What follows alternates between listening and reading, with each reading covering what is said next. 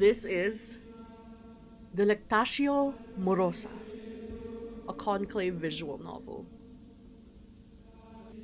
I don't think there's much interesting in the controls.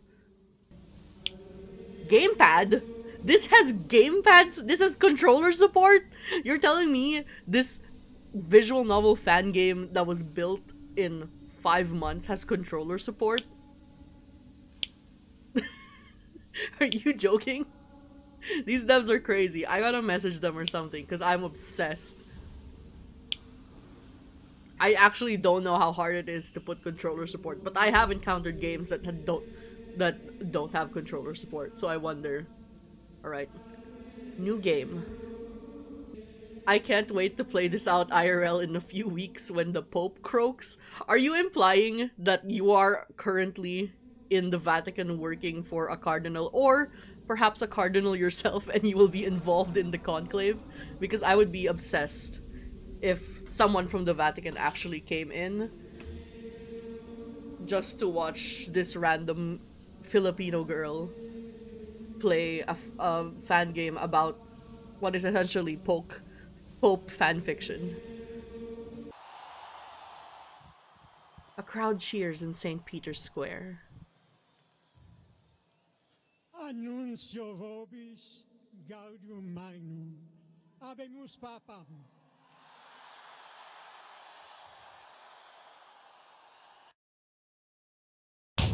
Oh! Oh!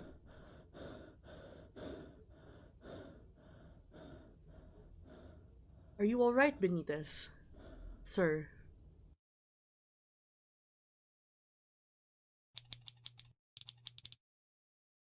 In the official chambers of Pope Innocent the 14th, 1 hour after the coronation. Oh my god! The little arrow button that says that there's more dialogue. The little arrow? Oh my god, it's a cross. Wait, that's so cute. That's so cute. Okay, that's a little loud in my ear.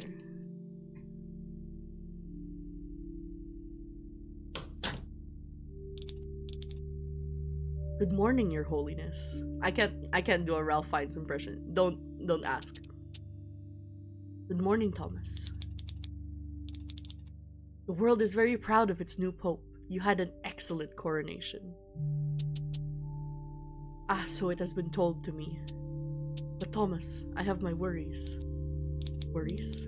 Your Holiness, what could be causing you worry? In 1 week is All Saints' Day. Every year the Vatican hosts a large mass and celebration in the middle of St. Peter's Square, as you well know. There's only a week to prepare for the millions of people and pilgrims who will be flocking here. And I know I must put forth a good first impression. You must? I am well supported by the College of Cardinals, but... There are sound effects! Did you hear him sigh? Oh my gosh. There are many in the Curia and the outside world that need convincing that I belong in the position of Pope. If I should fail next Sunday, there are many who will look at it happily as a sign from God that I am unfit. Whatever you need, Your Holiness, I am at your service. Oh my god! Wait! Oh my god! The corners, the corners here on their portraits, it's the design of their crosses in the movie, the ones on their chest. Oh my gosh, the attention to detail. That's so cool. Look, it's a simple wooden cross. Oh my god. I am obsessed with these devs. I need to lay flowers at their feet because I love this so much. It's so stupid how much I love this. Pope Innocentius pats Lauren's shoulder gently, then takes a seat behind the large oak desk. I only wish you to perform your job as my dean to the best of your ability. You have much more in your to-do list than I. I do not envy you, Thomas. There's little speech bubbles on the side as well. There's so much detail. Of course. And don't forget to ask for help. You only have until the evening mass on Saturday to get everything completed. Okay, that's our goal. Evening mass. I will not let you down, Your Holiness. I promise. I know you won't, Thomas. Oh, please don't have faith in me. I am not good at visual novels. It takes me at least 2 playthroughs to figure out how a visual novel works. I have lost and fumbled many a cartoon boy and girl from visual novels, and I don't expect it to be any different here. Come see me again this evening. I would like a rundown on how my first day as Pope went among the Holy See.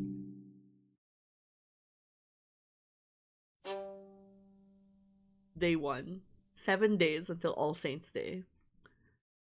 Oh my god, wait. Gospel of the day? Today's gospel is a passage from Luke chapter 12, verse 54 to 59. He said to the crowd, "When you see a cloud rising in the west, immediately you say, 'It's going to rain,' and it does. And when the south wind blows, you say, 'It's going to be hot,' and it is. Hypocrites! You know how to interpret the appearance of the earth and the sky. How is it that you don't know how to interpret this present time? Why don't you judge for yourselves what is right? As you are going with your adversary to the magistrate, try hard to be reconciled on the way, or your adversary may drag you off to the judge, and the judge turn you over to the officer, and the officers throw you in prison. I tell you, you will not get out until you have paid the last penny." Now I'm wondering if they actually picked the gospel. I'm wondering now if they picked, like, the actual gospel, because I know there's a set gospel for the year. Now I'm wondering if which came first, the plot and the themes explored in the game, or the gospel. Oh well. Oops. Okay, let's save. Okay. Pope Innocence. The official portrait of Pope Innocence the 14th. Every office in the Vatican has one. I need to remember. It is 14th. It is Pope Innocentius the 14th. I cannot be trying to read this Roman numeral every time I read his name. 14th. 14. Okay. Inventory. Nothing in my inventory. Conversation log. They have a log? They have a conversation log?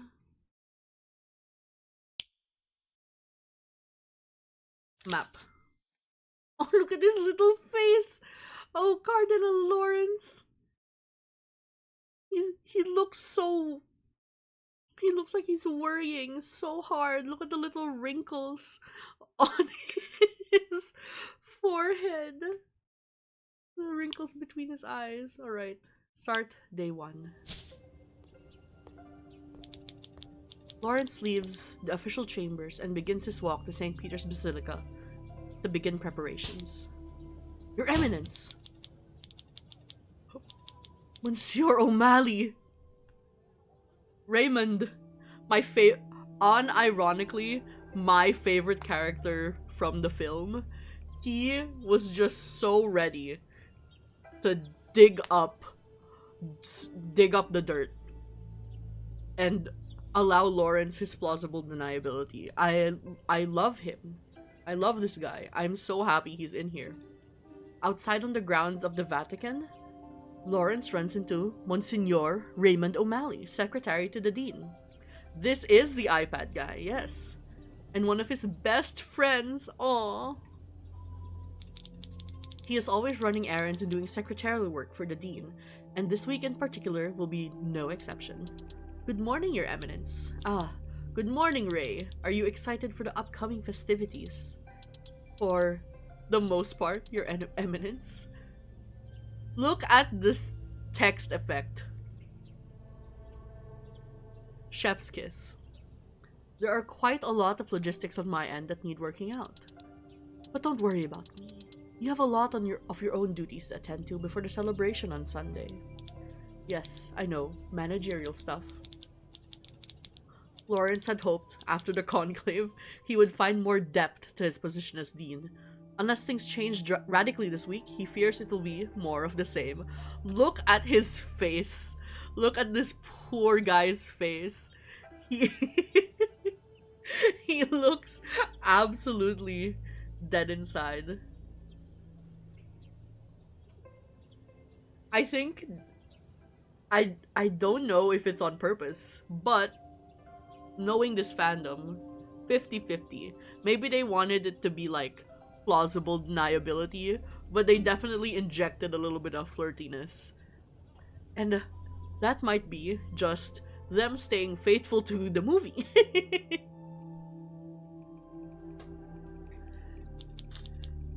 Management without anything of substance. Beyond planning, Thomas. You'll be advising all the top Curia officials. Secretary of State Cardinal Bellini, head of the Mater Ecclesiastic Convent Sister Agnes, and Pope Innocentius himself during the preparations as well. Right. I'll be sure to help them where I can. And you received this memo from the Pope not too long ago. He wants you to keep a special eye on our problem children. Oh dear, our problem children. Cardinal Tedesco, who is in town for the festivities.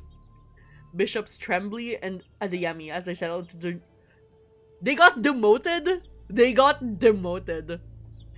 Okay, it's crazy that, okay, it makes sense. It makes sense. Tremblay and Adeyemi actually had, infractions, quote unquote, and had measurable behavior that would get them demoted from Cardinal. But it's still crazy that the fascists did not get demoted. But whatever, that's the church. It's fine.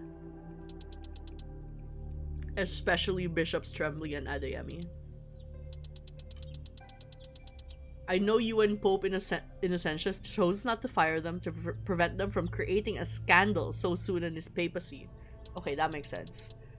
But their presence here will surely leave a pockmark on it anyway if you do not ensure they fall back into line as they should. Goodness me, I'm becoming a real shepherd, aren't I? Oh yes, you are, Cardinal Lawrence. What a flock to keep charge of. You'll only have time to speak with 3 people daily. Okay, mechanics. 3 people daily, once the preparations really begin. So do try your best to manage that. Everyone else is just as busy, so you'll only have 3 opportunities to meet with them. Make it count. One more thing. Please do your best to speak with everyone as often as possible. Showing preference for one person and not speaking to anyone else would be frowned upon the Curia. Okay, they're telling me don't speak to the Pope every day because he's your favorite. Okay. My favorite of the popes is obviously Benitez. However, I feel like, and this is me being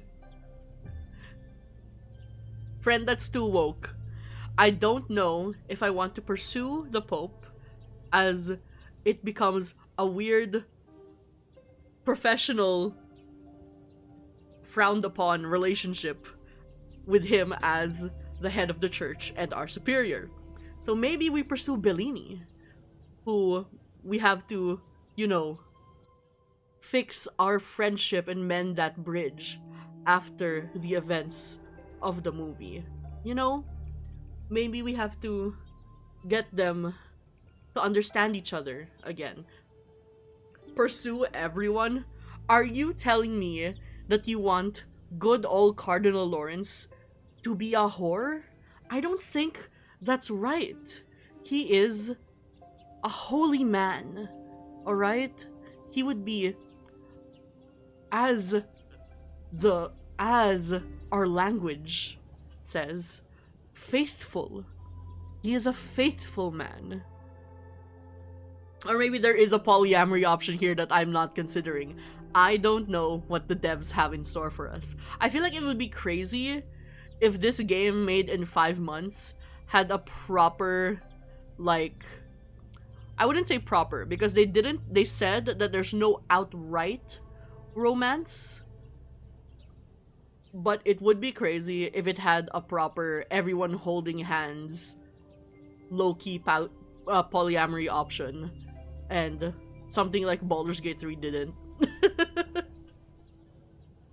Maybe we'll romance Ray, though there is that dynamic that we're his boss.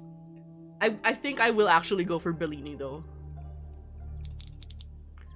I'll try my best to remain neutral, the lying liar said, lyingly. I wonder how that works. Do we get docked points off the good boy chart if we talk to Bellini every day? Is there like, do we get graded by the rest of the rest of the priests at the end? Because that would be really funny. I really like how this background is stylized. Do you see that brush?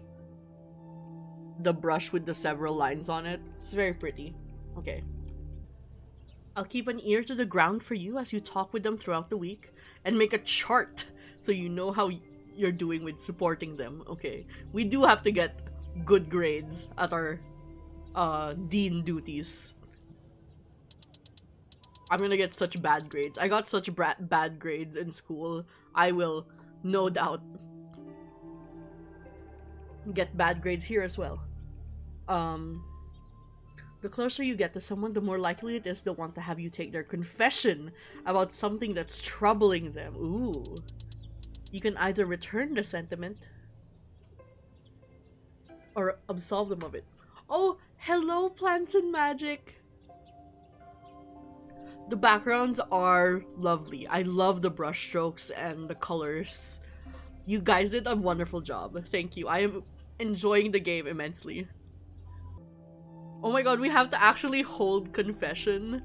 This is giving me flashbacks. In school, we had to, I think it was the routes. Oh my god, there are multiple routes. I might end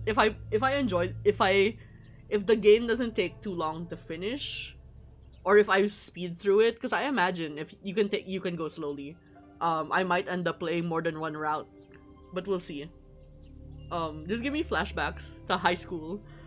Is there an evil route? I don't know. What would you consider an evil route? Man, in high school, every quarter, they had to sit us down and have us go one by one to the chapel to have our confession taken. And it was, I feel like it gave all the girlies with anxiety such problems trying to figure out what to say. And also, if you had anxiety, it would be like, oh my god, what if I spend too long in there? Am I a bad person? Yes, we sat inside the box. I think they would have like a box brought in and placed in the chapel, or like there was a, I generally don't remember anymore if there was a box in the chapel or if there was like a back room to the chapel that they made us go into to speak with the priest. And then you'd have to like perform how intensely you prayed the Hail Marys that the priest gave you afterwards. It was crazy. It was like, and that priest was working, right? He had 50 150 girls to go through within the day. Can you imagine hearing the confession of 150 teenage girls in a row? Can you imagine the drama he had knowledge of? Good lord. Okay. I know this, Ray. I know. But after such an what did he slap? What did he slap? Was it like... I can't imagine he slapped his iPad. That might crack the screen protector. Okay, and it wouldn't make that sound. Did he smack Ray's behind? His side?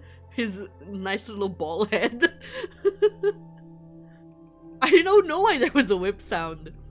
But it added character. Okay. After such an intensive conclave, emotions are very volatile and raw, so keep this in mind as you interact with everyone. And be careful, if you return the sentiment on too many confessions, people don't like to share who they tell all their secrets and sins with. Okay. There's nothing sacred or special about the role of confessor if everyone in the Vatican has the same one. Okay. Why did he... His eyes moved down. I think he did smack him on the side. But I highly doubt I will ever need to heed this advice.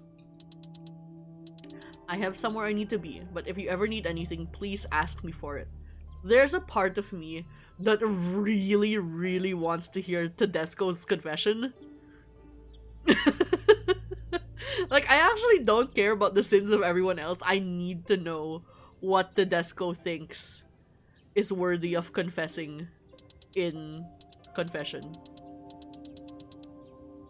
I am at your service. I'll come by your apartment every night to let you know how you're doing so you can best strategize your next day's activities. We have a nightly dinner date with Monsignor O'Malley.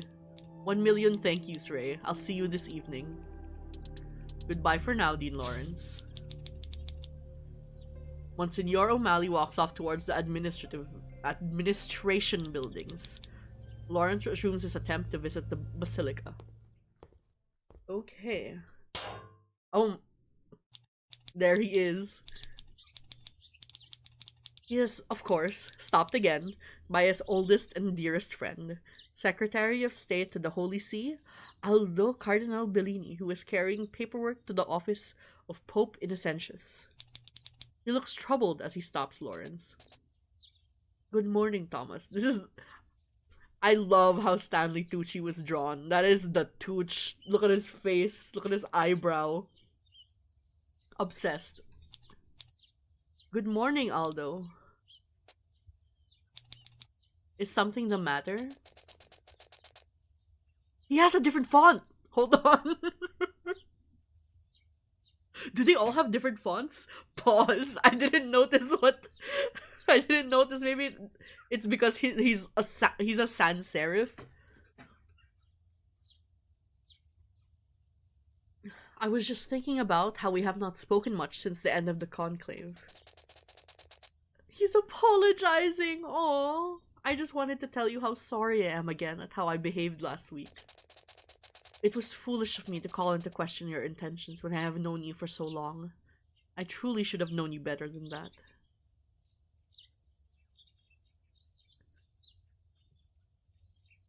I'm so real. This is difficult.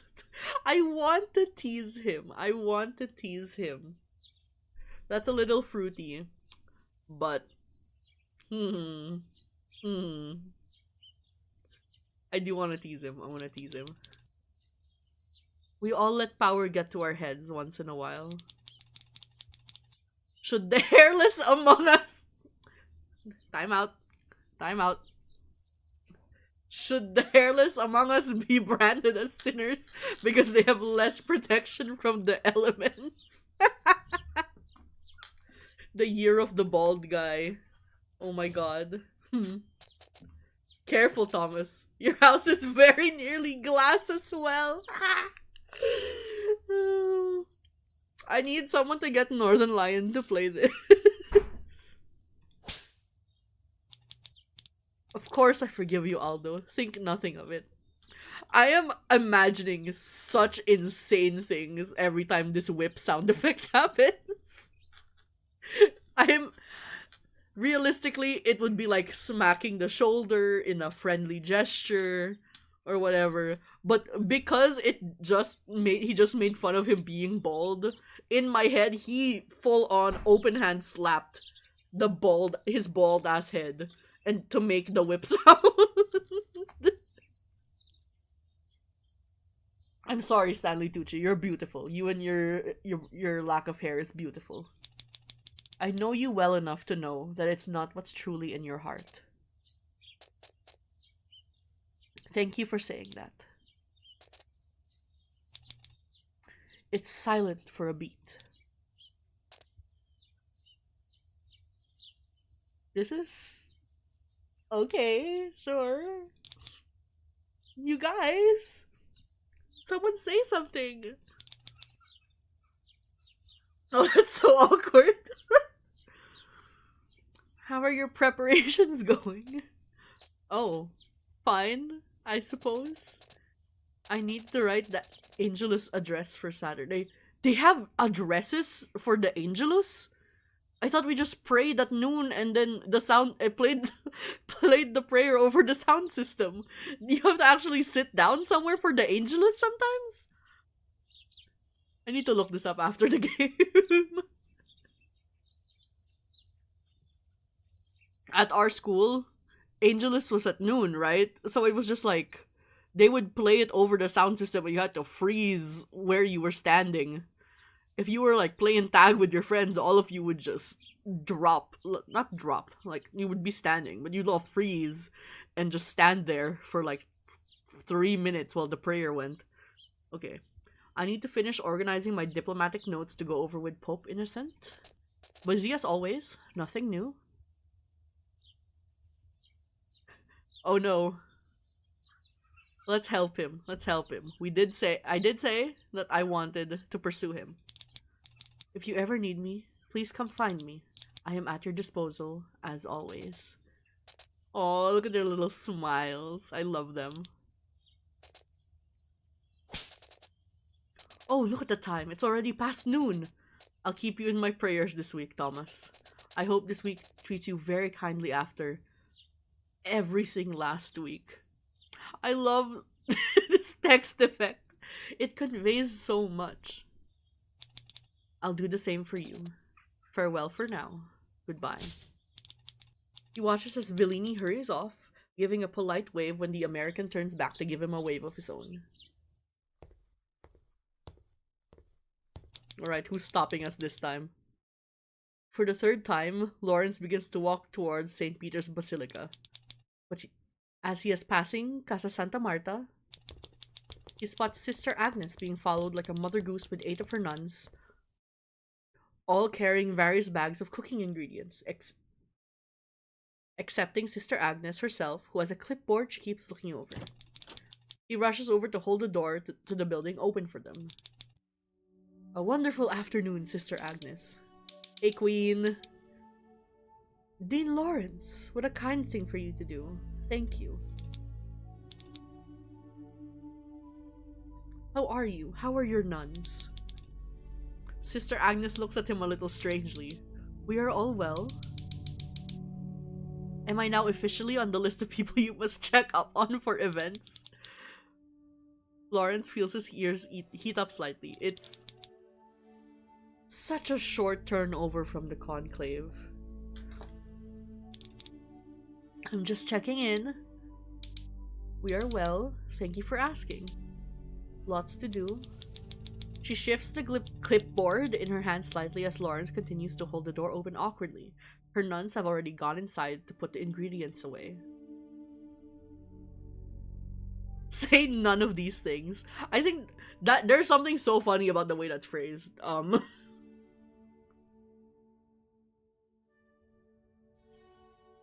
I feel like we already teased Bellini. What if we just fully lean into Clown Lawrence, Joker Lawrence? Just a little funny guy trying to put humor into... I don't know if that's true to his...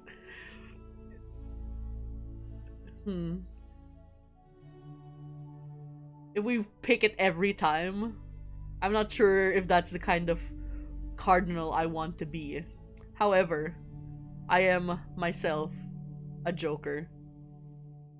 Right? I don't know if picking the silly option every time. I wonder how that affects everyone's relationship with you. Sister Agnes seems to be very serious. So let us say none of these things. Lawrence shifts awkwardly. At any rate, please let me know if there's anything myself or the Curia can do for you. We are at your disposal. I will keep this in mind, Dean Lawrence. Oh, I love that they all have different sounds and different fonts.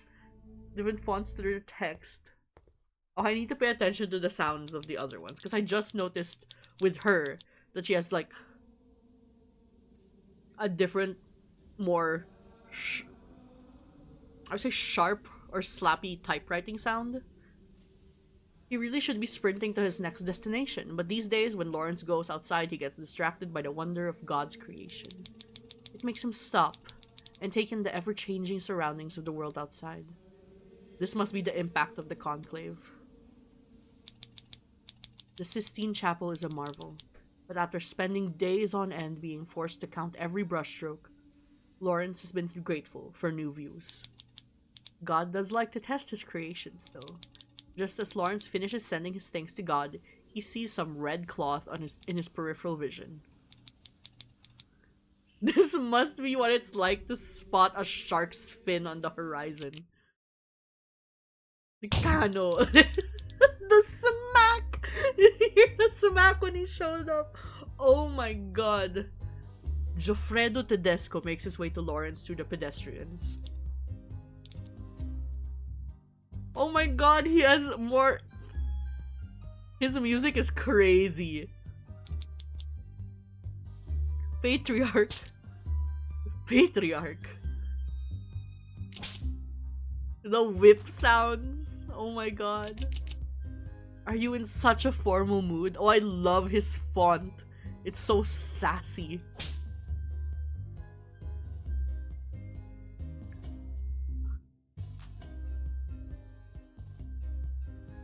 The only cardinal with such a beautiful head of hair. Look at it. Look at how it poofs up. You just know he's spending his stipend putting pomade in that thing. I love it. You started... Okay, let's not immediately start beef. And what about it?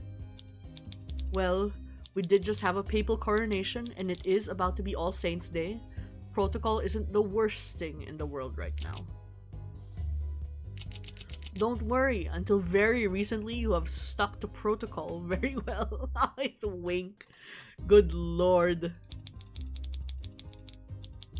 This is probably a reference to Lawrence breaking into the late Holy Father's papal apartments, but Lawrence refuses to acknowledge the invitation to a debate.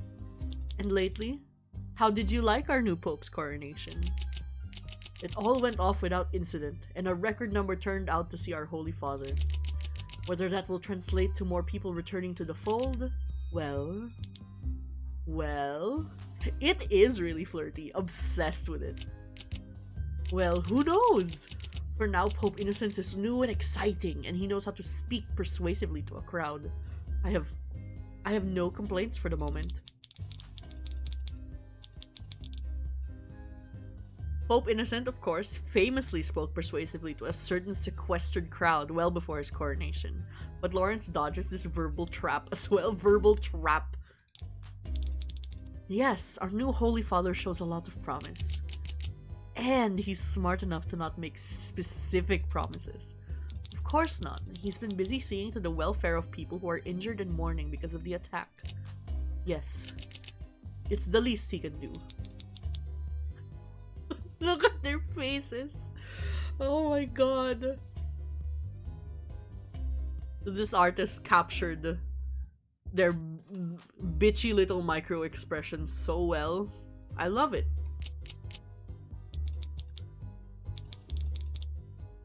How have you been enjoying your time here this week? Oh, well, it's the Vatican. You know how it is. This could mean anything. Anything at all. Or maybe nothing. Which could mean nothing. That I do. I saw that you were placed in the same apartments that you had during the conclave. Oh, okay. Yes. That's an. Are you going to leave us a bad Google review? Hold on. Hold on. On one hand, I do want to know why he reacted so strongly. On the other hand, I do want to ask if he's going to leave us a bad Google review. Oh my god. What's that? What's that travel? He's gonna write a review on TripAdvisor saying they don't house the Cardinals well enough. 1 star. I can't not pick it. Is something not to your liking? You know those rooms are terrible, Tommaso. They do get cold quickly. And it's nearing winter. You do have that fancy cloak to keep you warm. And should I sleep in it like I'm a bat? Will it be so intolerable to stay there for the week? Intolerable? No, I can tolerate a lot of things. Yeah, sure you can, Tedesco. You are the picture of tolerance. Would you prefer to be moved to a different building? Definitely. Today, if possible. Figure it out on your own. Okay, listen. We already promised. We already promised to help Bellini, Sister Agnes, and we have to help the Pope in general. How do we feel about overpromising? How do we feel about overpromising? You know what? I think we can do it. You think we can do it? Archbishop Wozniak might know if there are any empty apartments in the Curia's living quarters. I'll ask him today. Thank you, Tommaso. Of course, Gioffredo. I have no idea how to pronounce these Italian names, but I'm trying. I'm trying. Now go scurry along. I'm sure you have a million more things to do this hour. I do. And you still wasted time with me? Huh. And I hope our new Pope really does keep you as our dean for a long time to come. That almost sounds like a curse. Lawrence walks away, wondering if Tedesco meant it that way. Probably not. Still, it's an accomplishment to leave a conversation with Tedesco on a good note. He can be secure in the hope that Tedesco won't be causing any trouble in the next few hours. At least in the next few hours.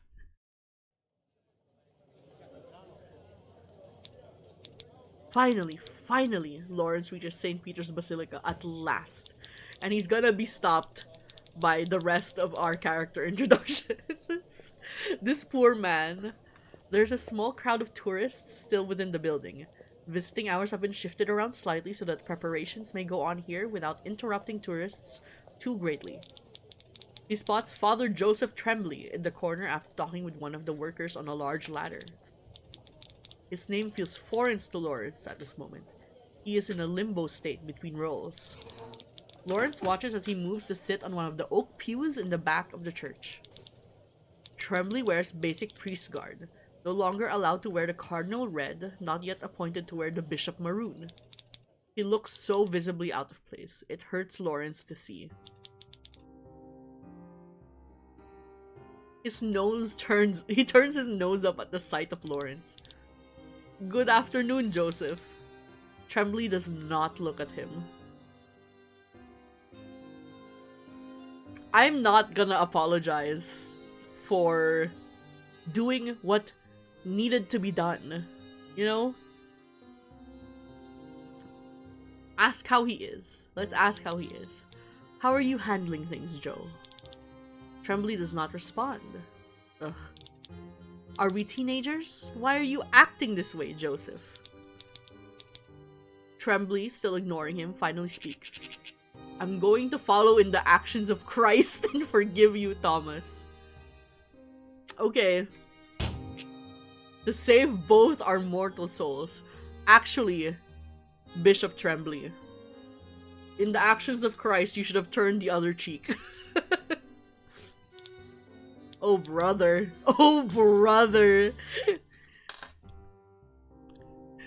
A man after my own heart. I say brother way too often. He's still doing this, isn't he? That's very kind of you, Joe. Thank you.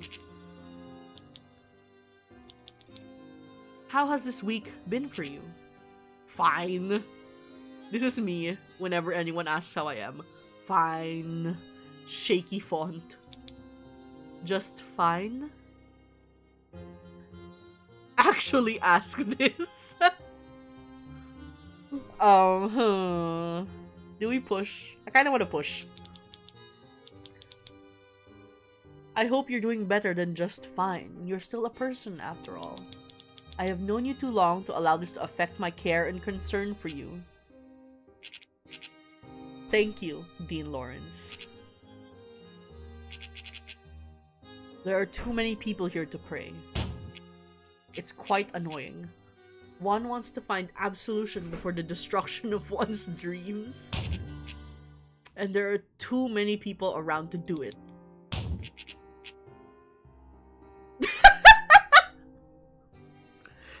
Pause, pause, pause. Hold on, hold on. This is the problem with what? Bishop Tremblay? This is the problem with cancel culture?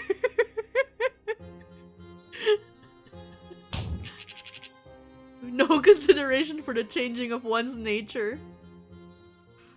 Alright, Slay Queen, speak your truth. I'll leave you, Joe. Tremblay waves him off haphazardly. His mind is already someplace else. Oh no, the Mean Girls incidents cardinalized, radicalized him.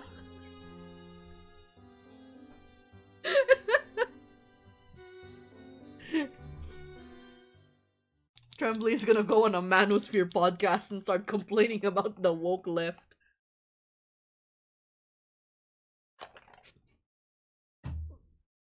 Before he can leave the Basilica, he is stopped by Bishop Wozniak, who is visibly sweating despite the brisk weather. Dean Lawrence. Good evening, Janus. Janus. Okay, this is a really nice font. I need to look up what font that is. Could you deliver this to Bishop Adeyemi for me? One of his cardinal friends left it in the Casa Santa Maria for him. Santa Marta, not Maria. Casa Santa Marta for him, but he was unable to retrieve it. It is a small piece of memo paper with a message on it in Igbo. Sure, I can. Heaven's blessings upon you. I cannot find him anywhere. Perhaps you will have better luck. Yeah, Lawrence is gonna run into him on his way out of the Basilica. Like fate.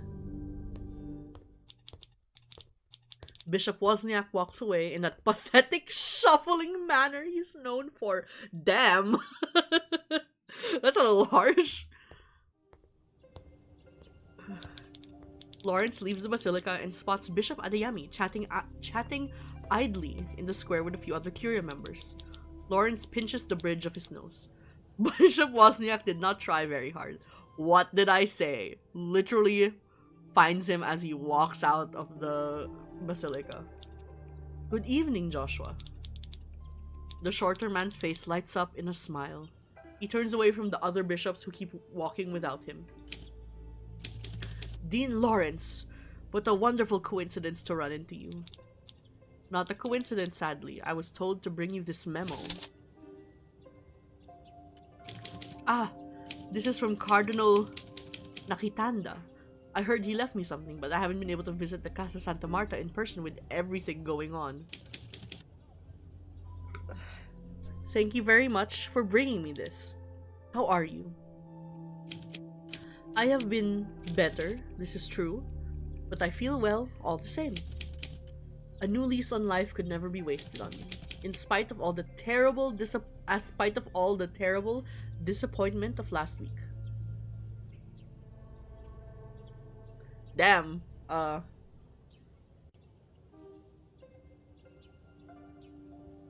You know what? Sure. Yes, it was very kind of Pope Innocent to grant you that. Adeyemi's face darkens at the name. It is certainly something. I felt the approval -2. Adeyemi disapproves just show up in the corner. It is certainly something. He is certainly something. With how rushed everything feels this week, I can do nothing but wait to see what terrible failure may come. That's terrible, Joshua. Adeyemi gives a great big laugh. I kid, of course. We all will do well this week. I must catch up with my colleagues. Excuse me. Lawrence watches him walk away with the start of a headache approaching. He's going to have to monitor Adeyemi closely, isn't he? Oh dear.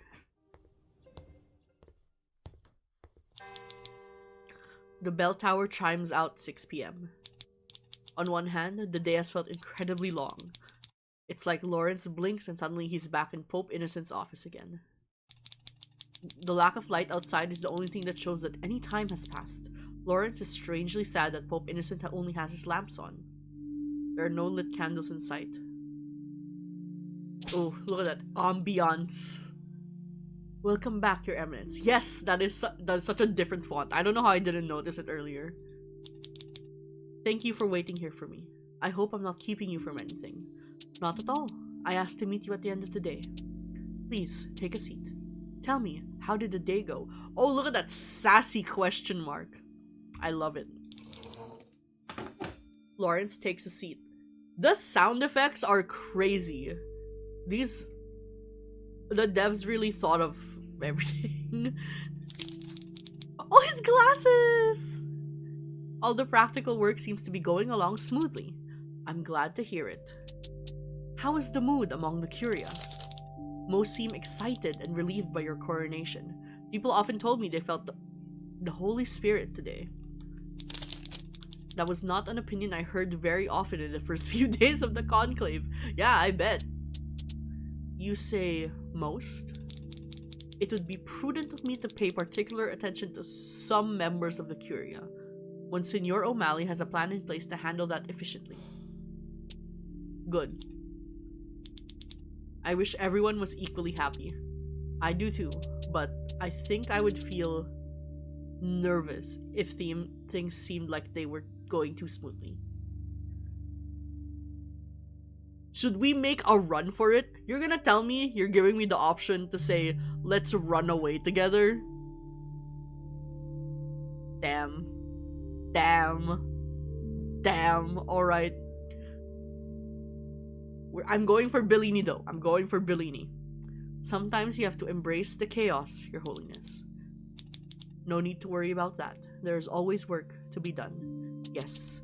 And I know you're up to the task, Your Eminence. Yes, we must carry on. Would you like to hear more about which members of the Curia I will be focusing on this week? Definitely. Alright. I think it makes sense for me to keep an eye on the members of the Curia who came close to being elected. Not to spy on them, but to see to their well-being. I agree.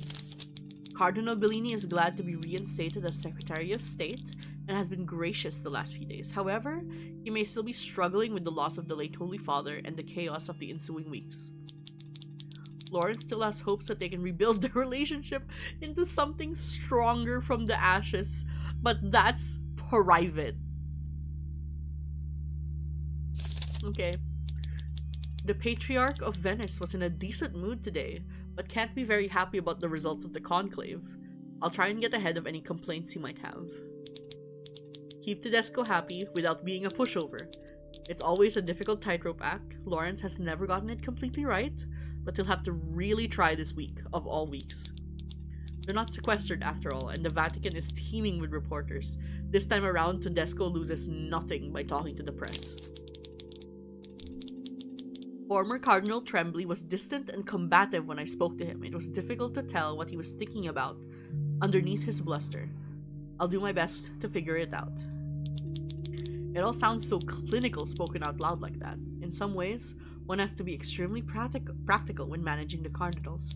However, Trembly has looked like a shell of his former self ever since the conclave. There's something haunting about it, even if Lawrence and Trembly were never particularly close.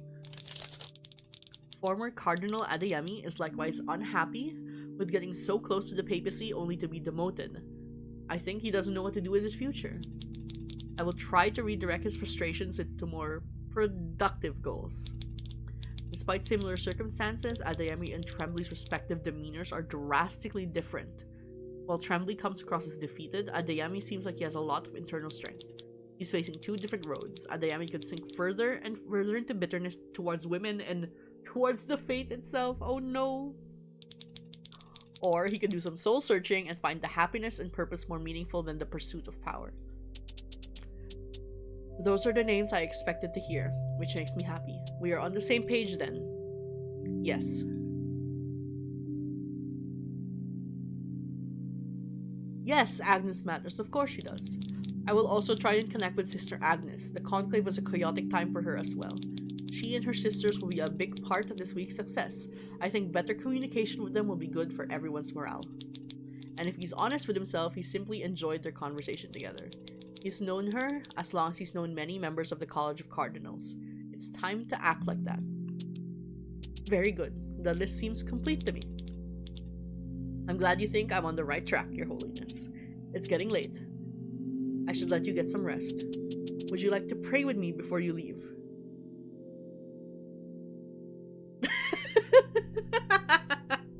You can hardly say no to the literal Pope when he wants to pray with you. There is truth in that.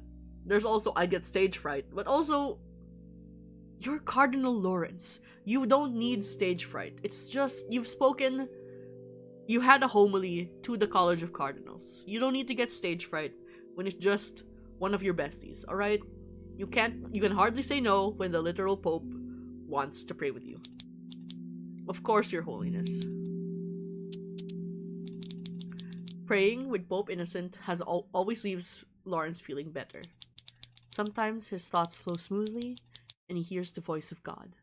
Sometimes God is silent, but not in a way that's commendatory. It feels more like the Lord has gone quiet, so that he doesn't override the relief that comes from intentional inner reflection. And when Lawrence struggles to focus, he looks to Pope Innocent's fingers going from bead to bead on the rosary. He can fall into the rhythm of Pope Innocent's prayers and find God that way through him. Pope Innocent's eyes open after a while, and he looks determined, but reasonably happy. May the peace of God be with you, Thomas. May the peace of God be with you as well, Your Holiness. The following week will be busy and stressful. There's no doubt about that. However, for a few shining moments, Lawrence feels at peace with himself and with God, and with his faith in the new Holy Father. Exhaustion and doubt creep up back in as soon as he leaves the Pope's presence, but he will remember this meeting fondly.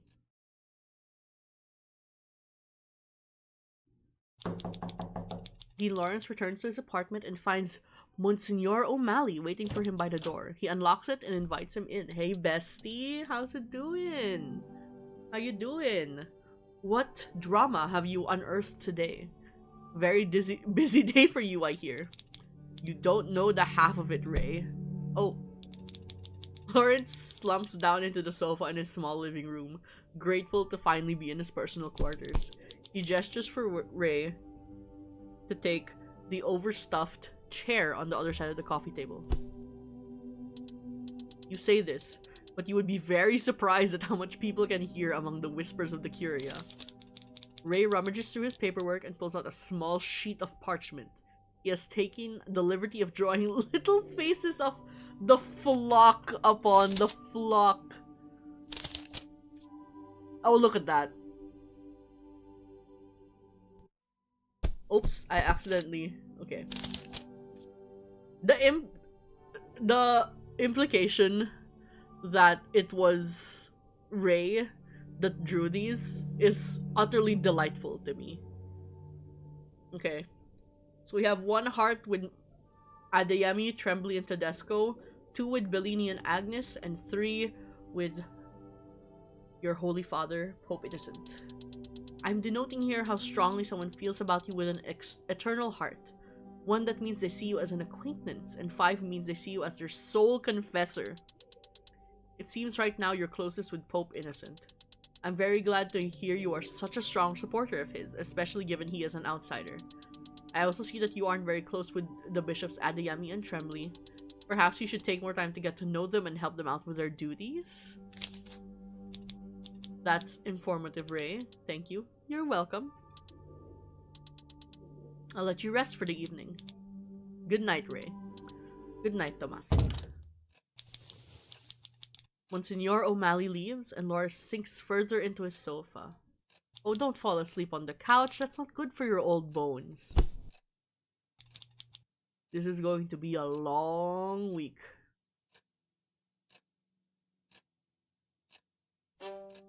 Okay.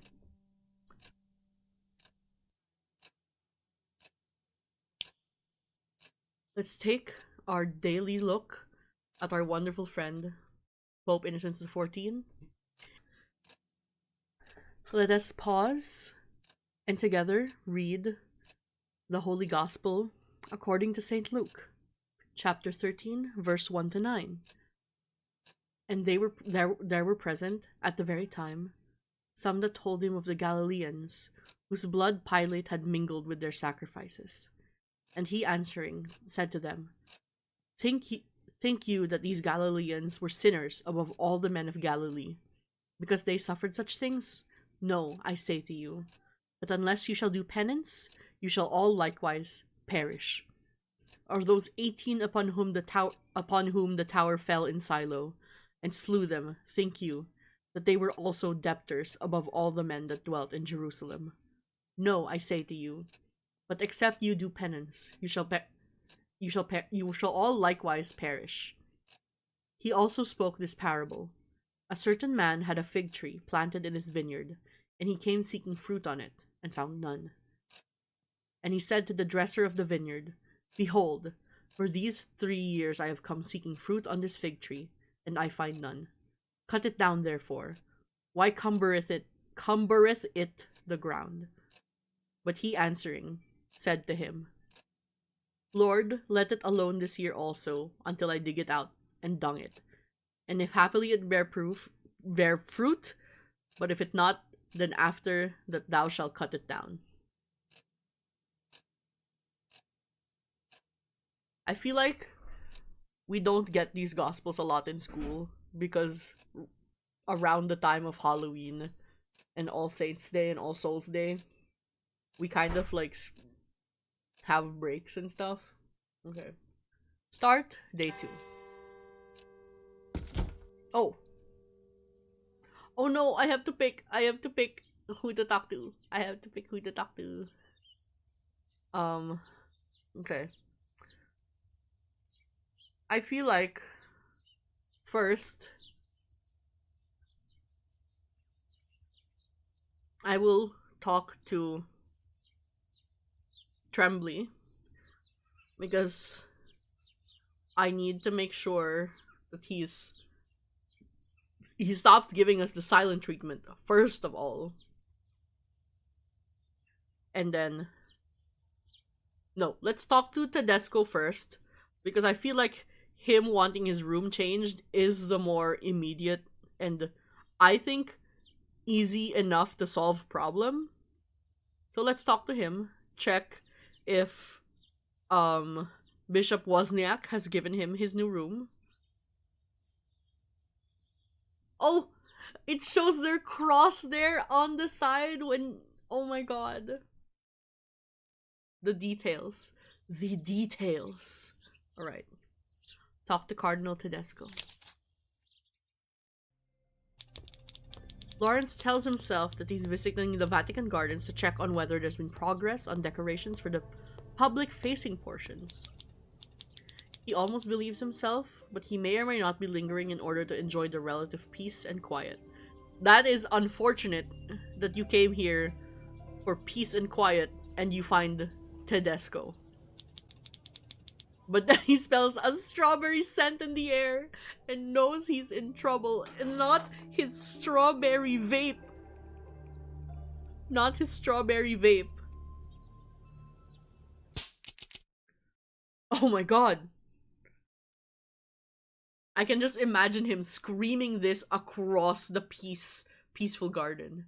Cardinal Lawrence. Smile and try to walk away really fast. No. No. We're gonna face this guy like a man, alright? Hello, Joffredo. Tedesco catches up to Lawrence. He looks cheerful enough, but that could mean anything. The smash and smack convo is so funny. You're a hard man to track down. Everywhere I thought to find you, I was told you had just left. You found me eventually. Yes, the moment I stopped looking. And that's very well not Lawrence's fault, is it? Oh, there's a sprite with his vape. Oh, and it goes over the cross. Excellent. Excellence. But it doesn't always work like that when you're looking for something or someone. Yes, it really does. It does work like that. That's been my experience at times. Yes. Mm-hmm.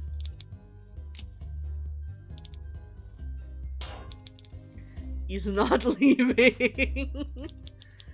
Tedesco definitely wants something. Lawrence knows him well enough to suspect this. However, he's clearly going to make Lawrence work for it a little bit.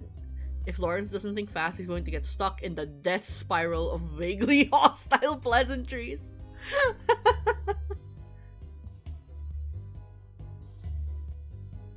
Actually, pleasantries are fine. Remind him that he owes you. Try to seem much more busy and important for him. We're not gonna spend this entire conversation peacocking instead of the death spiral. Let's be straightforward and frank with him. I hope you like the apartments more than lodgings in the Domus Sanctae Marthae. Aha! Calling it by the Latin name as a gesture of goodwill, eh? We're pressing him. That and someone has to keep you on your toes. True, true. I haven't been looking for you just to make idle chit-chat. I'm listening. Oh, the sound of him blowing the smoke.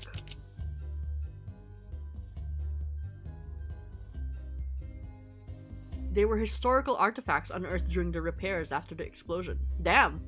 Yes, the Pontifical Commission of Sacred Archaeology has been examining them. Is that real? I imagine that's real. Ah, I imagine the secular archaeological authorities have been beating down your doors to get them back. No, there's been no acrimony as such. Did they find anything worthwhile, or is it just another fancy house owned by our delightful friend Caligula?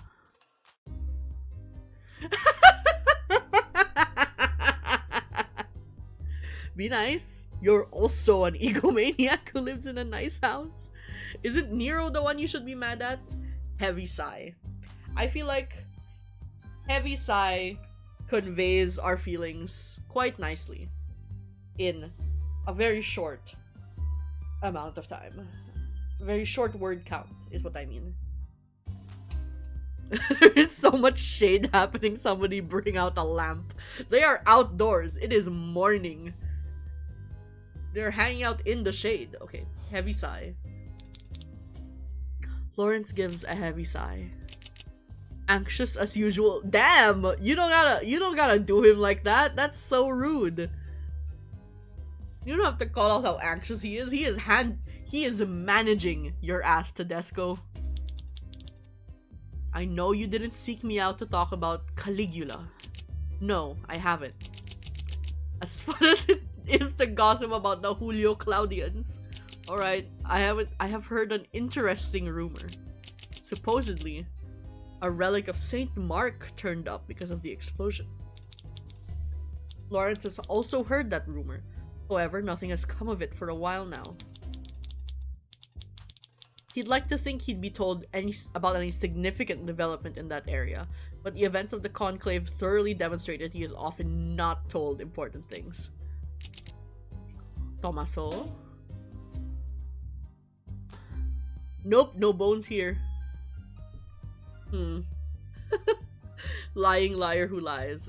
Absolutely no bones have been found. Let's say don't get your hopes up, because he did not...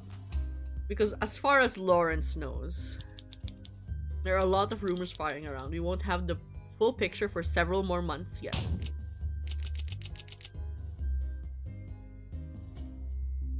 Okay, then take a train. You're from Venice. Is it that hard to get from Rome to Venice? This is the only time I will be in Rome for the near future. Joffredo, please. We don't actually live in antiquity. You can call the commission at any point. You have more sway with them than I do. I have been going to voicemail every time I call to set up a meeting. They hate his ass. They'd take your call without question. What I want is to be kept informed. Wait, let's go back. Would you like to hear from me every time I ask them a question and I get waved off? Oh, the sound plays when you...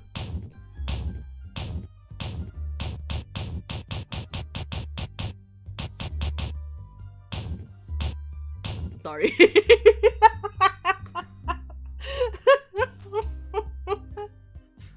Sorry if you were like just listening and you suddenly hear a barrage of smacks. Okay. What I want is to be kept informed about potential archaeological discoveries that are significant to my city and my diocese. Saint Mark is, of course, the patron saint of Venice. Lawrence knows this, but sometimes it's easy to forget that Tedesco has a passion for history beyond weaponizing it to make trouble for others. I've cornered you, and I'm sorry about that. But I know you're smart enough to understand why this is important to Venice. To me. Fine, you nerd.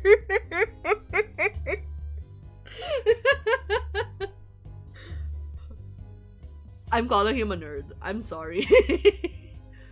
You can't give me this option and expect me not to click it. So I'm clicking it. I'll look into the matter for you. Tedesco gives Lawrence a hearty pat on the shoulder.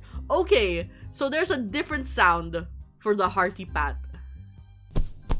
See, it's hitting the cardinal robes. So what are they slapping?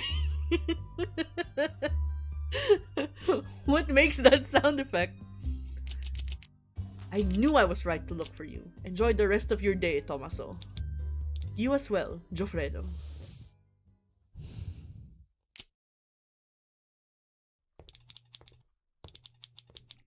Tedesco marches off immediately after this. Lawrence stands in the garden alone for a few minutes.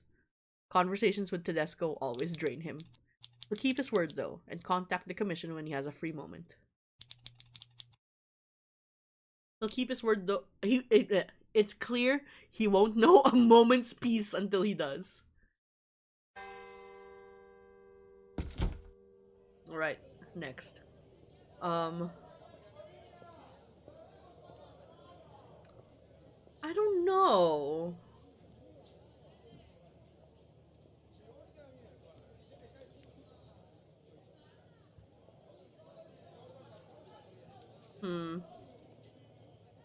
Who had immediate concerns? It was really only Tedesco with an immediate concern, and clearly that was handled.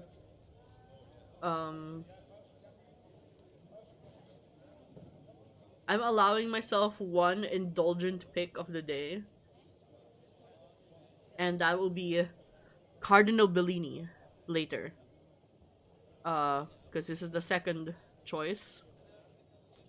So let's go hang out with Trembly. Talk to Trembly. See if he's ready to speak with us. It is afternoon in the largest Catholic church in the world, St. Peter's Basilica. Dean Lawrence and Monsignor O'Malley are hard at work directing workers who are putting up festive fall garlands and decorating the bones of the dead, while making finishing touches themselves. How are you feeling, Your Eminence? Are you excited for the upcoming celebration? Excited? I think the question mark suits him well. In some ways, perhaps. Filled with dread might be more accurate. Never change, Your Eminence. The side ministry doors near the altar open, and Bishop Tremblay enters. There's a sour look upon his face. He sits in the pew near the front of the basilica and bows his head in prayer. Look who decided to show his face to the Curia so soon after his demotion. Ray! Ray, you don't need to be gossiping. He's in the room. Damn. Be nice, Ray. He's had a terrible morning. Look at how askew his zucchetto is. He's certainly making a show to everyone how pious a man he is. Demoted and taking his afternoon prayer in the Basilica of all places for all to see. Very humble, Bishop Tremblay. He is messy. I am obsessed with him. Lawrence considers the optics of it. It is an odd choice. But it seems so inherently a Tremblay thing to do that it doesn't surprise him. Lawrence should keep an eye on him this week. Yeah, that's what I'm doing. I picked him. I'm keeping an eye on him, actually. Let's walk over. Oh, I love... Oh, it showed... I don't know if you can hear it. I think you should have. But it has sound effects of him walking over, and it's so good. Lawrence approaches Tremblay, still deep in prayer, and considers a way to get his attention.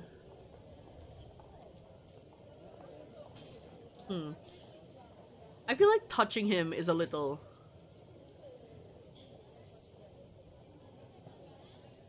Touching him and speaking loudly, I feel like speaking loudly would draw attention, which is not what we want. You know, as O'Malley has said, Tremblay is drawing attention to himself. Oh, I like that all three of them are here. Let's clear our throat. Oh, did you hear that sound? Was that a pipe sound? His handsome features. Who called him handsome?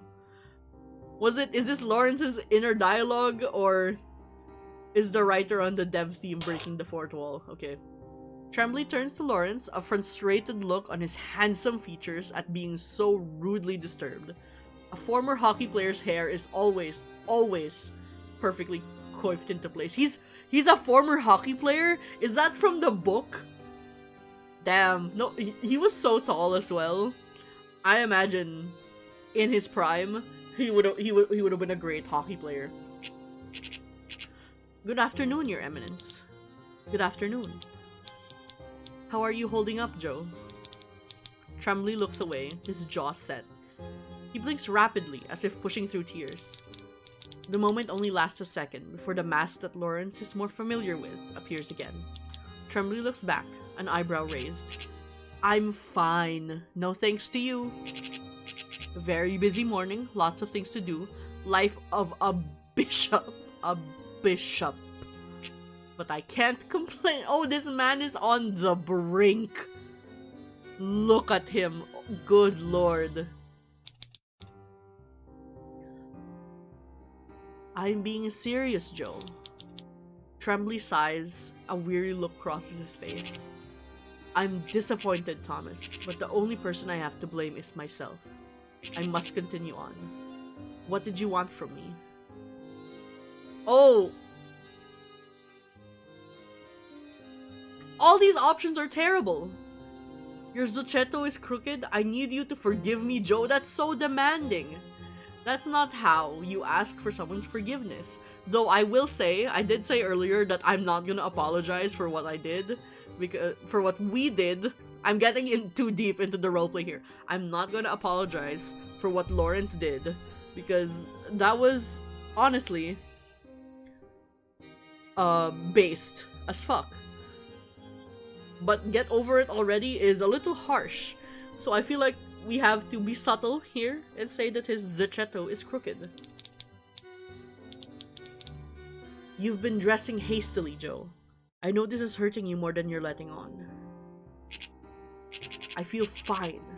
I appreciate your concern, but it'll take more than dashed hopes to break my spirit and my faith in God. Okay, so this is a thing now. So we have to press him.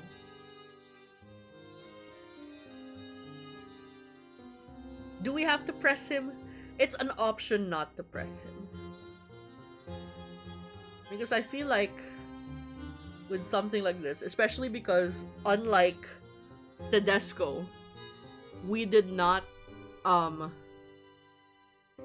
we had a direct hostile hand in taking down Tremblay, leading to his being demoted. So if we press him too hard, maybe the previous choices, which were really harsh, are like, it's a clue. Maybe don't press him. Let's leave him be. Do you have many tasks in your new role? They've put me in the Department of Foreign Affairs. All I do now is translate French to English to Italian and vice versa. Okay, it's not so much as I'm choosing to not be messy. It's more that I'm trying to choose the proper way to... Manipulate is such a harsh word, don't you think? I don't think it's manipulate. I believe the word the devs use is manage.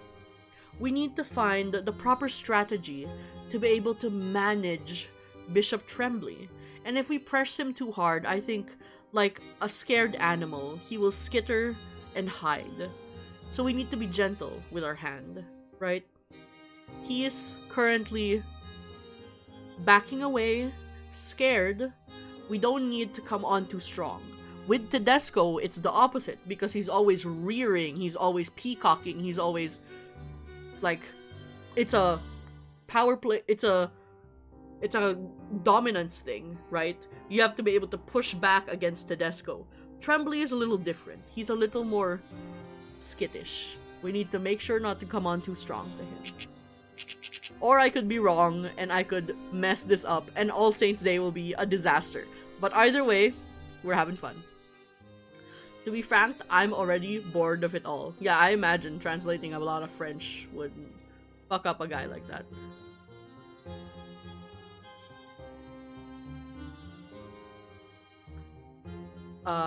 Okay. Bored? Perhaps we could put you to use here if you're finding yourself bored, Joseph. Oh, no. I can find... Ray, come here for a moment. Oh, we're giving him work. We're giving him work. Thomas, Yes, Dean Lawrence? This is ridiculous. Thomas, Ray, is there anything we could have our esteemed Bishop Tremblay help us out with? Damn it all. Okay, I like this. I like this. Help us out. Oh, they're doing their mean girls look at each other, communicating silently. Are you sure, Thomas? Perhaps Bishop Tremblay is busy?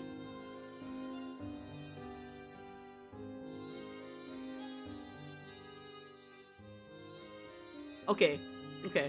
I feel like the scare is good enough.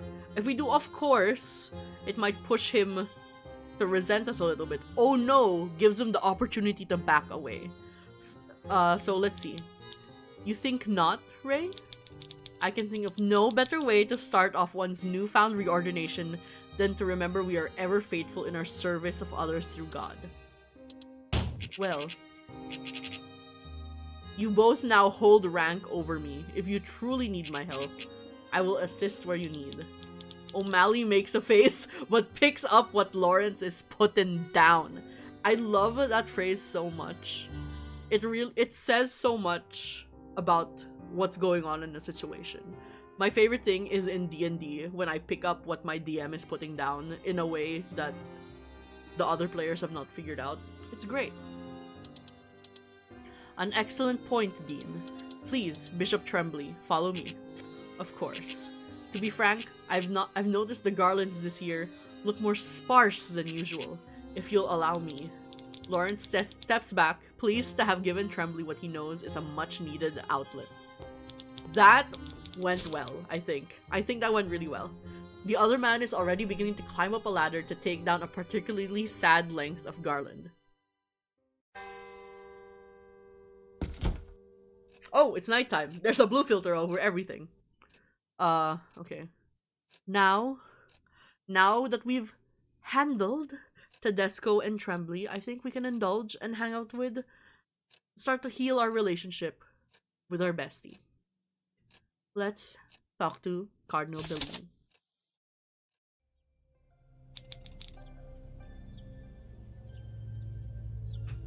It is evening in St. Peter's Square.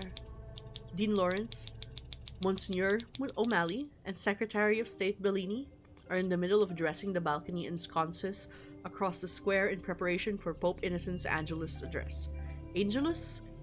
I don't know if we pronounce it differently here because we're like Spanish pronunciation. What do you think, Ray? Is that a good color velvet? We've already spent an hour trying to decide on a red, Your Eminence. I didn't see it outside before. Aldo, what do you think? Oh, don't ask me.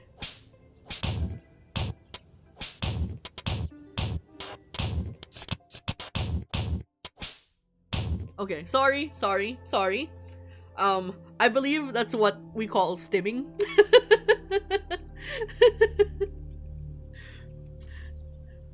Maybe I'll open this when I'm off stream just to stim on the sounds of it. Okay. Also, an amazing AU for this would be Lawrence as a wedding planner.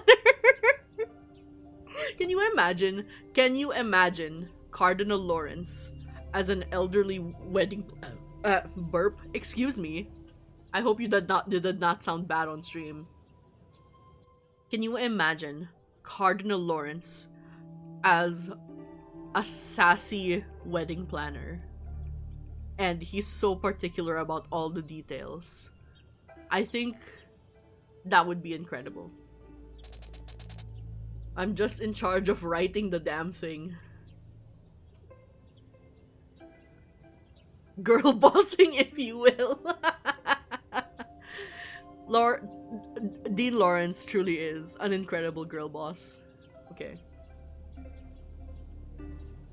You have no opinion? I feel like that's the kind of thing you would say to a bestie. Oh, I hardly believe you have no opinions, Aldo. You told me once you had an opinion on the paint they use on the trolley wheel spokes. I'm trying to turn over a new leaf, Thomas. By not having opinions? By not caring too deeply about things that don't require me to. Oh, you're useless to me today, Aldo. Thank you. That's what I was trying to say. Lawrence rolls his eyes and bites back a fond smile. How is that address coming, Eminence? They're coming. I'm having a hard time coming up with the material for the new Holy Father. I understand that. It was difficult to do research on him for Dean Lawrence during the conclave.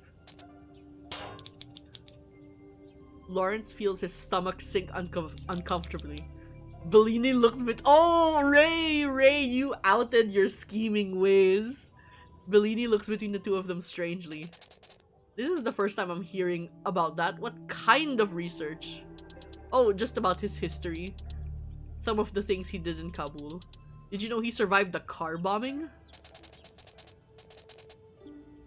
I heard something similar from whispers among the Curia, but I didn't know it was true. I wanted to ask Thomas, but I didn't want to fall back into idle gossip the way Sabadin and the liberal clique already have. Pope Innocent has a aura of hopefulness about him. I hope with this second tenure as Secretary of State, I can emulate that. This is about God, not politics. Oh, Bellini, it is always about politics. This is a whole new Aldo Bellini then? Oh, don't say it like that. Dean, the city employees are here. Oh, already? Excuse me. 2 men in uniforms are standing in the middle of the square, a third behind them in an odd trolley ladder that is only raised halfway. We're here to fix the lights. Roman 1? Do you have a preference for what color bulb you want to switch to? We're going LEDs for the typical incandescent ones. Whichever is cheapest, question mark? One of the men nods, not laughing at his joke. It'll take a little to remove all the wiring, then rewire the new system. We'll ask again later if you can decide better at that time. Thank you, gentlemen. I'll go oversee them. Make sure they don't wander too far. Perhaps I'll see you again later, Dean Lawrence. Thank you, Ray. Bellini, please tell me what color bulbs you want. Hold on. It is just Lawrence and Bellini alone under the balcony. It feels awkward. No! Come on, guys! It has never felt that way with Bellini before, and Lawrence feels a slight pang in his chest at the realization. Oh no! I don't know what to pick. This is so confrontational. It's so confrontational, but I feel like for their friendship to heal, they need to talk about it. They can't skirt around it. I don't understand why you're acting like this. I would have thought more than anyone you'd understand. I'm still mortified by how I behaved at the conclave. Did I not already forgive you for that? You did. But it's not your forgiveness alone I need anymore. It used to be! Oh my god. I need to be better, for Pope Innocent's sake as well as my own. I became someone I detested at that conclave. Greedy, prideful, hateful, and angry. I didn't think I was that person at my core. And that shook me enough to know that I need to fix that. Let him finish. Now is not the time, Lawrence. Oh my god.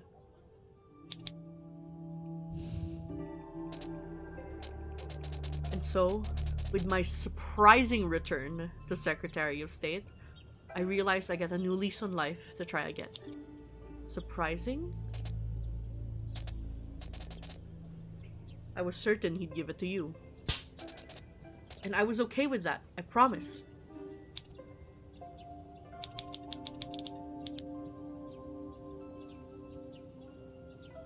Pope Innocent was good friends with the late Holy Father at the end, Aldo.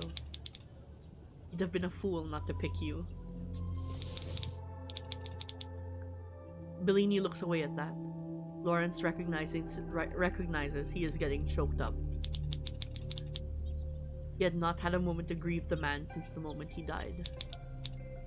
I miss him dearly too. I've not had 1 second outside of the funeral to give prayer to him. It's fine, Thomas. We'll carry on. In any case, do you understand that's why I need to change? I think.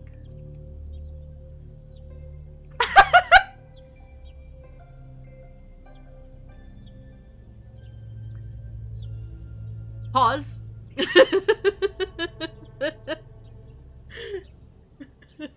I need every messy bitch in my chat to look at this right now.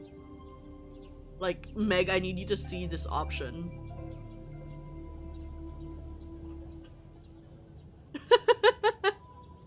Oh my god.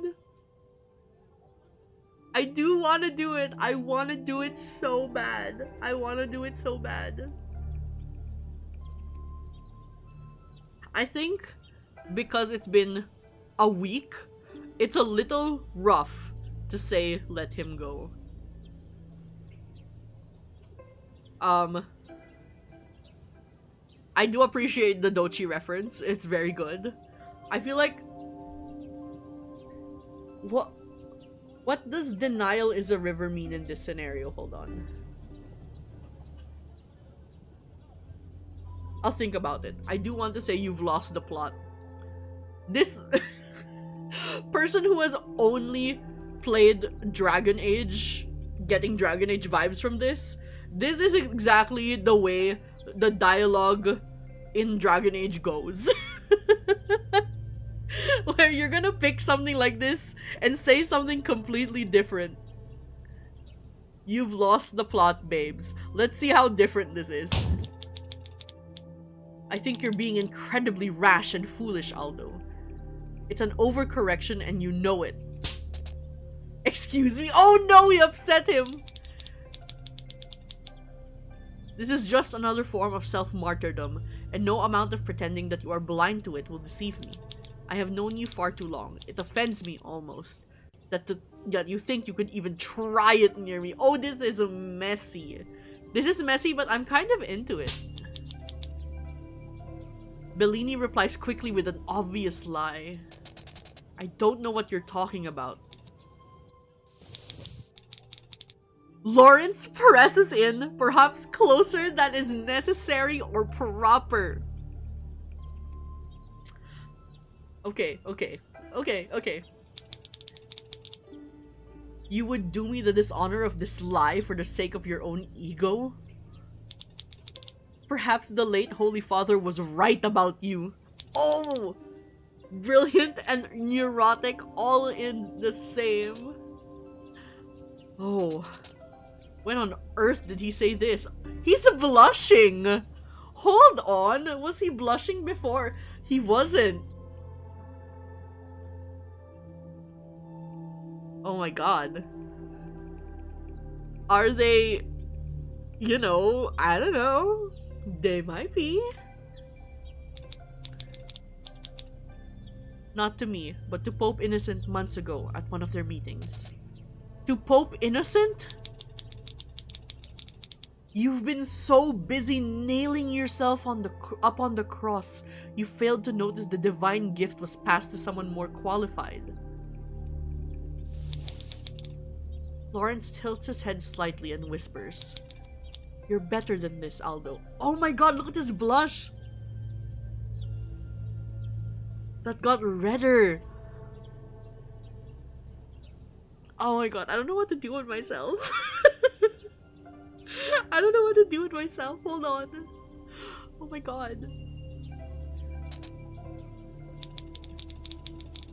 This close, Lawrence can hear the tremor in Bellini's breaths as the other man sets his jaw indignantly.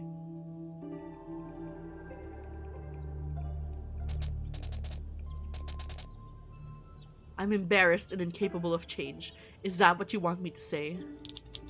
Lawrence gives him a knowing look.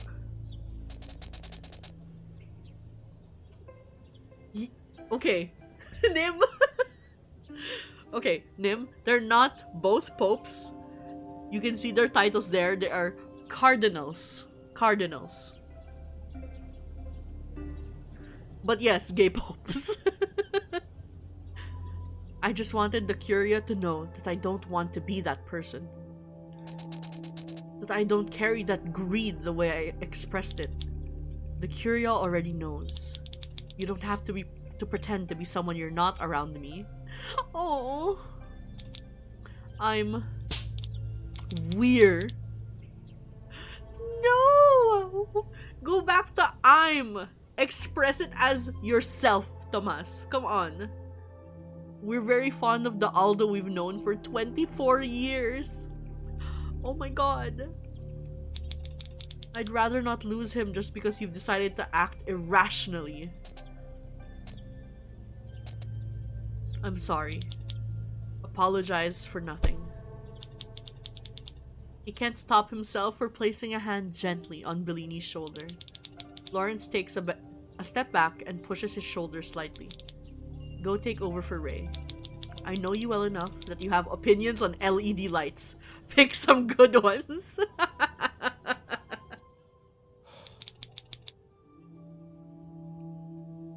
background music is good, no? Bellini gives him a little mock two-finger salute. Why is my Spotify still open? Okay. Of course, Dean. This is for the Pope, after all. Lawrence watches him walk over to the city employees and immediately begin haggling over wattage and pricing. Hello, Roland. This is indeed Old Man Yowie. This is the oldest man Yowie I can think of. And it's so good. It's so good. I'm glad you sorted him out. Nobody will ever sort him out. But I am absolved for now. You are not absolved of your gay thoughts, man. Don't tell him I said that. Ray mimics a zipper over his lips, ever the comedian. Ray, my favorite little messy motherfucker. We can fix him. We can fix him together. Dean Lawrence returns to his apartment and finds Monsignor O'Malley waiting for him by the door. Lawrence unlocks the door and invites O'Malley in. Ah, long time no see. We just saw each other, man. How was your day today, Dean Lawrence? Excellent and most Thomas sits down on the sofa in his small living room and gestures for Ray to take the overstuffed chair across the coffee table. Ray rummages through his paperwork and pulls out a small sheet of parchment. Let's see how your flock is feeling about their shepherd. Only half a heart with Trembly? Did I not play that encounter correctly? Maybe I could have handled it better. Should I have pressed him? Maybe I should have pressed him. But I'm very happy with the way we handled Tedesco and Bellini. So maybe tomorrow we see Adeyemi, Sister Agnes, and Pope Innocent. We're closest with Cardinal Bellini. I'm very glad to hear you are putting in the work to get him to trust you. I also see you got close today with Cardinal Tedesco. Interesting. I'm managing him, Ray. Alright? How was your meeting with our dear Patriarch of Venice? Not so bad. Are you being sarcastic? Ray is such a hater. He's so funny. I'm not. Well, it's a good week for miracles to happen. Indeed, it is a great week for miracles.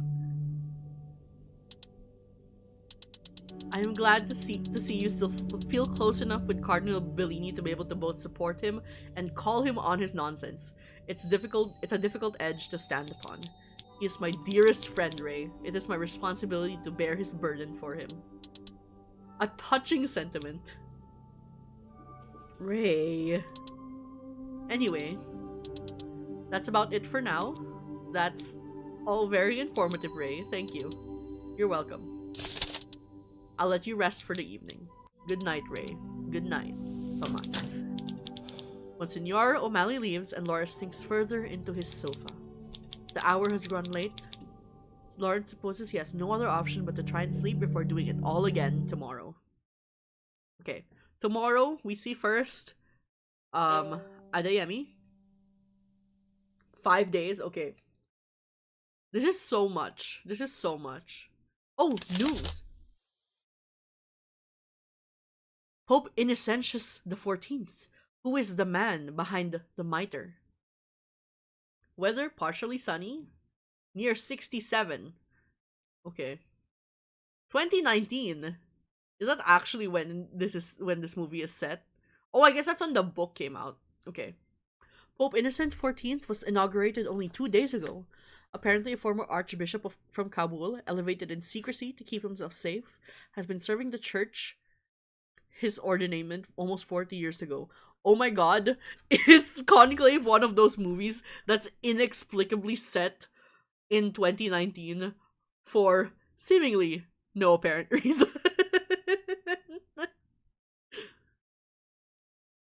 Twyman appoints to office bar of admission board, railroad crossing stops county agenda.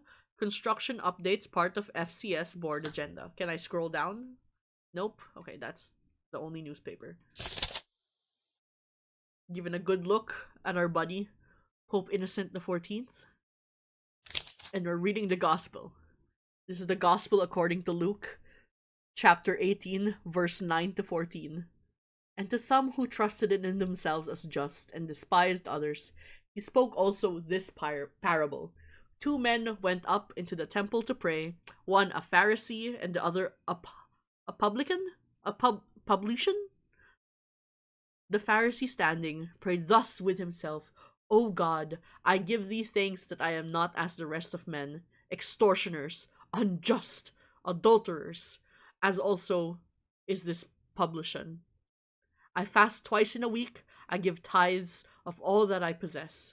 And the publican, standing far off, would not so much as lift up his eyes towards heaven, but struck his breast, saying, O God, be merciful to me, a sinner. I say to you, this man went down into his house justified rather than the other, because every one that exalteth themselves shall be humbled, and he that humbleth himself shall be exalted. That means we go see Adeyemi today. Alright, morning, Bishop Adeyemi. Lawrence does not look chuffed to be seeing Bishop Adeyemi.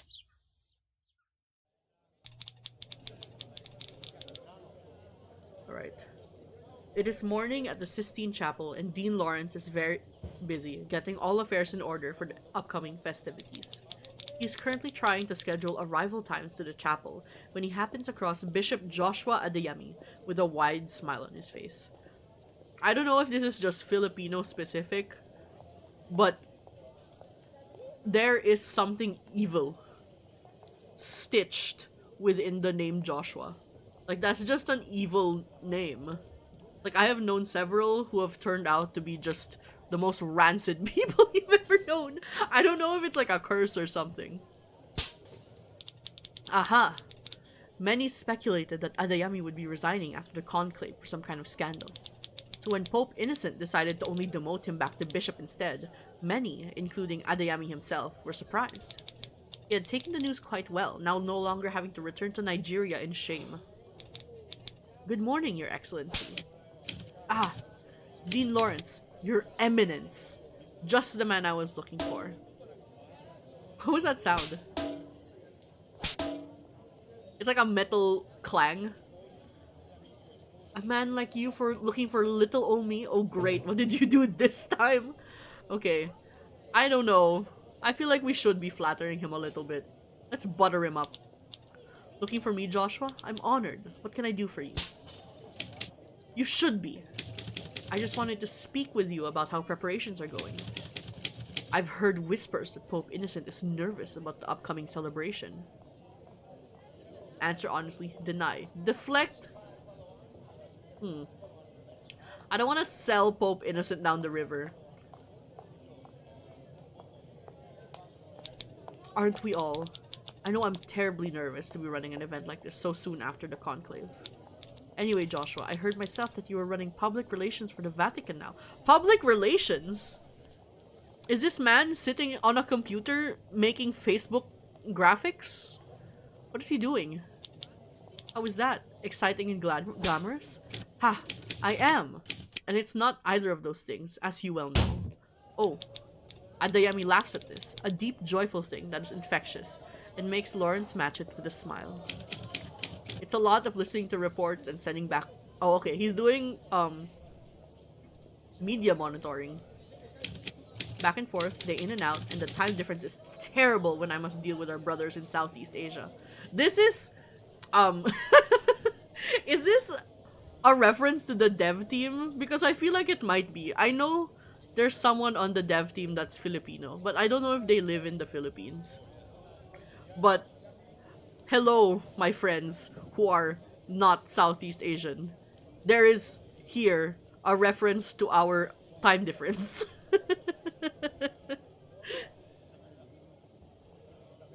I feel the shade. We're the Vatican. We should be the ones setting the tone. They should abide by our hours, not the other way around. No, no. I'm not on your side on this, Adeyemi. I think... You know how people used to think that the Earth was the center of the universe and all the other planets revolved around it? I think the center of the universe should be the center of the world should be Southeast Asia, and everyone's schedules should revolve around us.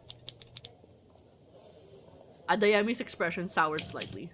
Although, with Benitez in charge, I dare say the tone for the next 40 years has already been set. Hold on. How funny would this be if they had kept Benitez Filipino instead of making him Mexican? This would have been insane shade. We're defending the Pope. We're defending the Pope. I don't give a fuck what you think, Adeyemi. And what tone is that exactly? Adeyemi looks thrown for a loop. A tone of forgiveness that he very gracefully extended to you so you could continue to live here? Oh, he looks angry. I should expect you to be a little more grateful, Joshua. I'm not sure what Pope Innocent has done to you to deserve such heresy. Saving the job of a loyal servant means little in the ways of the Lord and the service of his church. The job of the papacy is difficult. If he is not cut out for it, he should resign immediately. Anyone who parades around as though they are the second coming of Christ makes me raise an eyebrow. Okay. Okay. That's not him though. That was Tedesco.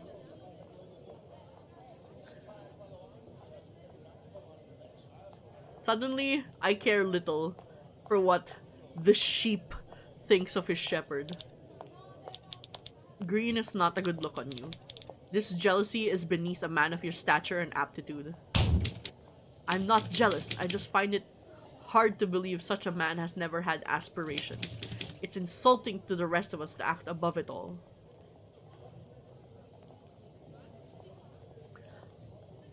You're projecting.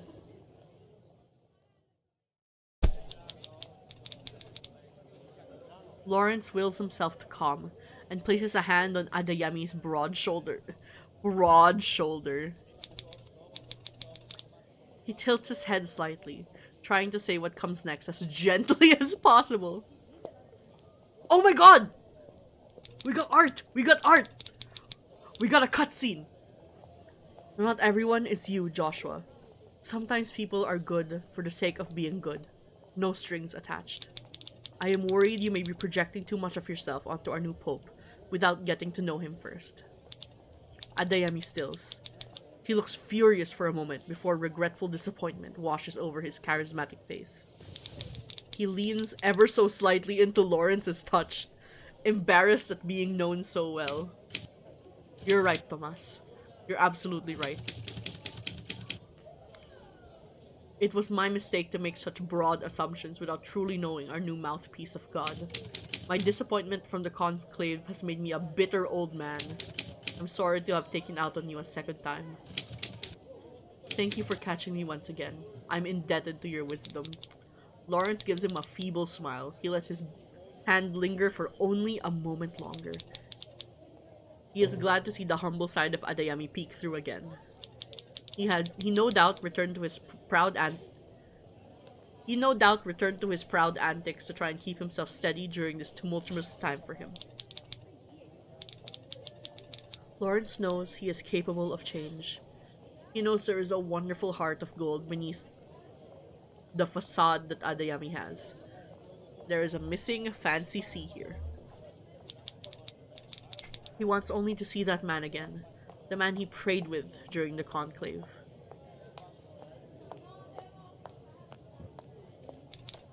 That's my job, Joshua. I will always be here to set you right. Thank you for letting me catch you. I hope you'll assist me in getting the preparations ready for Pope Innocent.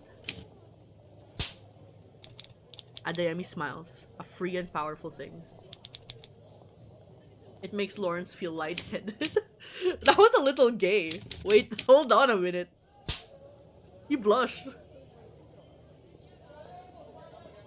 Lawrence! Lawrence! Easy. Of course, Thomas. Anything you need. I very much look forward to hearing from you. Adeyemi gives him a short bow and a small chuckle that Lawrence returns. He walks back the way he came. Lawrence shakes his head before going back to his task. Lawrence is trying so hard to, like, manage these people, but his fruity side is getting in the way of the way he wants to handle things. We're gonna check on Sister Agnes.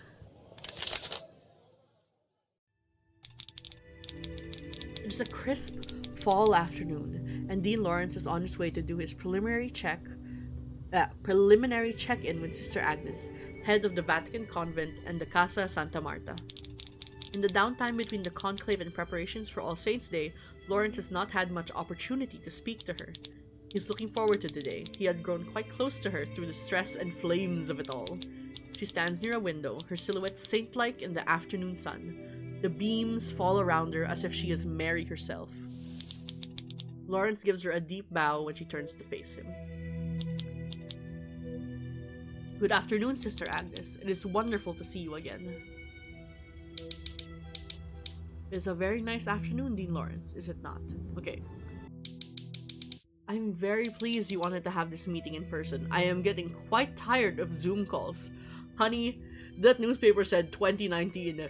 You're gonna get even more tired of Zoom calls in the near future. It's November as well. Buckle the fuck up. Lawrence chuckles at this. No need to worry about me then. I don't think I could operate one if I tried. You're gonna have to try in the future, Cardinal Lawrence. You got about 3 months to cherish the world that you live in right now. That might be true, Eminence. I've seen you handle a photocopier. Lawrence gives her a warm smile, which, to his surprise, she returns. Please, call me Thomas, sister. We have been through too much together for you to refer to me so formally. If you insist, Thomas, I'll relent to you, in private at least. I have an image to maintain around the Curia, you know. She beckons for him to sit down on one of the plush chairs near the window. He obeys instantly. I suppose I'll start. Preparations are in order. The kitchen staff is a little overwhelmed, given we were just cooking for such a large number of people recently, but my nuns will bounce back in no time. They always do.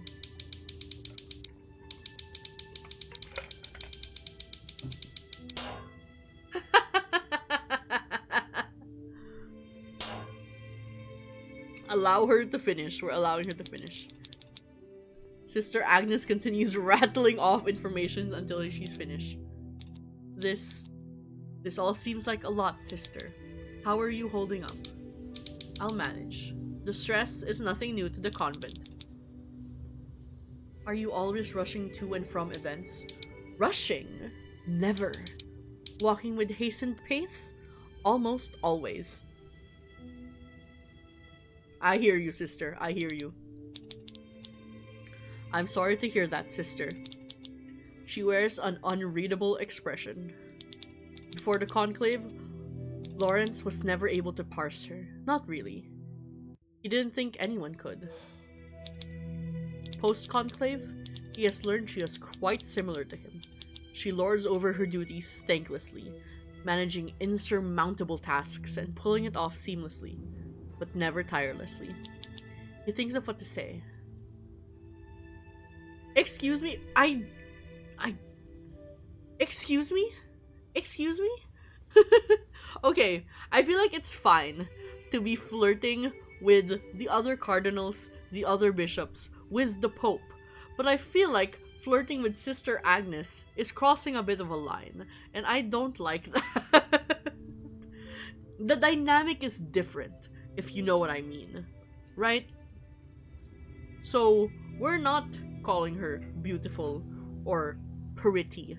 Okay? We're gonna offer to take some of her burden, or at least maybe promote another nun to let her also do managerial duties, Because clearly they're able to bring in nuns, as shown in the movie. They're able to bring in nuns from other places. Maybe there's another nun who's really good at logistics and event planning that could help her. Please, let me take your burden. I'm not gonna call you beautiful or pretty. You're not alone, Sister Agnes, in the stress of it all. I'd happily share the burden with you if you would let me help you in any way. She gives him a wiry smile at this, a prideful and stubborn look in her eye that Lawrence will soon learn is an unintentional tell of hers. I'll keep that in mind, Tomas. Until then, perhaps you should tell me your report on the state of the Curia. Lawrence nods, feeling a little disappointed she elected to keep to herself. He gathers his thoughts. Overall, things are going well. We expected about 40 visitors over the course of the weekend, and of course, Mass on Sunday.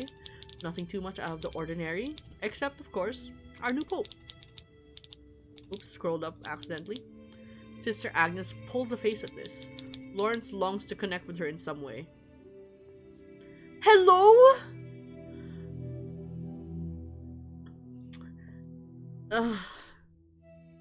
Lawrence. Lawrence. I need you to take several paces back. Hold every single one of your horses. We're not doing this. Let's be vulnerable. Let's be vulnerable with her and not whatever that is, alright?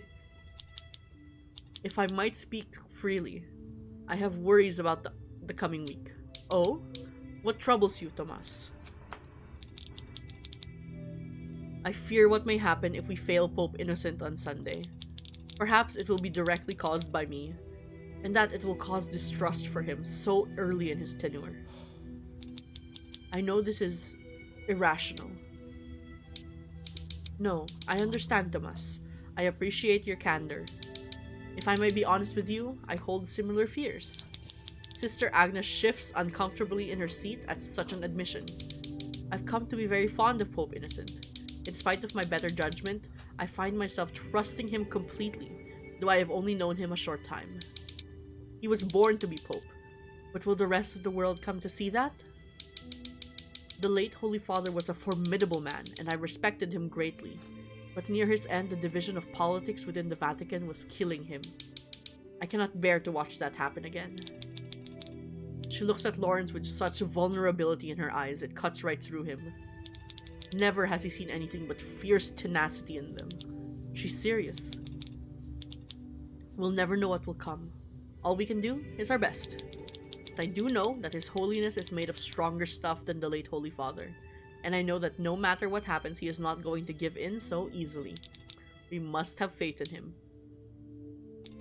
She gives a small smile to Lawrence before schooling her face back to that impassive wall he is used to. Sister Agnes rises and gives him a slight curtsy. This was nice. I'm very glad we had a moment to talk, Dean. Thank you for listening. Anytime you need, Sister Agnes, don't hesitate to ask. As she walks away, Lawrence feels conflicted. He is elated that she is beginning to open up to him, but he knows there's a long way to go before she completely trusts him. He will need to keep going. Those are some crazy options. Okay, we're going to see the Pope.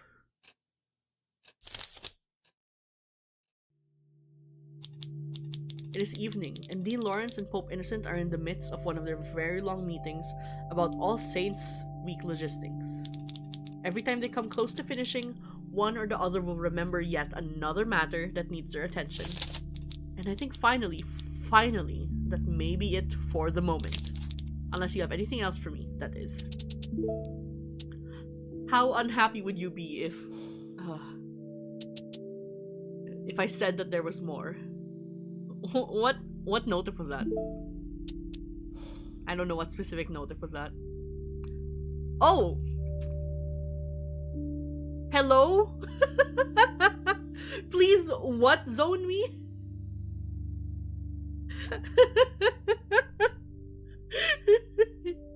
Please, what zone me? Repeat that? Okay, okay. Hold on. Okay. I'm not picking that last one. Even though it would be really fun, I will admit. I will admit very readily that I would love to click this. I will pick the first one though. This one is pretty overt, but I think he'll mask it. Your company is pleasant, even if the tasks are tedious. Well, either way, you are in luck. I truly can't think of anything. The Lord is merciful. God is good. Oh no, not a notif. Or perhaps he's showing mercy to those that help themselves. Would you like more tea? Yes, of course.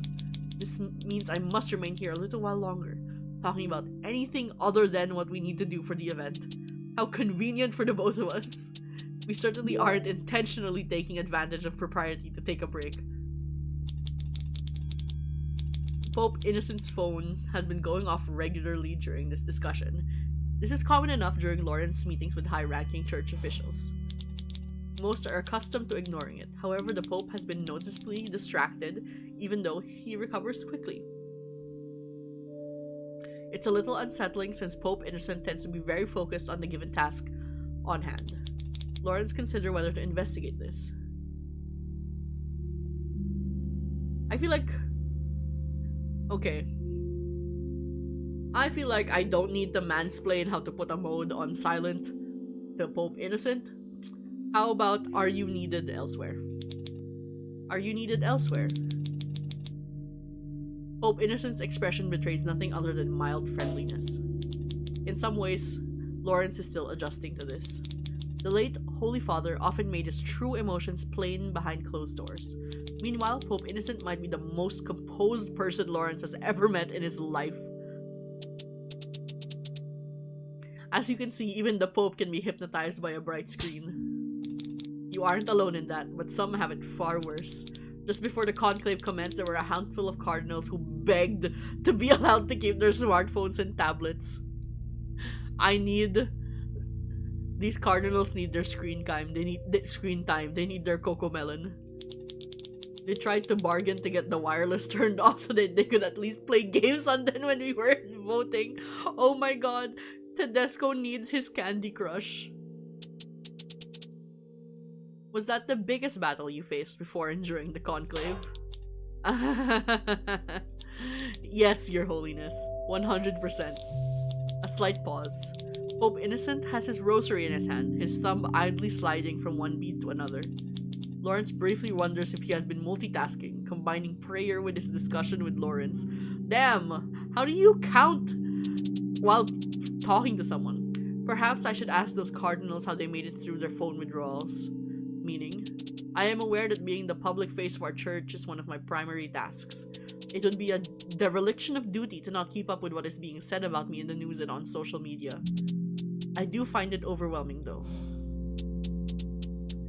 I seem to take everything people say to heart. This is what you should be using your public relations bishop for. I think they call that too much information. God gave us free will. Anonymity can lead to cruelty. I think the first one. People speak without thinking online. I hope you can remember the kind things people say, not just the negative ones. I've been handed a great deal of power. Tomas, some critiques of me will be valid and worth considering.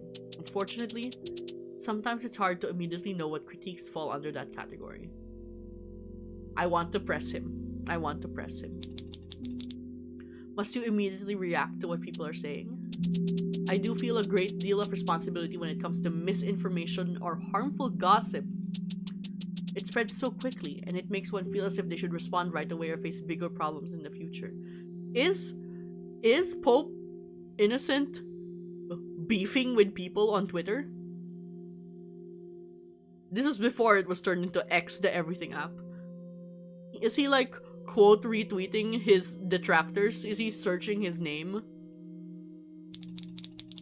Just know that you won't have to deal with public relations on your own, Your Holiness.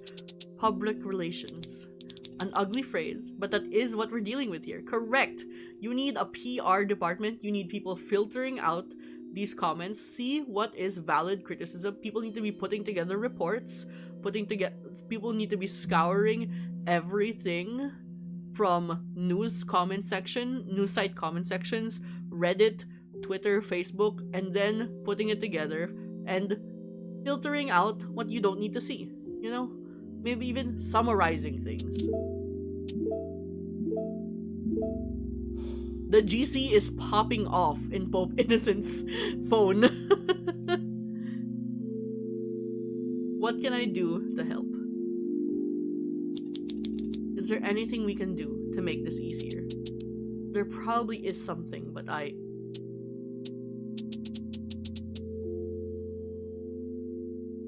You know as well as I that I couldn't attract the media in my previous postings. In some cases, it would have been a death sentence to the people I served. This really is like a new language for me. Which part of this is most challenging for you? Let's work from there. The sheer volume of what's being said. About my choice of cemetery for mass. Apparently that's causing a stir this evening. Your choice of cemetery? Sounds about right. And it doesn't just sway in any particular direction. That wouldn't be difficult to wrap my head around. What do you mean? Some headlines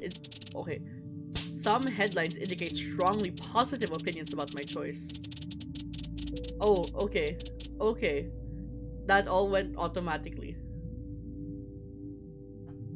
Let's make this someone else's problem. I agree. You know whose problem it should be? It should be Adeyemi's problem. Your Holiness, this will not be the first pontificate to exist during the information age. We have found ways to cope with information overload. What do you suggest? Monsignor O'Malley has actually taken courses on how to conduct research on what's being said online. When media scrutiny is high, he tends to work those skills for me, providing me updates on what's causing the most stir, I suppose. I wouldn't know the first thing to know about how to do that myself. I'm glad to have someone working for me that does. It's helped me more than once. Monsignor O'Malley has a formidable array of life skills. He sure does. I love him. Is that something you think would help you? Yes. At worst, I will just be in the same predicament. At best, I think this could give me more insight. Pope Innocent XIV, I'm gonna need you to hand over your phone and deactivate your Twitter account. You don't need to be on your private Twitter account looking up your name in the search bar, alright? Then I will ask him to do this. Thank you, Tomas. What are you doing after this meeting? Oh, do you want to go to dinner? He set up news alerts. No, that's the worst. The first thing I'll do is delete the news alerts I set up the other night. Good. The meeting ends on a positive note after this. However, Lawrence is somewhat uncertain as he departs. He thinks he helped Pope Innocent, but he fears he missed something crucial. No. Oh, I messed up. Because on the way, he encounters Ray, who appears to be holding a strange box. Good evening, Ray. I think it's actually really funny that we might have the best we've done, the best performance we've had in an encounter is with Adeyemi. Good evening. You have to know I'm curious about this, right? Oh, it's a yoga mat? A member of my congregation gifted it to me and I shouldn't have accepted it. My joints are too old for yoga. I'm sure, Ray, that there is some very gentle yoga that you can do for your old man bones. You know, I'm sure there's gotta be a YouTube yoga instructor that's like an old man. I was going to store it in my office until I figured out what to do about it. Interesting problem to have. Truly. Listen, I have a request for you. Lawrence explains that the Holy Father seems to need help navigating the portions of his job that involves public sentiment online. His eyes light up. Alright. He nods excitedly, chattering about things like aggregates and OSINT. Oh, even I don't know what OSINT is. Lawrence has to confirm that this is an acronym. Lawrence barely follows along, but O'Malley sounds knowledgeable. I love you, my messy little iPad man. So I take it that this is a burden you wouldn't mind shouldering. Not at all. I've been incredibly eager to use these skills, but I thought that I might actually make the Holy Father feel even more isolated. Lawrence isn't sure this won't be a problem for Pope Innocent either, but it's probably better to do something rather than nothing. Great, that will be all for now. Lawrence is not taking on this burden for him. He just complained that he wouldn't know how to set up a Zoom call. I don't think he knows how to do news alerts and aggregating information. Thank you, Ray. I appreciate your efforts. Of course. Well, it's almost time for us to reconvene. Shall we go together? Yes, that would be best. Me and the bestie and our debrief session at night. Lawrence unlocks the door and invites O'Malley in. Long time no see. No, I just saw you. We walked here together. How was your day today, Dean Lawrence? Excellent and most productive. Thank you for asking, Ray. What about you? Productive as well. We're making good progress. Sits down on his sofa. Alright. How is our flock? Oh, nice. Okay. Adeyemi went up 1.5 hearts. Sister Agnes, we only got half a heart with her, but I'm actually not bad. I'm not mad about the way that turned out because some of those dialogue choices with Sister Agnes were whack as fuck. So we picked the safest ones. And we got a full heart with Bellini. So we're moving slowly. I'm closest with Pope Innocent. That's good. I need to work to trust you. Interesting. Bishop Adeyemi is certainly something, isn't he? You kept your cool with him today. Almost too well. Just what are you implying, Ray? Nothing. In any case... So, you really think I can push a button that scours every corner of the internet for discussions about our new pope, I see. You can't? Are you serious? I don't know. Oh, Thomas. Anyway, that's about it for now. That's all very informative, Ray.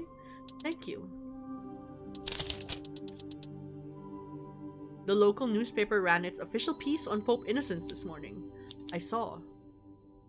Do you have any idea how the public are reacting to it? Surprisingly well. It seems a lot of people like that he was so recently a missionary. We may be getting bigger crowds than expected. I can't tell if I believe this to be good news or not. Neither can I. But we'll have to plan accordingly. I'll let you rest for the evening. Alright. Peace out, Ray. See you tomorrow.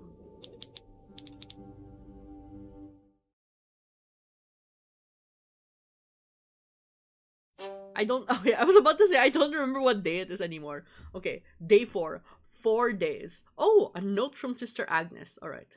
Before we read this note, oh, the devil's contraption! Oh no, his phone screen is cracked. Oh, Father Lawrence. Alright. Let's look at our daily glance at Pope Innocent XIV. Gaining strength from our dear friend. And let us read the Gospel according to Luke. Chapter 6, verse 12 to 16. And it came to pass in those days that he went out into a mountain to pray, and he passed the whole night in the prayer to God. In the prayer of God. And when day was come, he called unto him his disciples, and he chose 12 of them, whom he also named apostles. Okay, I said apostles instead of disciples. Called upon his disciples. Okay. Simon, whom he surnamed Peter, Andrew, and Andrew his brother, James and John, Philip and Bartholomew, Matthew and Thomas, James the son of Alphaeus, Simon who is called Zelotes, and Jude the brother of James, and Judas Iscariot, who was the traitor. Okay. What does that mean for today? I'm not quite sure. Let's read the note. Thank you for taking the time to visit me in the convent. I always appreciate the company. The devil's contraption.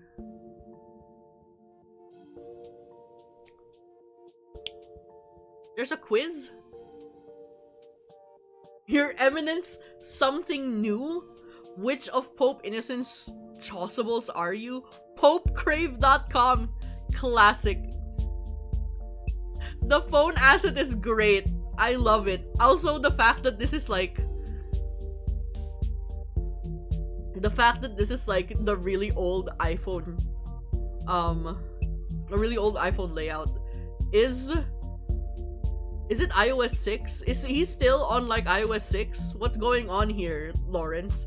Okay, I have to open a new window.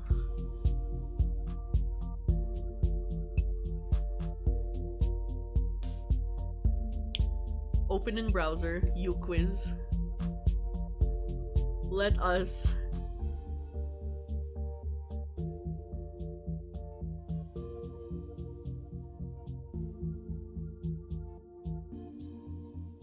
Alright. Which of Pope's Innocent's chasubles are you? Cham. He's only been Pope for 2 minutes, which means he's only worn one. But if he were to wear others... Scarlet Ibis. Oh, that's such a cute bird! I will say, I am a tree frog. Just a sticky little climber. When the conclave convened, who did you hope would emerge as Pope? Innocent isn't going to be an option here. Lying is a sin. Okay. I know his...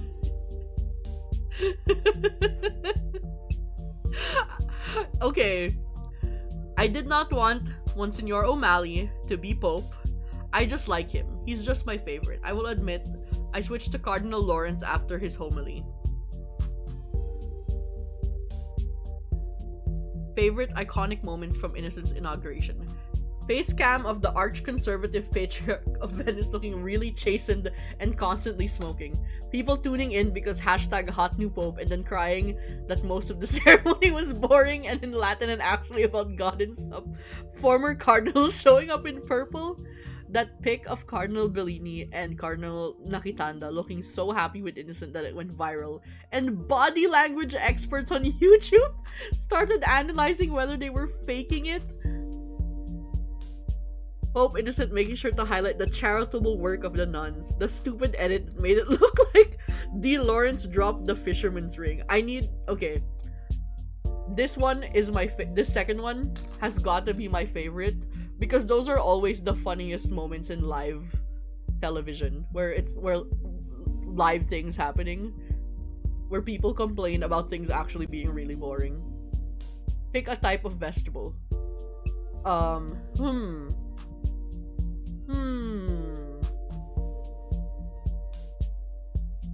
Radicchino, is that a type of radish? I do like me a spinach. I do like me a leafy green. Out of everything. A lo-fi beat type though. Thank you. Snow in October. Thank you for the socks. Towards the sun. Suddenly, the fire. Tabula rasa. Blah blah blah. Ooh. I do like suddenly the fire. Pick a mineral. Oh, I can't name what these minerals are. I didn't watch Steven Universe. Which one looks the messiest? I do like me these with the pattern when you cut them open. I love those TikToks of when you cut things open, cut the rocks open. Pick a sexually active pope.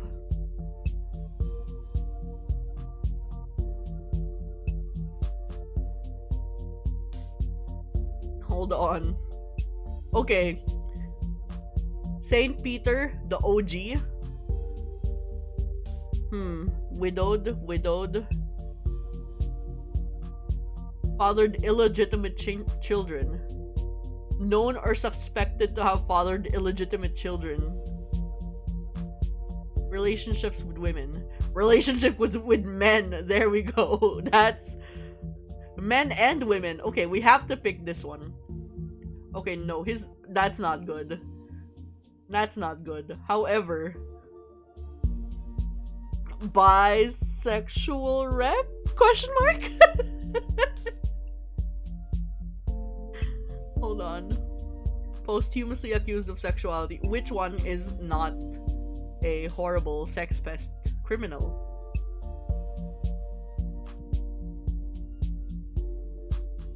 I'll pick Saint Peter, the OG, just because I'm not familiar with the rest of them enough.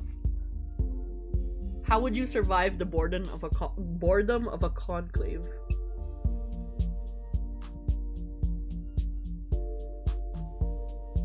Smuggle in a book. Pope John II couldn't stop me. He's not my real dad, etc. I wouldn't. Knowing my luck, I'd be dean or have to count the votes. They wouldn't let me count the votes at the conclave. I would mess up so bad. I'd smuggle in a book, but I wouldn't smuggle in any book. I would smuggle in, I think,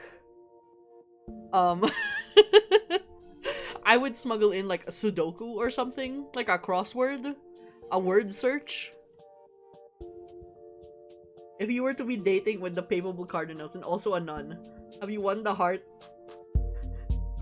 I think I accidentally romance Adeyemi, but I don't know yet.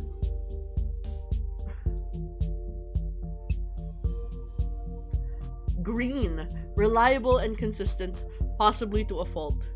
One might say you're perfect for ordinary times. I do love me a green. This was a fun quiz. Thank you to the devs. I love... I can't believe I had to open the Wikipedia page for list of sexually active popes. There really is a Wikipedia page for everything. See also. Incredible work, truly. Let us return to our game.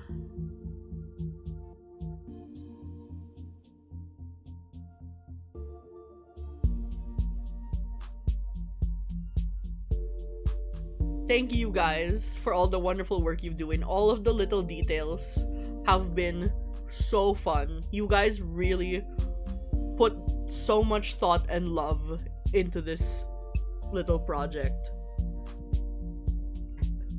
Also, I know you guys are evil because you're not letting me scroll to know which one Ray got.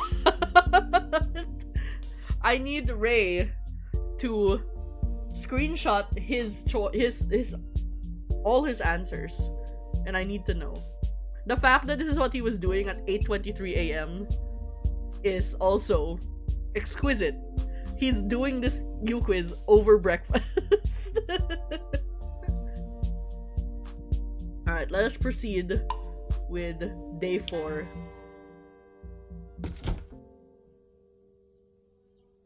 Alright. So yesterday we saw Pope Innocent, Agnes, and Adeyemi. I just realized I'm so sorry I misspelled Adeyemi in the U quiz. Last question. Okay. So we need to see... Let's see Bellini in the morning. Then we can check on Tedesco and Tremblay. I know, ideally, you're not just doing it in a pattern, but I can't not do it in a pattern. I need to alternate it. I'm too worried about favoring someone too much. Though I imagine it would be really funny if you played through this game and saw the same 3 people every day the entire time. Okay. We're seeing our bestie. Ooh, new background. Oh, that's very pretty. The morning light leaks in through the slats in the blinds of the dusty Vatican Archives library. Dean Lawrence and Cardinal Bellini stride into the library together, hoping to put some old text to source appropriate quotes for Pope Innocent's upcoming address on All Saints' Day. Would it kill them to ever dust in here? And if the devs are still here, like Yara Dross, I need to thank you guys specifically for this sound. I love this sound. I wish I had like a Steam Deck soundboard just to play this during opportune moments. Okay. The SFX are all so good, like the walking, the sound of someone patting the robes. It's so detailed. It's so good. Okay. Who else comes in here but us these days? You saw the sign-in sheet as we came in. Oh no, nobody goes to the library. It really does add so much texture. Especially to the movements, I think. To the little narrations of their movements. Bellini chooses to imitate some of their more self-righteous brothers. Well, as the Dean of the College of Cardinals and the Secretary of State to the Holy See, I think that should be enough. We're important to people, you know? You're too much, Aldo. Bellini runs... Oh. I was mid-reading that, Bellini. Excuse me. Bellini runs a farcical finger across the desk before them, making a big show of rubbing the dust off it and coughing for effect. The really funny reference I want to make here is this is exactly how I feel about the Dust expansion pack in The Sims 4. It's so unnecessary. Everything gets dusty so quickly.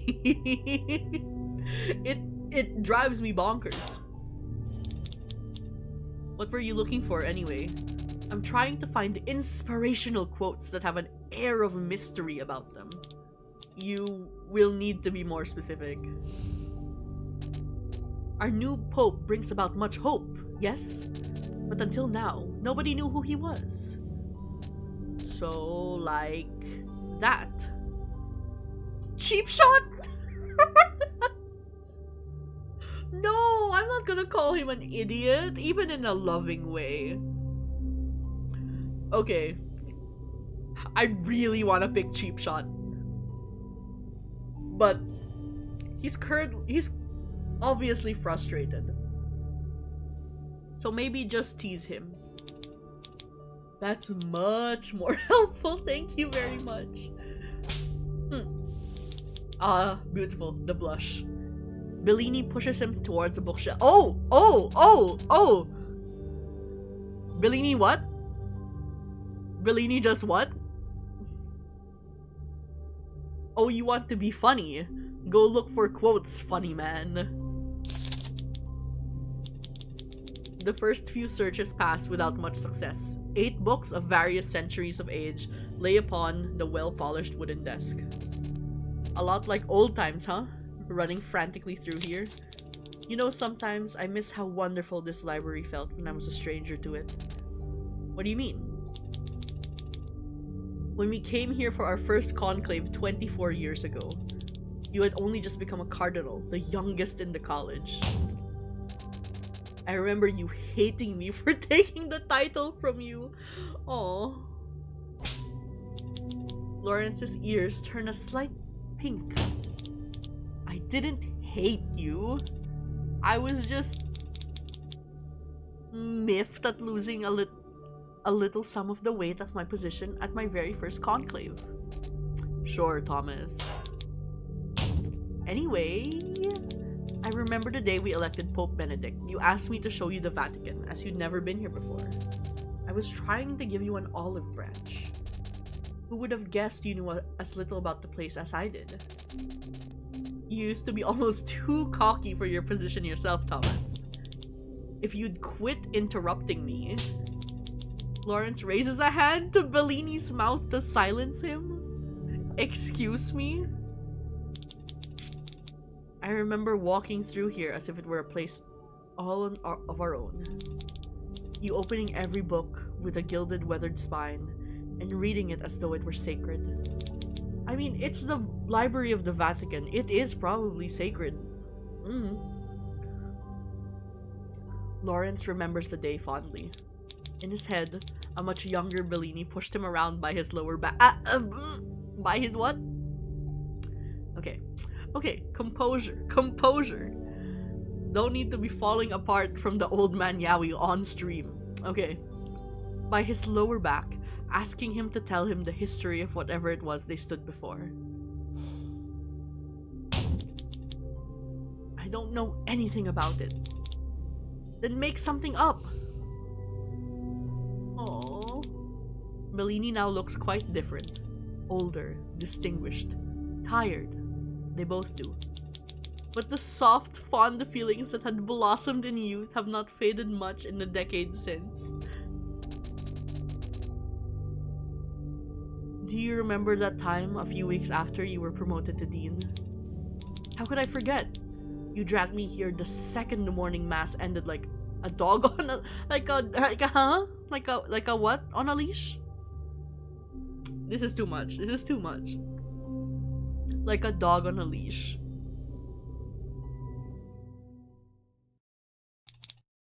"5 years ago." Oh, flashback.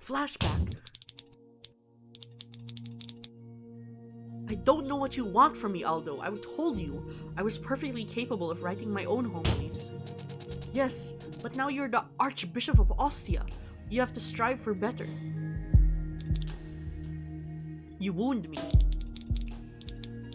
They had spent the entire afternoon looking over old texts, some helpful, some old doctrine that shouldn't have been saved. Bellini sat on the edge of one bookshelf, a green leather-bound tome spread open in his lap. The background music of these adds such ambiance. Aha, look here. There are some old notes and journal entries from Pope Leo VIII. Lawrence approached, tired, and came up close beside him to look over his shoulder onto the page. How is this helpful again? Bellini turned his head and opened his eye and rolled his eyes. Their mouths were what? Pause. Their mouths were inches apart. It's interesting to read. Perhaps you're just too dull. Lawrence grabbed the book and held it high above Bellini's head. Thomas! The shorter man, incensed, struggled to grab it back, their torsos touching completely. Oh my god. Okay, pause.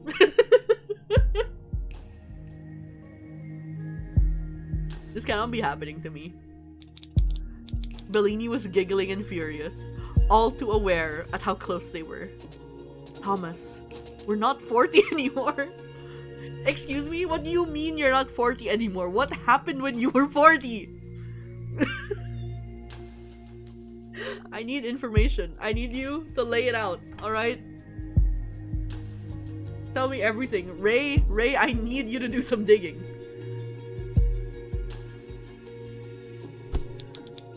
As he reached further still, Lawrence realized how closely they'd become intertwined. Take him what? Excuse me? Do what?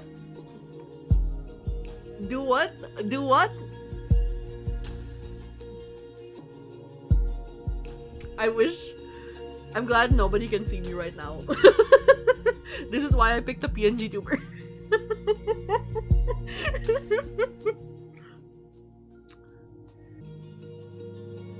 And we're gonna pick this dialogue choice. We're gonna take him right there. This is not gonna be what we think it means, but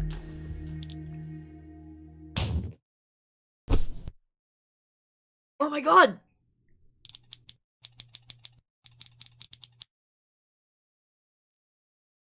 Oh my god! In a moment of rare courage, Thomas pinned Aldo back against the bookshelf, the old tome falling completely forgotten on the floor. That's gonna kill the book. These are old books, man. This is gonna crumble to dust on the floor. Oh, you made this one! It's so good! Look at their faces! I need a moment. Look, it's so beautiful. Look, I love how the rest of the world fades, focusing only on them. Aldo made a breathy little gasp at the contact, his hands finding themselves at Thomas's waist. Yeah, I see it there. Their lips almost met halfway. Before Thomas remembered himself and where they were, just before Aldo could close the gap between— Thomas!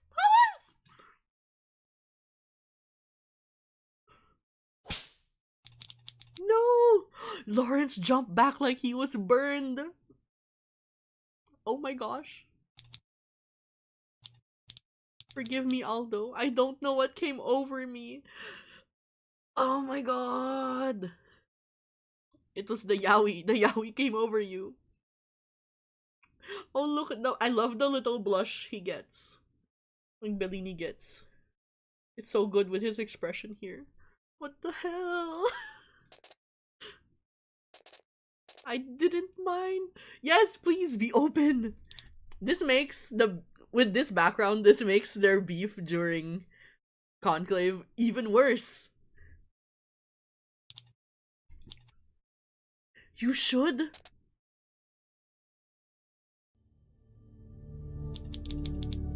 Lawrence tries to shake the memory out like water. Why do you ask? I was just thinking about the passage of time is all. They are both too afraid to talk about it. 5 years and little has changed. They each go back to quote hunting. It is silent for a while. It isn't unpleasant. They know each other too well for that. But it carries a weight to it neither man can unpack. Well, guys, I need you to take out your suitcases and start unpacking. You need to find something. Not a quote. Something else. Me neither, it seems. Sometimes I wonder why I'm even bothering. With what? I know whatever work I put in for Pope Innocent won't be good enough. Just this past week, he asked me to rewrite his first official statement as Pope 5 times. Brother, that's not an indictment of whether you're good enough. That's just how writing works, alright? Writing is rewriting. Come on. I will lend you some of my notes from my creative writing classes. That's your job! That is essentially what I said, though. Rewriting is not an indictment of... It's not a... What's the word I'm looking for? Great, I just talked about my English major and now I'm forgetting a word. That's not a knock. That's a word. That's not a knock on your skill. It's just how writing works. That's your job. Don't tell me you need me to he's gonna be pissy, but, you know, I can't not pick it when that's essentially what I said before the options pops up. Don't tell me you need me to explain your role of Secretary of State to you. That comes with the territory, as you well know. It's not just the work, it's the principle of it all. It's frustrating that the Pope should ask so much of everyone when we have barely known him long enough to trust him. You knew him long enough to vote him for Pope. Exactly. He's quite allowed to do that. We did vote him into position. Why would you vote him into Pope if you don't trust him? You gotta trust in the choices you made. The alternative was Tedesco. It wasn't like there was much of a choice. There is always a choice, Bellini. I think it's hardly fair to pass such judgments on Vincent without having gotten to know him in the 2 weeks he's been here. Oh no, he's gonna be mad. He's gonna be jealous and mad that he called him by his first name after they just had a joint flashback to this rather tense and charged encounter they had. Lawrence speaks a little too quickly toward the end of his comment. Bellini's observation skills and sharp as ever, though, and his brows furrow the moment Vincent leaves Lawrence's lips. Ah! I have tried, but your Vincent seems far above the delights of normal conversation. Anytime I try, he always makes the subject about papacy or my role again. Are you— oh my god!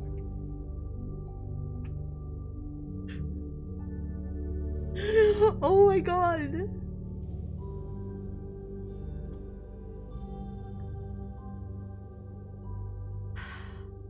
Okay. I have the dumbest reason for wanting to pick the first one, even though I would never.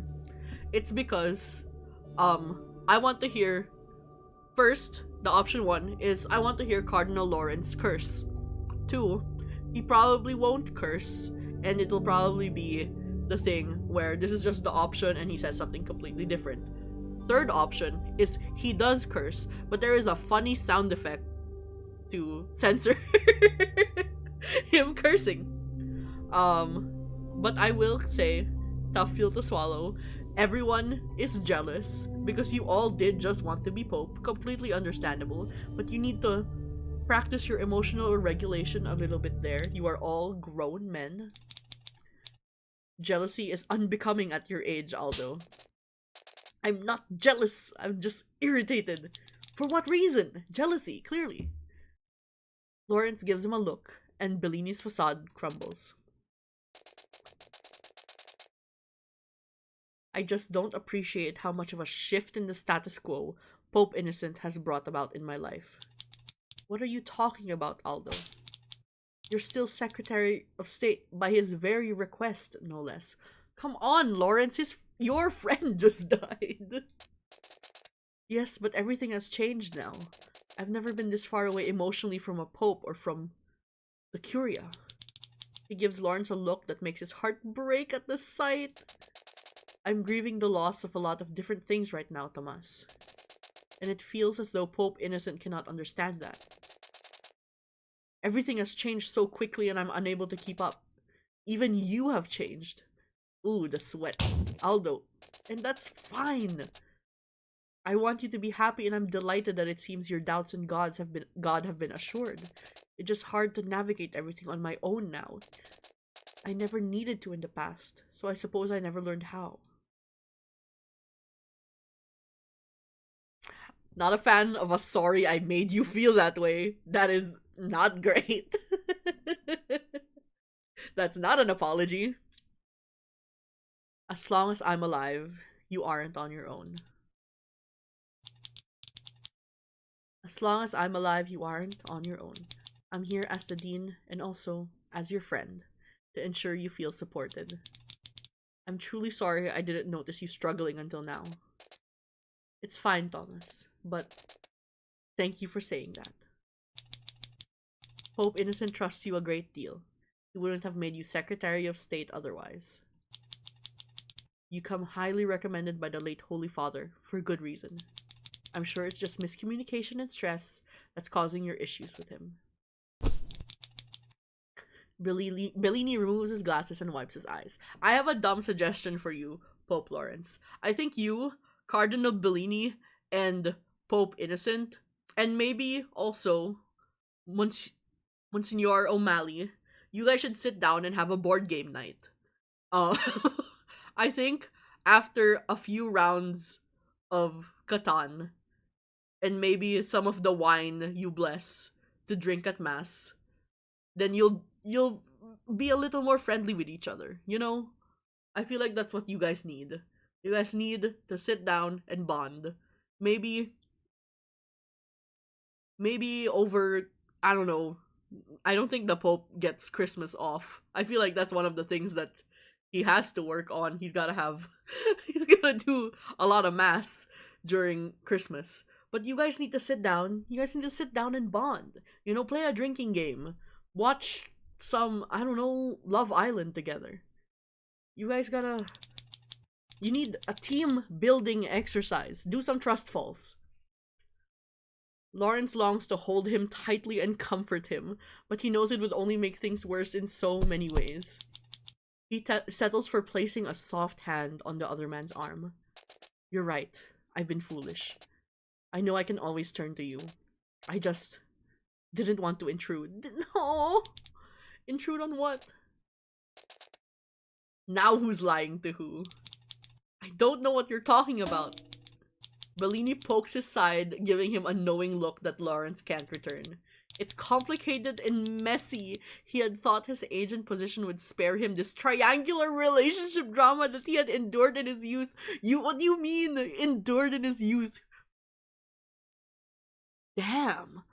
Lawrence is a baddie. He's picking up he's picking up love triangles left and right in his youth.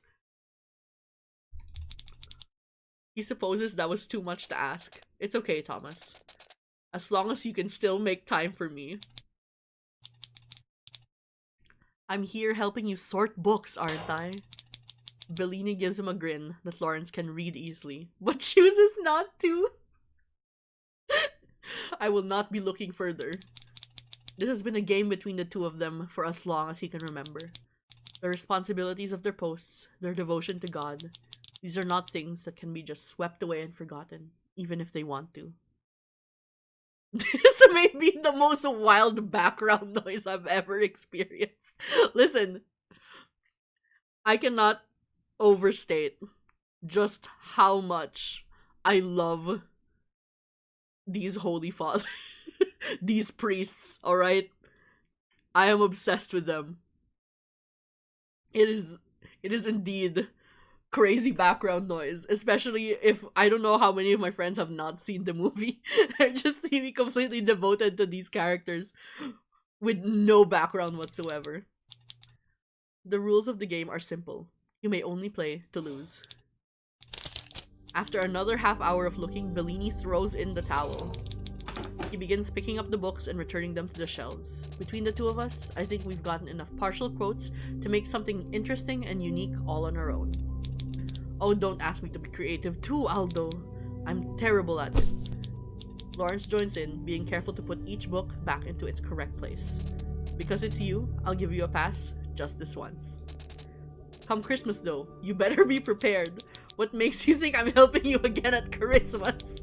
Bellini bumps his shoulder against Lawrence softly as he brushes past to place a book just to Lawrence's left. Because if you don't, then I'll tell Pope Innocent you're refusing to be a team player. Lawrence gives a sarcastic gasp and grabs his arm before he can put it up. You would do no such thing. I would, and there isn't a thing you can do about it. Lawrence pulls him slightly so that they're fully facing one another. They're on the edge of too close. Oh my god. I bet there is. Bellini visibly swallows and stares heavily at Lawrence for several beats too long. He looks starved. Oh my god. And conflicted. Not starved! Oh my gosh!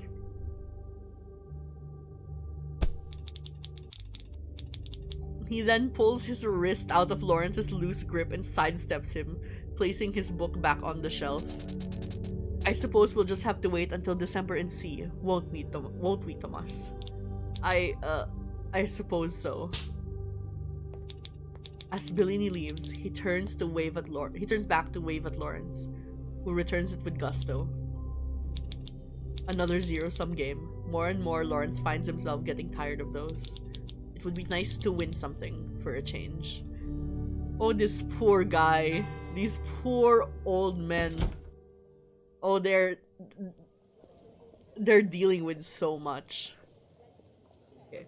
Based on our pattern, we have to go see Tremblay or Tedesco.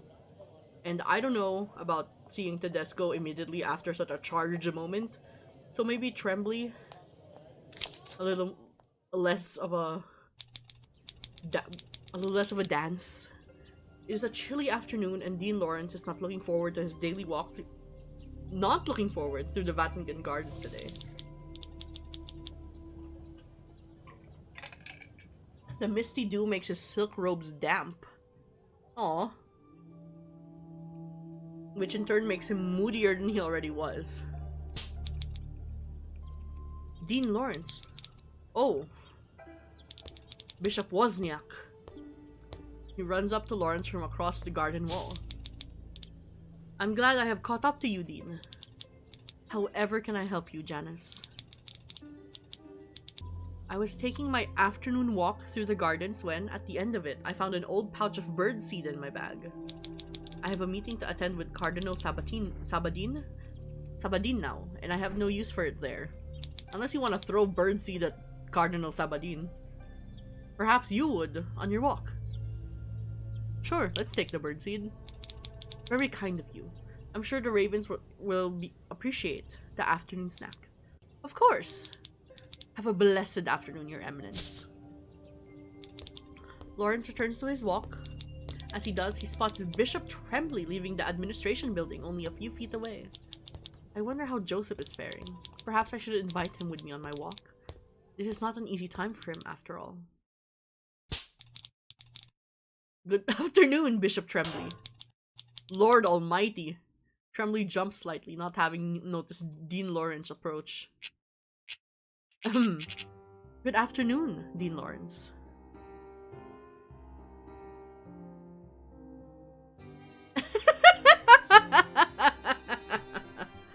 Oh my god. These... Props to the writers because these options are unhinged. And I love them. Okay, we're not doing come round here often. As much as I would love to.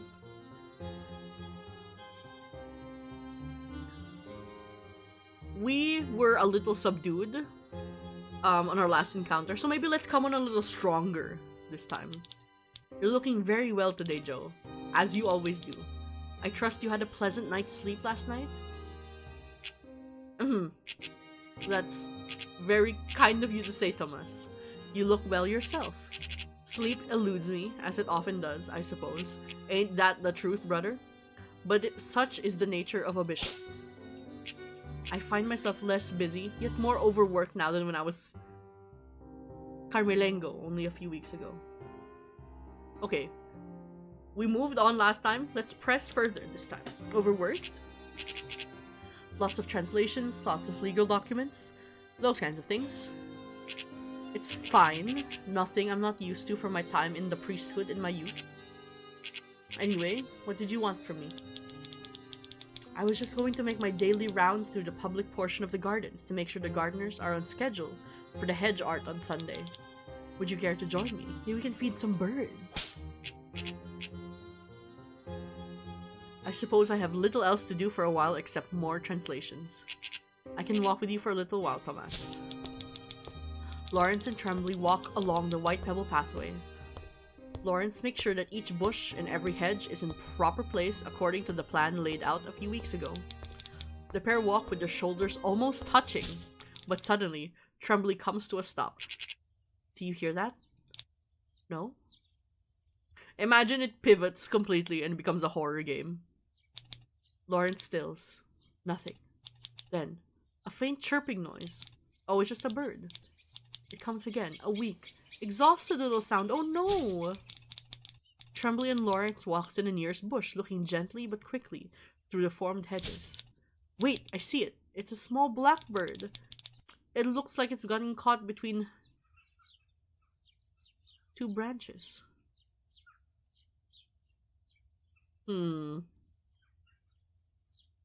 Let's give Trembly this dub. Okay, let's not steal this dub for him. He heard it first. Why don't you save it, Joe? I'm already holding the bush apart. Okay. Trembly reaches in hesitantly before carefully freeing the exhausted blackbird. It puts up a bit of a fight before finally allowing itself to be saved. It does not fly away immediately when Trembly puts it down. It stops for a moment, as if to give thanks to its saviors. It's probably hungry. Let's let Trembly feed it. It's really funny that we're literally feeding him these W's, but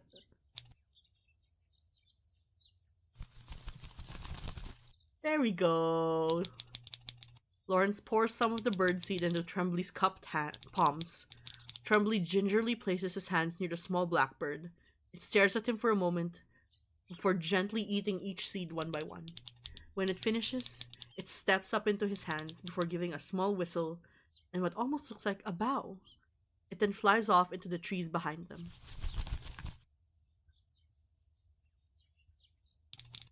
That was wonderful, Joe. Lawrence reaches over to pick up Trembly's hand. Trembly squeezes back in response. Okay.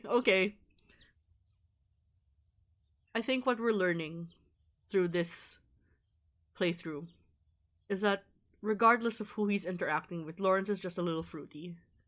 And he is really bad at holding it back. Thank you for encouraging me to save it. It's been some time since I've saved a soul so directly. It felt nice. I'm glad to see you in lighter spirits. It suits you. Lawrence isn't sure, but you think he sees a ghost of a blush spread across Trembly's carved features. There is a writer on this dev team, and I'm going to address you directly.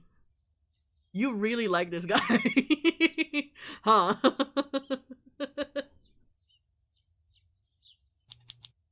He quickly looks away, hoping the other man won't see his newfound feelings reflected like a mirror. I'm truly grateful you asked me to walk with you today, Tomas. I'm even more grateful that you've been so attentive of me the last few times we've seen one another. Your friendship has been a rock during this unsteady time for me. I hope we can see each other again soon. I do too, Joe. Please be well until then. They separate perhaps a bit too slowly for two men of such positions and dignity. Twice does Trembly look back on his way to the administration building, giving Lawrence a wave before going inside. Lawrence waits after him and continues on with his afternoon with a lightness, a softness in him that carries him forward despite the stress this week has brought him. Damn, that scene immediately after Bellini's. I need Lawrence to chill out. Alright. Who's the last one? Tedesco. If this scene is just as charged, I'm gonna scream. It's evening, and Lawrence and Monsignor O'Malley stop by the Casa Santa Marta dining hall. They realize they have a 15-minute window of time to eat something. They have high hopes for a relatively peaceful meal because it's outside the rush for dinner. But sometimes hope can be in vain. Dean Lawrence. Archbishop O'Malley. Tedesco calls out for Lawrence's attention while witnesses look on. It's enough to cause deja vu. They're even in the same dining hall. Lawrence looks at O'Malley, silently pleading with him to make up a reason to leave. No. We're not gonna run from this. We're gonna face it and walk Tedesco like a dog. No, making a scene will just give Tedesco what he wants. Exactly. Lawrence just decides to rip the band-aid off. He and Monsignor O'Malley join Tedesco at his table. Finally! Joffredo! For a few minutes, they make small talk. I'm sure you can guess I did not call you over just to talk about the weather and how much we hate the coffee here. Did you speak to the commission about the relic? No. Joffredo. I thought so. Typical. If you would let me finish. Tedesco remains silent, but he is clearly belligerent. When is he not? He gives Lawrence an irritated glare. But I did have Monsignor O'Malley look into the matter. Instead of answering Lawrence, he turns to look at O'Malley. Oh no! Anything interesting then, Monsignor? Well, do you want the good news or the bad news first, Your Eminence? Whoever asks for the good news first. Actually, you know what? How about we do the good news first? I've been expecting the Vatican to disappoint me. Alright. Good news, there was an artifact discovered that seems to come from the same general time period as St. Mark. Bad news, there may have been a game of telephone at work as to the nature of this item. A game of telephone, and yet people can't call me on the telephone. Okay, what seems to be the problem with the relic? Well, primarily the fact that it most likely isn't one. Along with some seemingly ancient bone shards, there was a fragment of an ancient Roman cameo that bore the praenomen Marcus. Marcus, you see how the mistake could have been made. I can see how the mistake could have been made, but it's also a convenient mistake for the Vatican. I wouldn't lie, Your Eminence.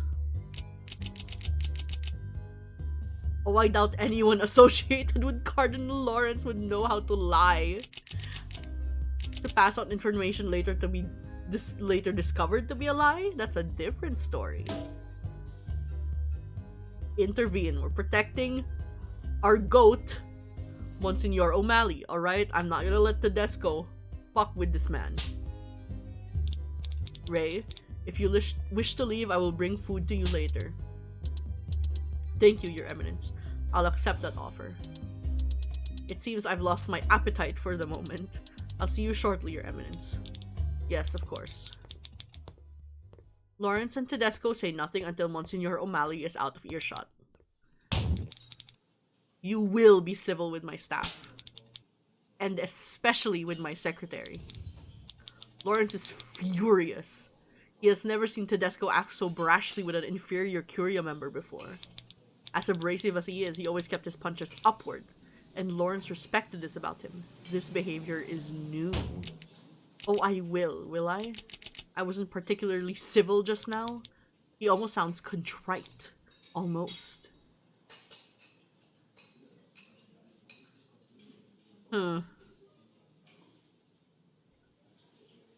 I do want to lay into him, but I feel like this will appeal to him more.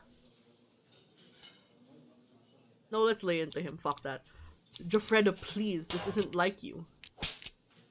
Well, in my opinion, this isn't like you to go flattering me instead of being blandly diplomatic. And yet here we are. The sounds are killing me. You don't have to be here at all.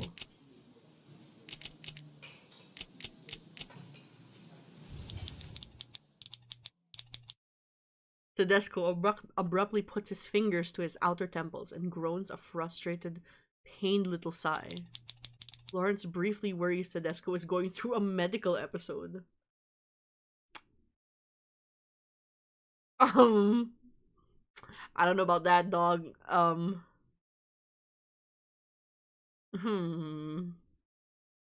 Sure, let's do it.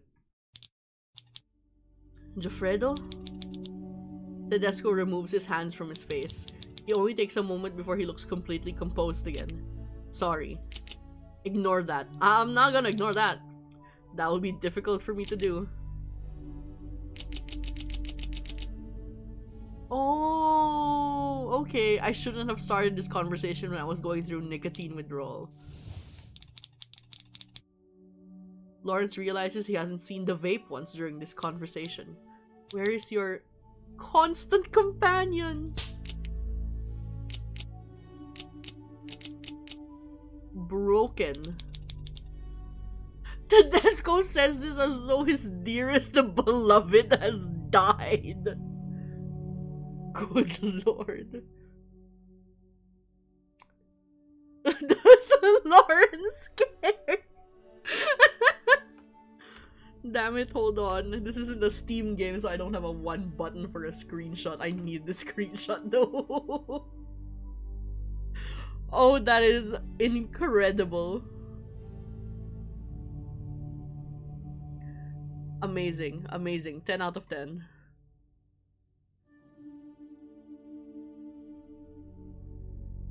But he's better at faking it. I wouldn't know the first thing about how to troubleshoot something like this. An interesting choice of words. Constant companion. You will be civil about my constant companion. What's wrong with your vape exactly? Won't turn on. I think its charger isn't working. It probably needs a new one. I mean, can't you walk out? Does the Vatican not have an electronics store? Lawrence gives... Escoli gives Lawrence a pathetic, expectant look. Oh, hell no. Hell no.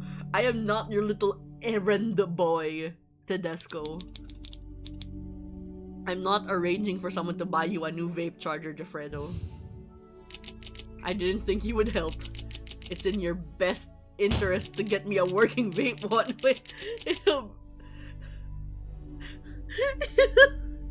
I'll become so ill and cranky it will make my conversation with Monsignor O'Malley look like a chat between best friends. Would he actually push himself into nicotine withdrawal further just to fuck with the Curio? Like, is that he's gonna hurt himself just to mess with Lawrence? No. No. Don't ever pull a stunt like that again, man. I was serious about my warning. I have my limits. And making nice to the good Archbishop is one of them. Yes. He's my staff. Despite what you think, I do know how to pick some battles. And you chose this week to pick this battle? It's going to be All Saints Day soon. Now is the perfect time to talk about long dead saints. So that's why you waited so long to raise the subject. Yes, and I'm not satisfied. I want to see the relic, artifact, whatever you want me to call it. I need you to use your influence to get me through the door. It slowly dawns on Lawrence why Tedesco is behaving like this. He probably tried to secure access and was denied. People in Vatican City have long memories over his treatment of the late Holy Father.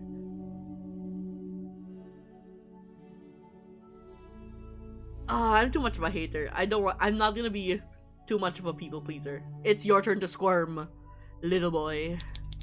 I'll try to make time to personally reach out to the commission, but I can't make any promises. You know how busy this week is. Thank you. I know how busy you are. Quickly begins for search. Let me Google something real quick. Are you listening? Why are you on your phone? Can't wait to be on the next meeting? Look at your screen. Lawrence stands up and starts walking away before he can regret what he just did.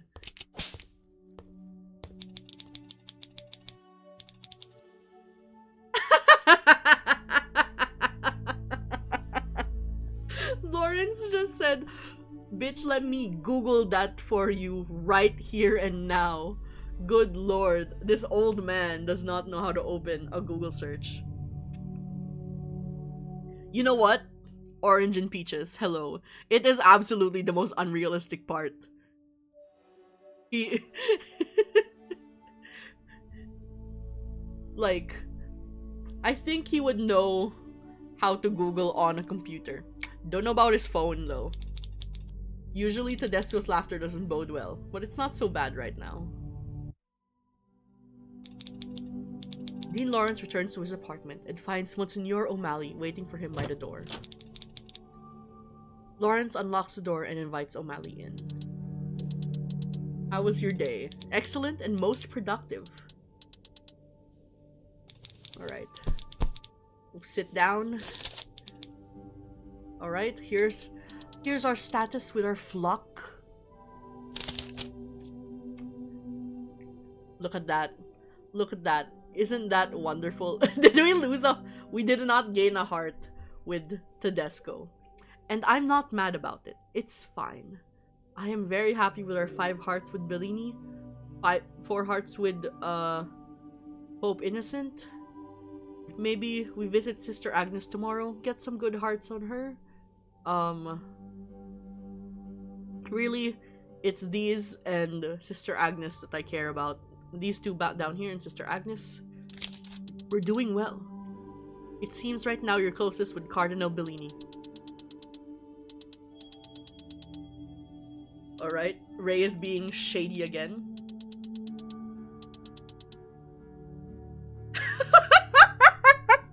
Is this he's addressing it like he's addressing the fruitiness directly. I've never seen him address it directly like that. Saving a bird and having Bishop Tremblay feed it? Is there some kind of new romantic custom I'm missing? I'm out of practice on the dating scene. That wasn't a date. I was just trying to be charitable. I felt he needed to save a soul. Sure, Thomas. Anyway, you and Cardinal Bellini really do have an impressive history together, don't you? Just what are you implying, Monsignor O'Malley? Nothing. Just old rumors of library activities. Let them stay old. Ray, I'm obsessed with Ray, knowing about all of Lawrence's gay little activities and being like, oh, whatever you want, man. You can have as many of these guys as you want. I'm still angry with Tedesco for being so rude to you. Thank you, Your Eminence. Please don't try to avenge me though. He seems quite agitated. I suspect you're walking a very fine line here. We always are when it comes to Tedesco. It's strange. I heard a rumor that you two got along once. That was decades ago, but yes, he wasn't so set in his ways back then. He wasn't particularly high profile either, so he wasn't playing to a crowd as much. Things would be easier if Tedesco had always been this off-putting. Sometimes friendships decay and it happens too slowly to stop. It's one of God's cruelest trials. It sounds like he's particularly fixated on playing to the crowd this week. Yes, and I don't know how to overcome that. Tedesco seems to hate feeling like he's being managed. Maybe it will catch him off guard if you speak the way you might with any friend. A friend who's been overly cranky for a while. I just think it's worth a try. That's about it for now. Thank you, Ray. I have been talking to everyone. I'm glad to hear it. Please continue to do so this week. We need your guidance, Thomas. I understand. I'll let you rest for the evening. Good night, Ray. Good night, Thomas.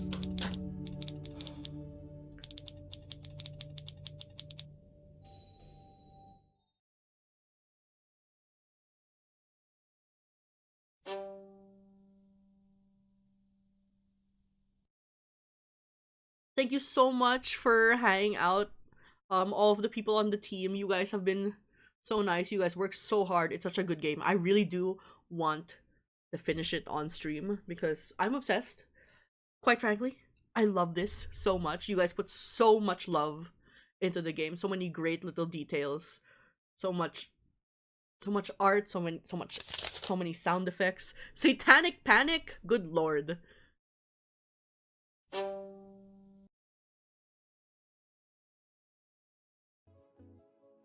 Oh, I'm gonna switch to the game now because I was fiddling around right before stream and I noticed so they have achievements, right? Which is crazy to me. This tiny team made achievements and I love that. I realized that there are achievements for getting 0 hearts with everybody and you default to 3 hearts with Pope Innocent. So like, and I don't remember how many hearts you default with at the start with Bellini. The choices in the introduction scene might have affected that. But you know, you start out with hearts with people. you can end the game with 0. You can just insult them at every turn, and that's an ending? Cause that's amazing. The everyone fucking hates you ending. I love it when games do stuff like that. It's like it goes like, cause I know a lot of gamers have the tendency to be like, my gaming fantasy is that I'm mean to nobody because even though it has no consequences, the consequences are they are upset with me. And, you know, I totally get it because I'm the same way. I don't want these little pixel people upset with me. But the fact that there's an achievement for being like, I need you to, on purpose, upset these pixel people is incredible. I think more games should do that. So, let's continue. We are... Okay, I think the yellow heart is you get their confessional. Okay, so we're gonna go back and we're gonna continue. Well, I'm gonna load because continues stress me out. Alright. I did not read the gospel yesterday. Let's read the newspaper first.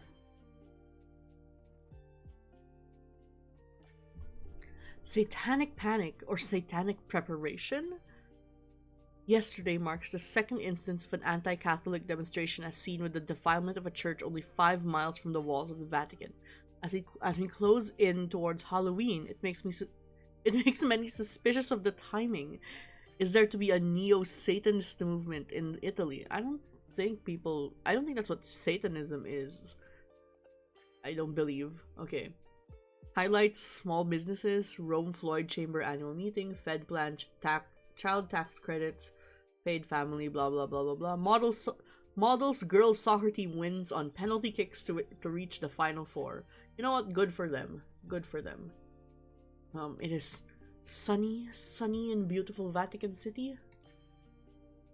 We look at our official portrait of Pope Innocent XIV, and we read our gospel. The Gospel according to Luke, chapter 13, verse 18 to 21. He said, therefore, to what is the kingdom of God like? And to whereunto shall I resemble it? It is like a grain of mustard seed, which a man took and cast into his garden, and it grew and became a great tree, and the birds of the air lodged in the branches thereof. And again he said, whereunto shall I esteem the kingdom of God to be like? It is like to leaven, which a woman took and hid in 3 measures of meal, till the whole was leavened. Yep, we definitely got this gospel in Catholic school. The mustard seed, yeah, we know. Okay. Ray has not messaged us since. Let us start. Day 5. Let me take a sip of my Sprite. Perk me up. Oh. Is everyone in the same spot? Everyone except Sister Agnes and Tremblay is in the same spot. Tremblay.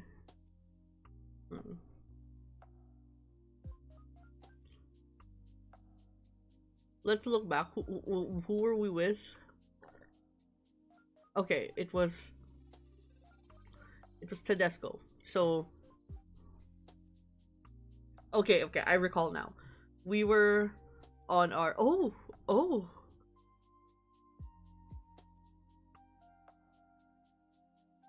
I just realized that his face changes when you hover over Bellini. He's blushing now. Oh my god. Oh my god. Okay. I need to relax. I cannot be getting high on the yaoi cocaine so early into the stream. So yesterday, it was our Bellini, Tremblay, Tedesco run. So now it is our Sister Agnes, Adeyemi, Pope Innocent run. Yes, hello Velicho. we are once again back, and we are not technically romancing the Pope, but you know, close enough. Okay. I'm actually really curious as to why all four of these fuckers are in the same area. So I'm gonna talk to Adeyemi. We are talking to Bishop Adeyemi. Dean Lawrence!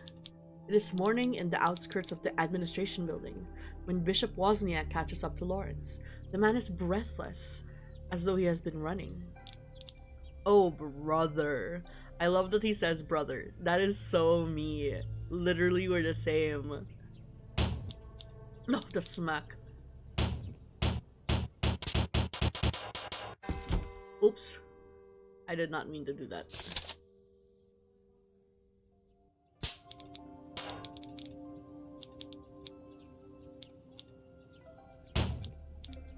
Smack, smack. Oh, Janus, what can I do for you? I just had a meeting with Pope Innocent and he asked me to take this to Sister Agnes at once. But I've been scouring the convent and I cannot find her. Bro, she's in the map. You can just click on the map and say, talk to Sister Agnes. It's that easy. It's that easy. I have to meet with Secretary Bellini in 15 minutes and I need someone to deliver this memo for me. Brother, relax. I was gonna talk to her anyway. Of course, Your Excellency. I'll get it to her as soon as possible. Do not worry at all. Thank you, Your Eminence. I will see you around. Alright, run along, Wozniak. He leaves, sprinting off to the offices of the Holy See. Lawrence shakes his head fondly after the harried man, before opening the doors of the building and entering the administration foyer. And who should he find but Bishop Adeyemi, talking frustratedly to a handful of other bishops. He nods to them, then walks over to Lawrence. The others disperse. Ah, good morning, Dean Lawrence. Good morning, Your Excellency. A pleasant meeting? Adeyemi scoffs at this. Not as such, I'm afraid. Just gossip. You know how it is. You know what? I can't say no to a good bit of gossip. I should have Ray do this, but I doubted myself.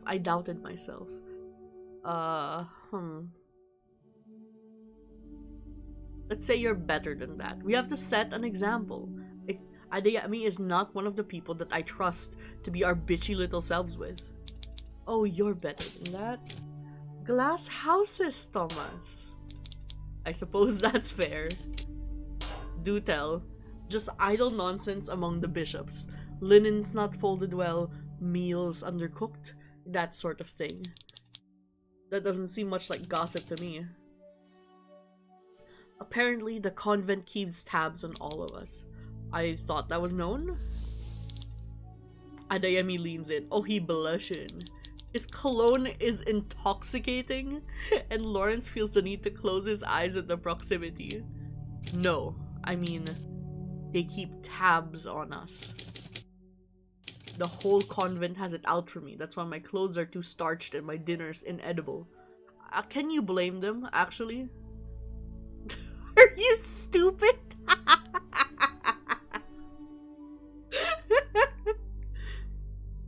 Are you stupid? Sarcastically, no way, that's crazy. Okay, I don't need to call him stupid, okay? I feel like that's a little below the belt. Let's just say the first one. That's certainly a thought. That's bitchier than what that's bitchier than what the dialogue choice said. I've never had that happen to me before, and the other bishops can confirm this. Not as of yet. I'm the only one this is happening to with this level of frequency. But they all believe me. Apparently, Bishop Michael said he spoke sternly to a nun at breakfast, and then at dinner, and then he was given the toughest bit of veal he's ever had in his life. I think the nuns have never done anything wrong, and they are completely justified in doing this. And I think you bishops need to get a fucking grip, you know? Get a grip, man.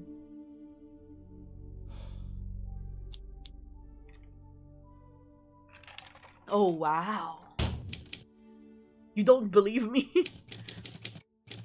I scarcely think I deserve this level of sarcasm from you, Tomas. Adeyemi looks a little miserable at that, and Lawrence immediately feels guilty. Apologize. I'm sorry. You're right. That was rude of me. It's not that I don't believe you. This just seemed like it's just the paranoid ramblings of tired old men. It kinda does. Lawrence thinks for a moment. Can you think of any reason why they would do this? Have you been a bitch to them? Have you treated the nuns badly? Adeyemi stares at him, confused. Not one.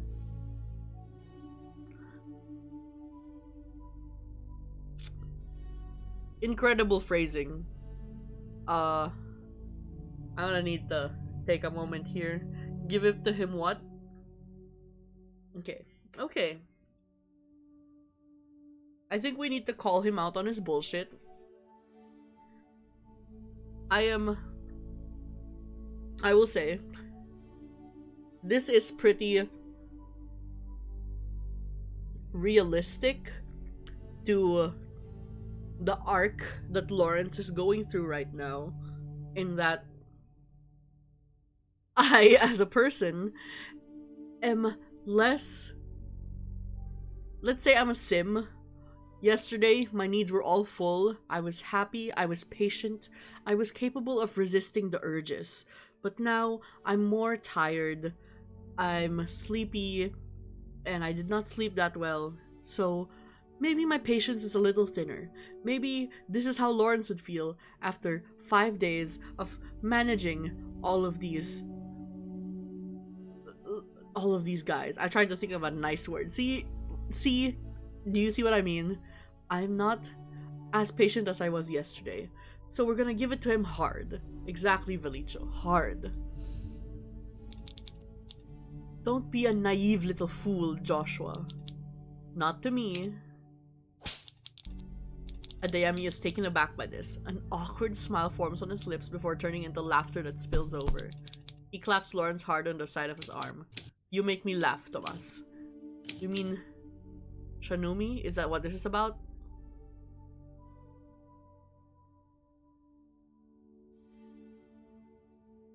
Okay, I like all of these options.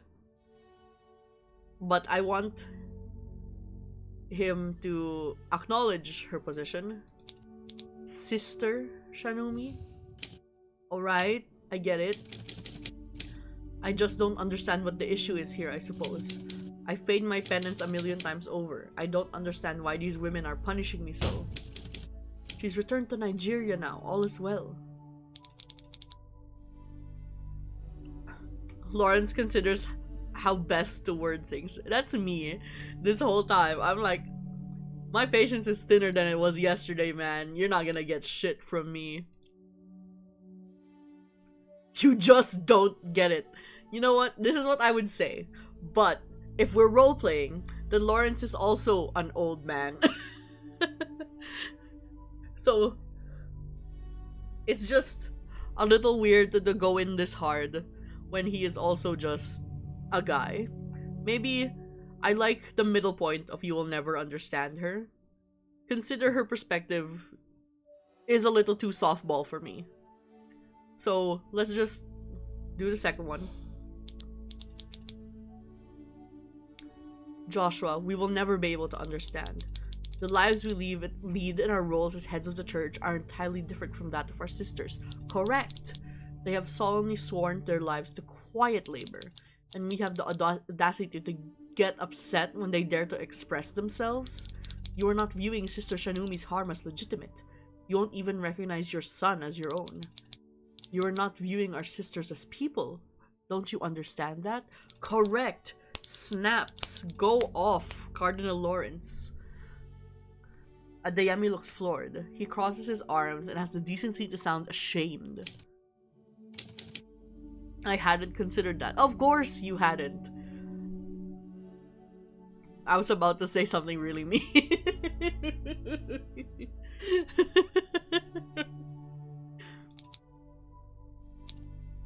I know. Say it. You really are the demon. I was just gonna call him a dusty homophobe.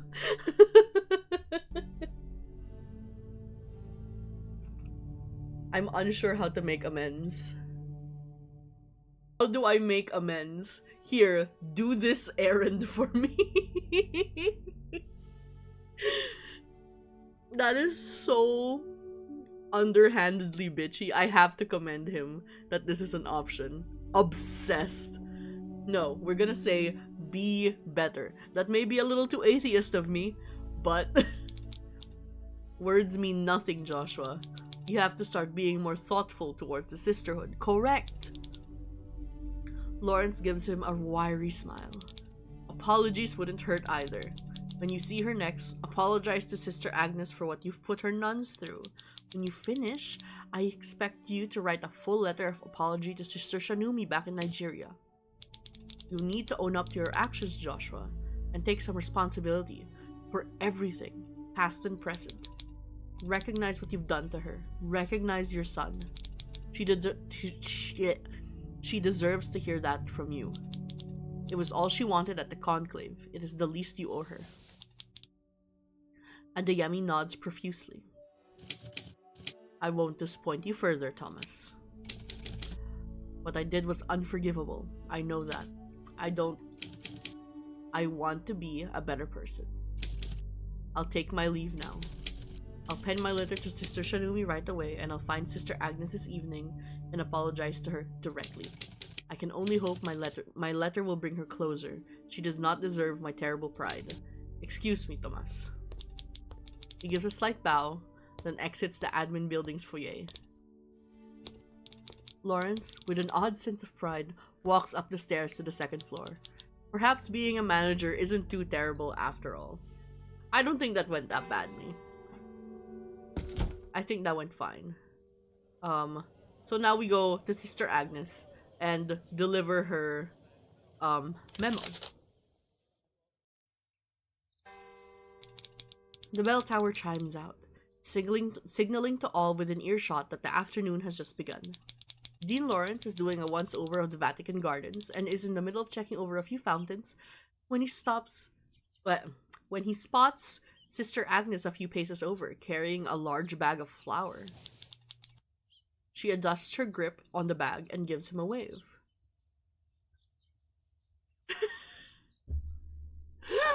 Why are all the flirt options with Sister Agnes so unhinged?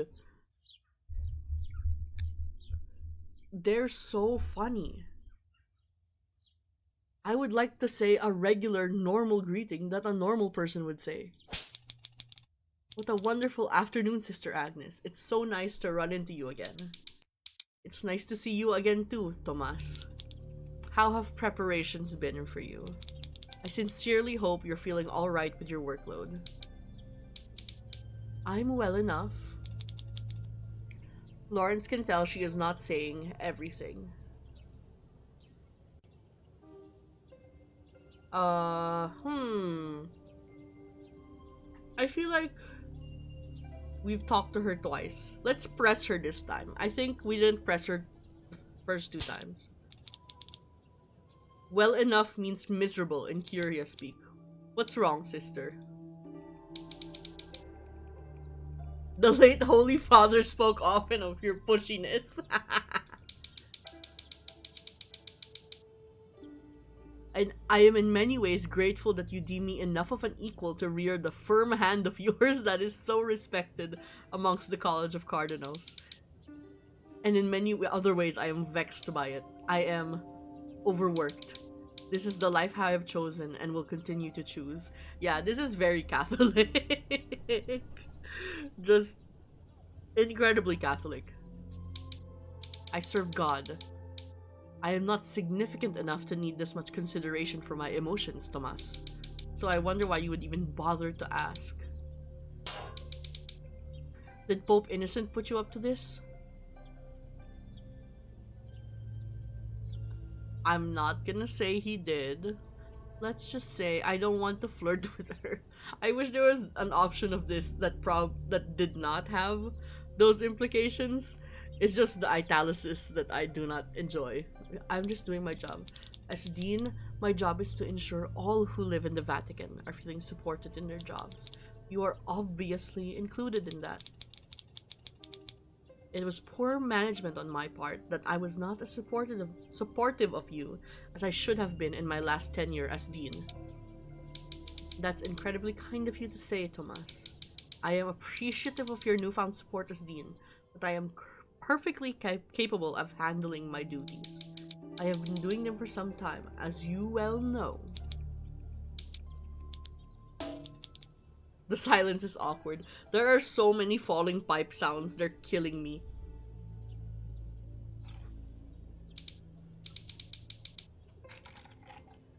What about you? How are your preparations for All Saints' Day coming along? They've been well enough. I was actually on my way to do... Thomas, you just said well enough means you're miserable in Curia speak. I was actually on my way to do a once-over of the fountains. I noticed a few weeks ago several spouts had become clogged. I need to mark them for the gardens to fix before all the camera crews arrive. Would you like to join me? I know you're busy, but I'd be delighted to have your company.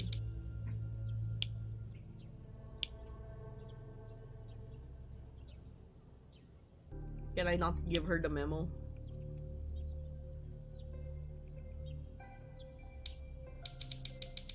Well, I could use a bit of fresh air with all my time inside. I suppose I could walk with you for a little while. Can we not give her the memo?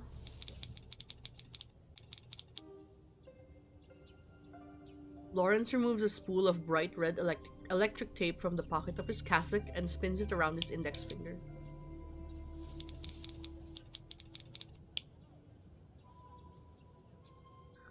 Sister Agnes gives a soft chuckle at this and shifts the weight of the flour sack on her other hip.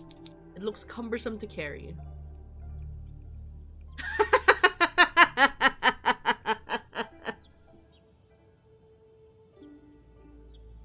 Say nothing. Hashtag feminist. Oh my lord. You know I'm gonna pick that one. You know I'm gonna pick that one. I'm gonna pick that one. Say nothing.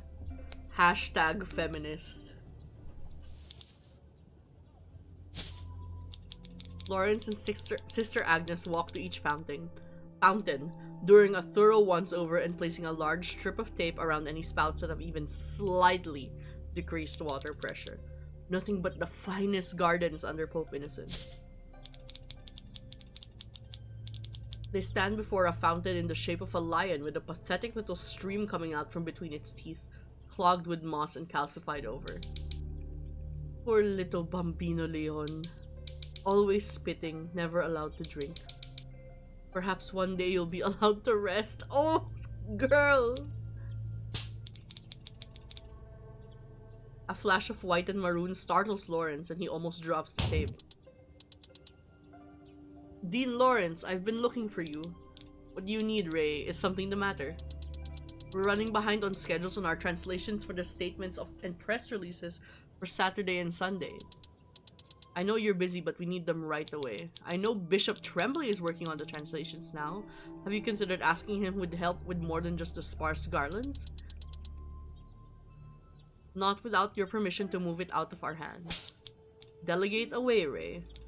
I will never be offended at the delegation of tasks, especially on such short turnaround. I agree. Then I'll have him working on those shortly. 1,000,000 thank yous, Ray. I appreciate how much work you've been putting in. And I know I don't tell you that enough. Yes, appreciate Ray forever. He does so much for you, brother. You definitely do not, but I know you do. Good afternoon, Lawrence. Sister Agnes.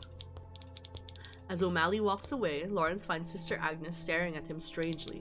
She fiddles with the flour sack in her hands. Is something the matter, Sister Agnes? I'm sorry that Ray interrupted you like that. No, it's not that at all.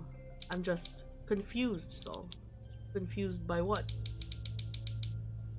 Only days ago you led the charge to get Trembly exposed as the con artist he is. Then I hear you and Pope Innocent went out of the way to keep him residing at the Curia. That you've been going out of your way to comfort him, and now that you're entrusting him with the press release translations for All Saints' Day. I trust your judgment, Tomas, but I wonder how you can be so trusting so easily, in spite of everything.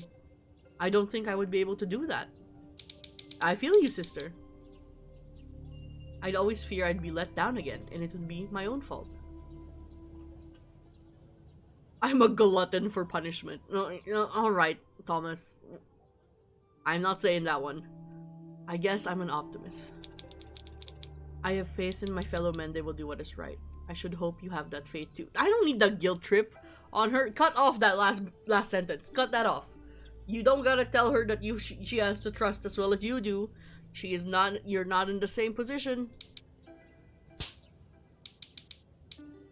I never figured you for a fool, Tomas. You must have more sense than that. Our responsibilities are more important than blind faith. Our very religion is based on it, sister. I'm surprised you carried grudges with you so heavily, not pulling out the Jesus card. My position within the church has made it a necessity to learn a level of self-preservation. I understand why you may not be able to see things my way, and that's alright. Perhaps it is best if your faith remains blind, so mine may be a bit shuttered. Variety is the spice of life, as they say. Lawrence places a long strip of tape within the lion's open mouth, hanging it out like an unfurling tongue. They both laugh at this. That's all the public-facing fountains. Thank you very much for walking with me, sister. You're very welcome, Tomas. Thank you for inviting me. Can I give her the memo?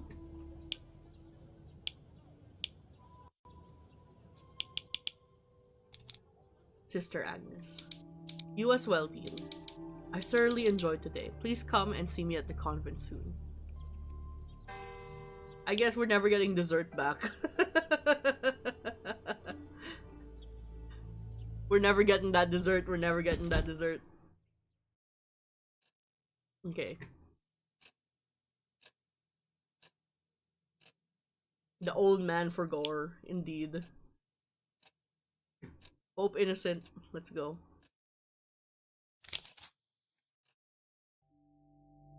Dinner date. It's evening, and Lawrence is having his daily meeting with the Pope. There's nothing unusual with meeting with the Pope in an office. After all, he first spoke to Pope Innocent in one when they first met. However, for some reason, Lawrence has an uncanny but justified feeling the two of them are stuck in a time loop every time they meet in this room. Your Eminence?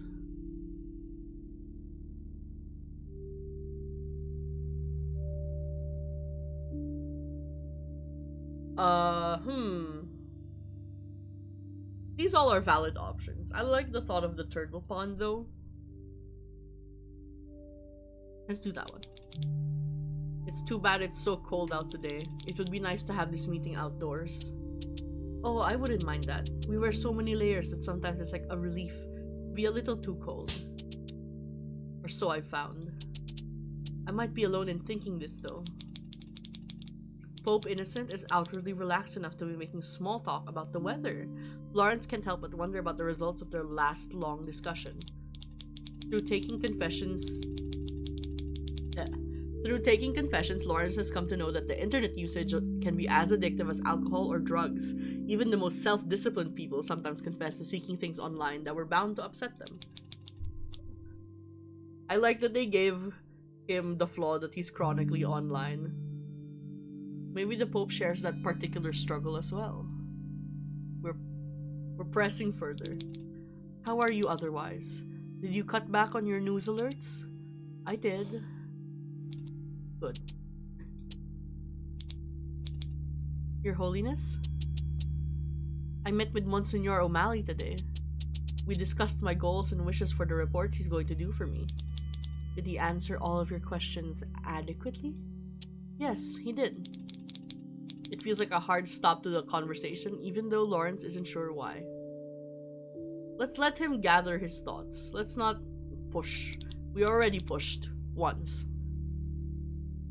Lawrence stays silent, but conveys interest with his eyes. See, sometimes you can do that with your eyes, right? I tried to do this in D&D, and suddenly my DM is like, how do you do that with your eyes? And I'm like, sometimes you can, right? If you're close with the other person, if you've been traveling with them for maybe months, years, sometimes they can see in your eyes at least a general understanding of what's happening.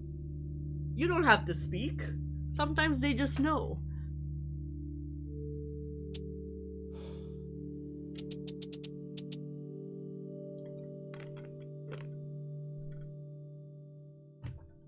It's strange that people live this way now, isn't it? Let him gather his thoughts. Lawrence continues listening silently. Anyway, I have a feeling that you still think I'm looking at news alerts. For what it's worth, I'm not. I'm happy to be not looking at them. But something troubles you. Yes. My mind feels much clearer after disengaging with all of that. Isn't that a good thing? Yes. But many people don't have access to an expert like Monsignor O'Malley. From my brief attempt at monitoring what people say online, it left me feeling awful, but I felt like I couldn't look away. I feel better, but also somehow worse for stepping away.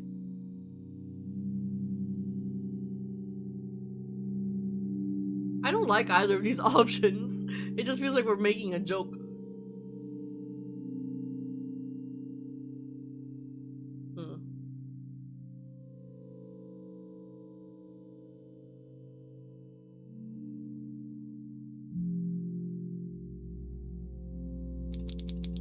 Are you worried about the impact it will have on Monsignor O'Malley? Okay, that's better. That's better phrasing. Yes, I worry about the Archbishop's well-being. I worry about everyone's well-being, truth be told. I tried to follow along with these news alerts for just a few weeks. How do people cope when they've been engaged in this habit for years? I don't know, man. I got no answers for you. This shit is hard. My understanding is they don't. Yeah, cope, that is. Real. I wasn't completely isolated when I was abroad. I would make use of the internet to, I don't know. What's your Reels account, bro? Be aware of bad weather or outbreaks of hostilities, things like that. But I wasn't paying attention to articles about cats that look suspiciously like the new Pope. I had to keep moving. Is that a real thing? Did that happen when Pope Francis got elected? Everyone comes to the papacy with some skills they need to learn. The church is obligated to understand how people are using the internet these days, but I was always bound to be the least equipped to deal with it. I'm sure the nature of your ministry precluded that, not any failing on your part. We aren't meant to know the future, but sometimes I do wish the Lord had given me an inkling. Oh, the world is so unstable, there's no time for me to fail in this.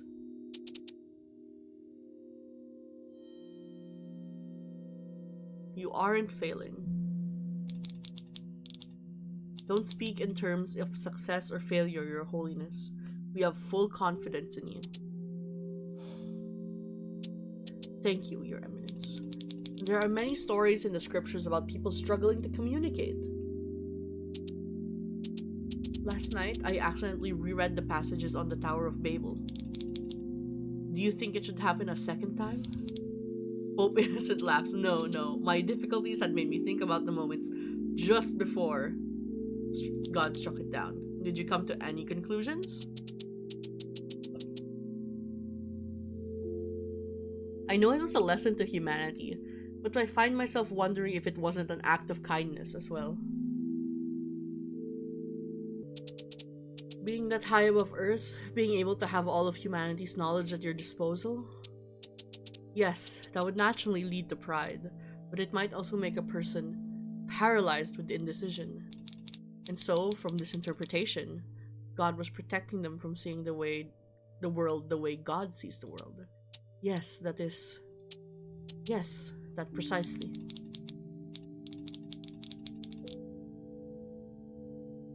Will this come up in one of your homilies this week? If so, you run the risk of Tedesco thinking you're pointing out flaws in the Tridentine Mass. Subtweeting his preference for Latin you mean to say? Why would you make that reference to Father Lawrence? He doesn't understand. Oh my god, Pope Innocent is chronically online. We have a chronically online Pope. We're doomed. We're doomed. What does that mean? Don't worry about it. Me when I make a horrible meme reference to my friends who aren't as chronically online and they're like, what the fuck are you trying to say? And I'm just like, don't worry about it. It's fine. It's fine. Don't worry about it. I will, of course, pray that God delivers the guidance you seek. I am grateful. Sometimes the cat memes are funny. Yeah, we gotta say that. We gotta say that. We have to, like, connect with him, empathize with him. I can also ask Monsignor O'Malley to highlight some positive commentary on actions you've taken that might help focus your efforts as well. Yes, I'd be interested in that. Thank you, Tomas. He made no mentions of cat memes. Lawrence leaves the papal offices a bit tired, but in a way that feels surprisingly good. Before the late Holy Father's isolation and paranoia took root, he and Lawrence often had discussions about the intersection between faith and practicality. This meeting with Pope Innocent reminds him fondly of those days. However, like Pope Innocent, he sometimes scolds himself for not paying enough attention to important things in the past. He can't save the late Holy Father from his loneliness, but he'll do his best to help keep the new Pope away from that path.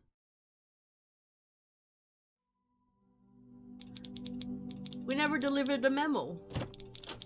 We're never getting dessert. Alright. Long time no see, Monsignor O'Malley.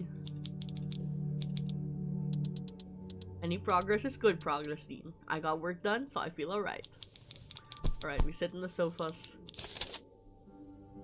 How's our flock?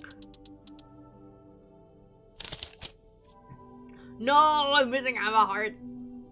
Oh, we only got half a heart with Sister Agnes. She's hard. Maybe, I guess she's just hard if you're not constantly flirting with her. Okay. Unfortunately, well, I don't know what unfortunately. I don't really care as much what Tedesco thinks of us. So, still closest with Cardinal Bellini, I see. It's good to see things are going well on that front. You got close today with Bishop Adeyemi. It's sweet how much you care about Bishop Adeyemi. He has much to learn from your thoughtfulness.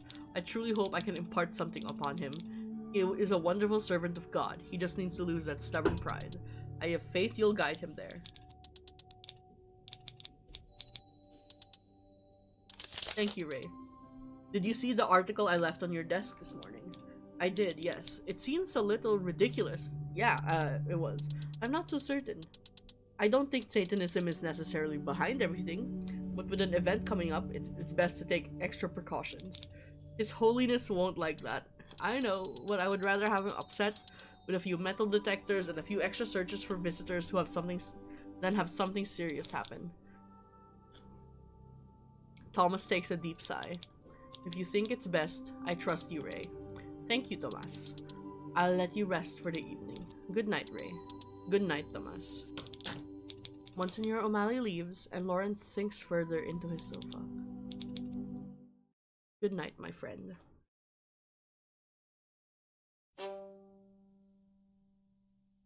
2 days.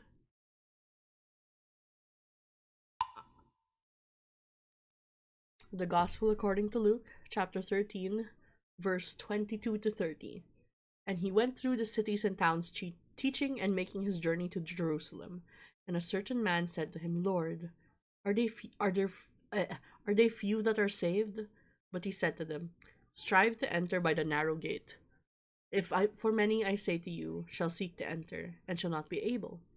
But when the master of the house shall be gone in, and shall shut the door, you shall begin to stand without, and knock at the door, saying, Lord, open to us. And he answering shall say to you, I know not whence you are. Then you shall begin to say, We have eaten and drunk in thy presence, and thou hast taught in our streets. And he shall say to you, I know you not whence you are. Depart from me, all ye workers of iniquity. There shall be weeping and gnashing of teeth, when you shall see Abraham and Isaac and Jacob and all the prophets in the kingdom of God, and you yourselves thrust out. And there shall come from the east and the west, and the north and the south, and shall sit down in the kingdom of God. And behold, they are last that shall be first, and they are first that shall be last. Sometimes I wonder, when I read out the gospel at the start of every day in this game, what my mother thinks in the other room, because she's actually still practicing. So, like, I wonder what she thinks I'm doing. Alright, let's start day 6. Oh. Okay. So today is a Tedesco, Tremblay, and Bellini day. We went to Tedesco last at night. So let's save Bellini for the night, and let's go to Tedesco first this time.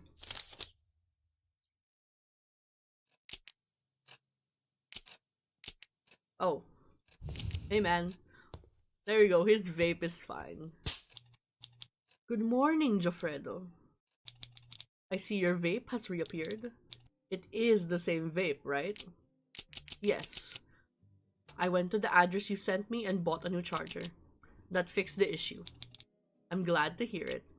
Yes, I know you cared deeply. I'm just glad I didn't have to buy a new one. We all know I think change is terrifying. Yeah, you're being tongue-in-cheek, but you do. Like, what are you saying, man? It's impossible to tell if that was a self-deprecating joke. Lawrence decides to keep things moving along. Thank you for meeting with me today. He's just like, haha, you think I'm a fascist. Isn't that funny?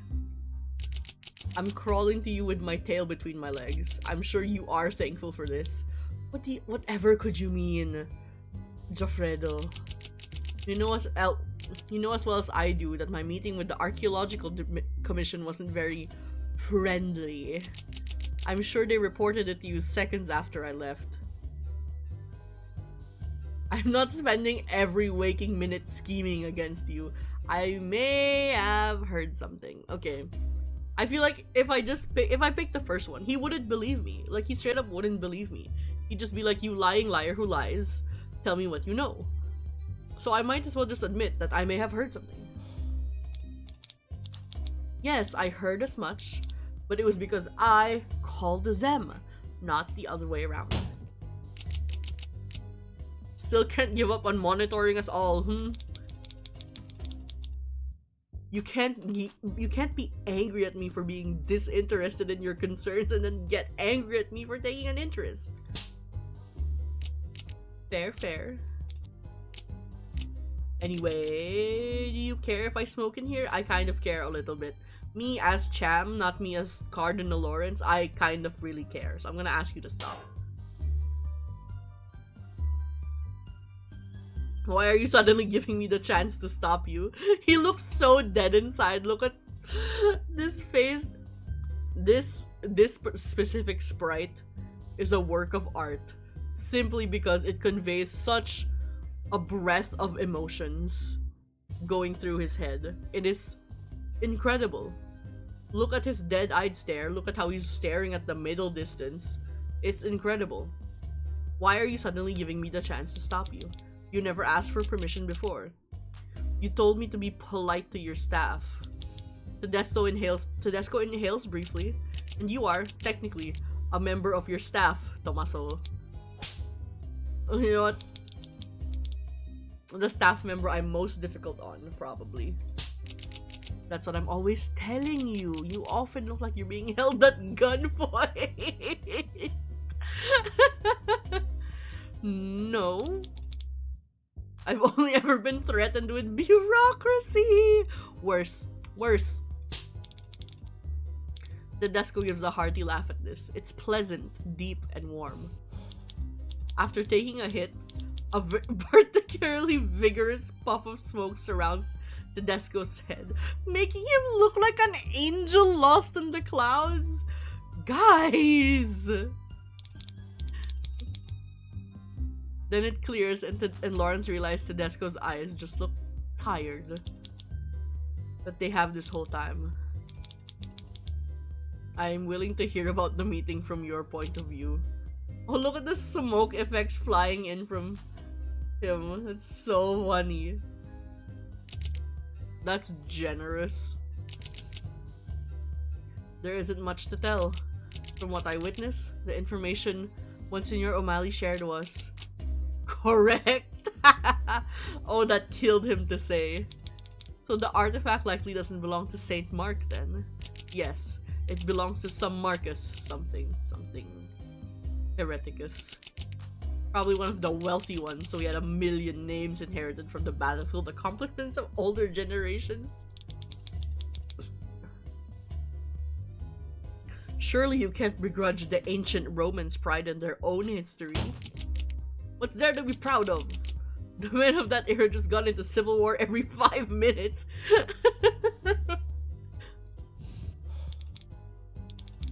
You know what?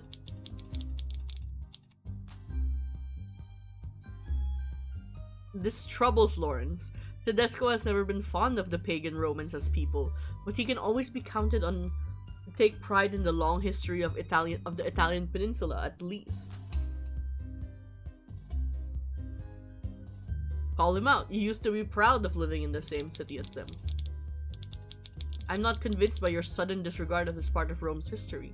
There have been so many times you've spoken about those same men as if they were your long-lost friends. Yeah, I was gonna say, a fascist not immediately revering Rome for some weird reason or another sounds odd, and it tracks that he did before. What changed? You once cried to me over the likelihood that we would never have Etruscan file fully translated.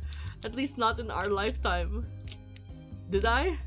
That sounds believable for me, but did I really? Yes. A couple decades ago, you were very drunk. Lawrence pauses briefly, his cheeks feeling rather warm. He remembers that night and how hopeful they'd both been for the future. I'm getting a Tedesco flashback. Well, okay, I don't think it's a full flashback. Well, we were both very drunk. And what did you do? Light a cigarette for me? Get me a cup of water? Tell me to go outside? I don't know. I think I just listened.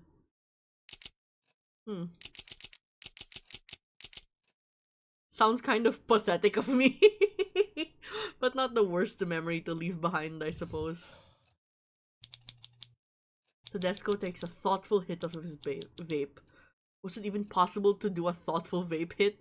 If so, Tedesco managed exactly that. Yeah, I see it. All this to say, I've known you for a long time. Which means I know you have at least some appreciation of pre-Christian history. Sure, but I have my limits. This Marcus person probably didn't do anything important. He was just rich. Is that so? Did they say what year the artifact came from? They're still figuring that out? Convenient. So they let you see the item. They answered all your questions. You seem to have accepted their judgment. Why are you so... Why am I so... Go on, finish your sentence. Bitchy? C-word? Can I say that on Twitch? Why are you so bitchy? such an asshole? A fascist? I don't know.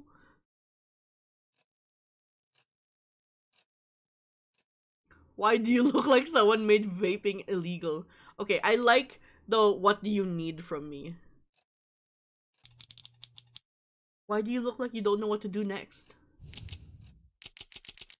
Maybe because I don't know what to do next. Did you really pin all your hopes on this? All of us frontrunners for the papacy have had to figure out what to do next. You've had to figure out what to do next. It's a stretch calling Lawrence a frontrunner. Maybe he had been one for approximately an hour before the hand of God intervened.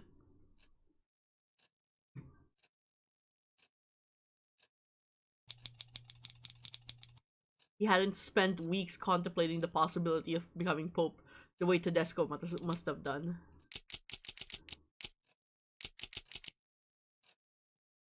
Our holy fathers all seem to like giving you errands to do, though.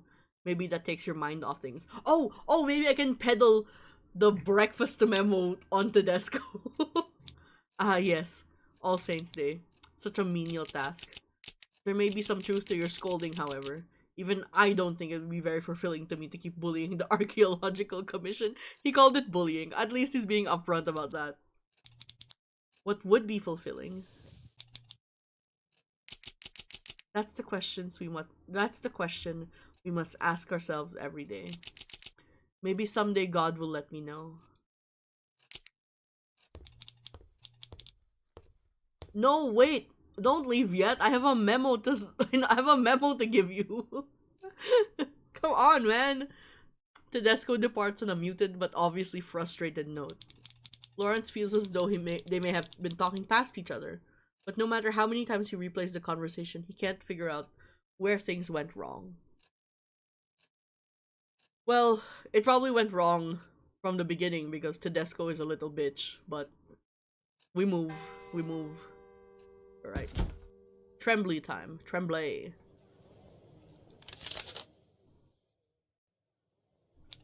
Dean Lawrence runs a hand over his face, staring at the large group of children and nuns on the other side of the entrance gate.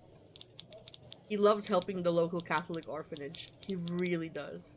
But during such a busy week, it seems like an overworked task to do all on one's own. Good afternoon, children. Is everyone ready for a tour of the Vatican? Oh my god, he has to make the fun tour guide noise, like tour guide voice. Oh my god, that scared me. He is met with the most ear-shattering cheers of excitement. The head nun, Sister Maria, gives him a sympathetic look. Just as they are about to embark, Lawrence spots Bishop Tremblay, only a short distance away, carrying a briefcase and several folders full of paper. Joe! The man jumps slightly, but manages not to drop a thing. Tremblay walks over to Lawrence. What in God's name do you want, Thomas? You startled me.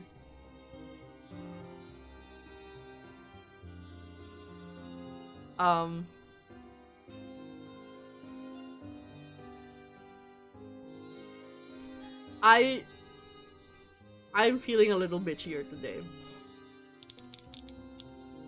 I'm in over my head with these children, Joe. Fine. Just because it's you asking, Thomas. Oh, that's sweet. Thank you. Please follow me. Lawrence and Tremblay gather the children in order and begin walking through the prominent sites of the Vatican. Every few feet, Lawrence gives a little anecdote about the building they're in front of. He notices Tremblay is particularly quiet, near the back of the group. I'm not... I'm not... Okay. I want to encourage him to talk. I don't know about winking at him. The last one is incredibly bitchy. And I love it. But now is not the time. We have to model good behavior to these children. I can't be starting beef with my fellow holy people in front of these orphans. You know? I'm gonna do it. I'm gonna wink at him. Only because I don't like the other options.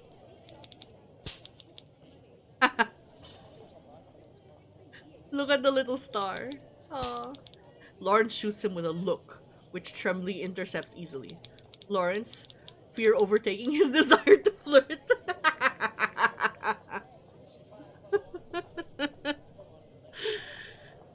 Instead tilts his head slightly and offers the French Canadian a warm smile. He pretends, for both their sake, that he's imagining the pale pink tinge that flushes across the taller man's cheek. Good lord. Good lord. Trembly begins giving a brief history on the working horses of the Vatican's past, much to the delight of the children. It wasn't until 1931 that the Vatican City began registering cars within the country. Before that, we used carriages and horses for everything well past when Rome switched over in the late 1800s. Can you imagine watching the Swiss Guard on horseback? Lawrence watches, enthralled by how well Trembly handles the kids. When he is done speaking, Sister Maria calls the children over to a small cluster of benches to eat lunch. You're quite good at that. At what? Catching my... Oh my god. Inspiring children to listen. Those orphans love listening to you, Joe. You talk to them at their level. Do you really think so?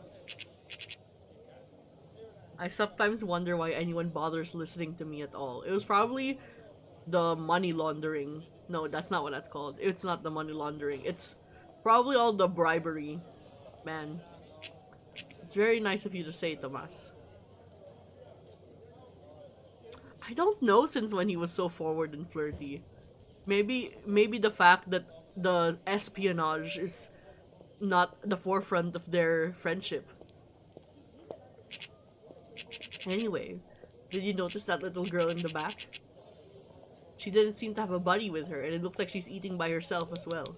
He points to a little girl wearing a graphic t-shirt and a pair of dirty jeans. She looks no older than 8 or 9. She is, in fact, eating completely by herself. Drag him over by his wrist. Lament what assholes children can be to one another. Encourage him to go talk to her. You know what? You should go talk to her. Sometimes all it takes to make a person shine is some encouragement. You think so? This past week, I've seen a whole other side of you. I know in my heart you can make this little girl's day brighter just by offering her some kindness. Hold on. Okay, Trembly gives Lawrence a wide smile and then approaches the girl. He points at her and she excitedly begins talking to him about it in quick Italian that he points at her shirt, okay, that Lawrence has trouble understanding. A couple of other children join in as well, until there's a whole group of children, all on their phones shouting at each other.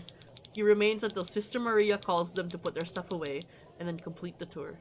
Lawrence is very impressed with how this small interaction made him even more popular with the children. At the end, they wave goodbye. Yes, Sister Maria, I'll stop by next weekend and spend some time at the orphanage after Mass. Oh, that's cute, he turned!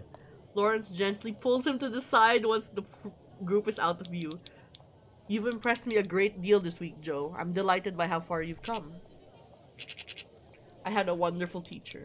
The silence is warm only for a moment, before Trembly receives a phone call from someone demanding to know where he is. I'm late for a meeting. Let's talk soon, okay, Tomas? I eagerly await hearing from you. Little gay, little gay. Lawrence watches him wave as he briskly picks up his pace to continue on his way. It is good to see Trembly make such progress like this. Okay, okay. Now, the moment we've all been waiting for. The gay shit.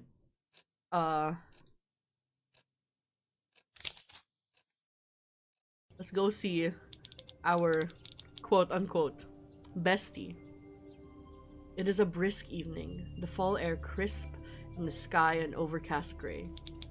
Lawrence is on his way to the Vatican Gardens. Let's do that again. Lawrence is on his way to the Vatican Gardens when he is stopped by a stressed-looking Cardinal Bellini, who is carrying a heavy briefcase, overstuffed with paperwork. Oh, good. I was just going to come looking for you. Oh? I'm on my way to a meeting with Pope Innocent, and I would greatly appreciate your support.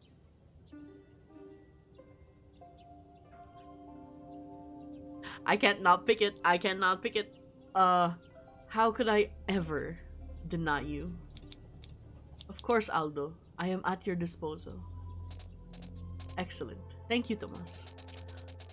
I'm planning on going over the diplomats and officially setting their itineraries with the Pope. How would you like me to help?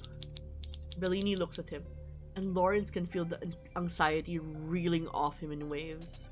Just make sure I don't say something foolish? Lawrence feels a part of him ache at the mere thought of Bellini being so nervous for anything, much less a standard meeting with Pope Innocent. How many guests do we expect to arrive on Sunday? Approximately 46. Assuming everyone shows up, which they never do, and assuming everyone stays the whole 3 days, which they never do either. Not as bad as Easter, then? Bellini shakes unconsciously at the memory. Several cardinals, bishops, politicians, and world leaders had decided that, with the slight decline of the late Holy Father, Easter was the time to pay a visit to the Vatican to see him one last time, just in case. During the weeks of Easter festivities, they had hosted almost 200 of people varying levels of fame or import. It had been exhausting. Yeah, I can imagine. Good Lord. And thank the Lord for that. Amen.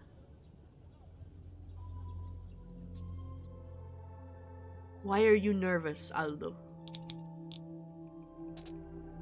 I like that a lot of the time, like a couple of times now, when you pick an option for Aldo, Lawrence just says it directly instead of the rewording that a lot of the other dialogue options are.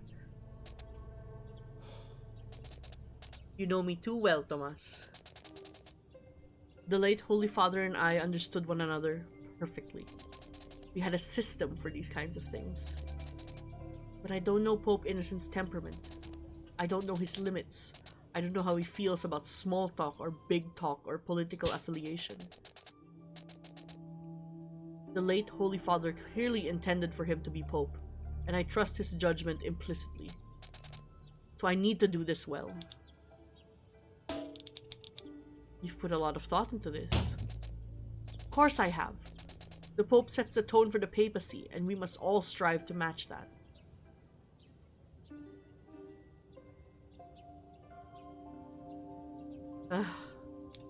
Aldo, I know you're grieving, but this is not a healthy way to cope with it. Excuse me?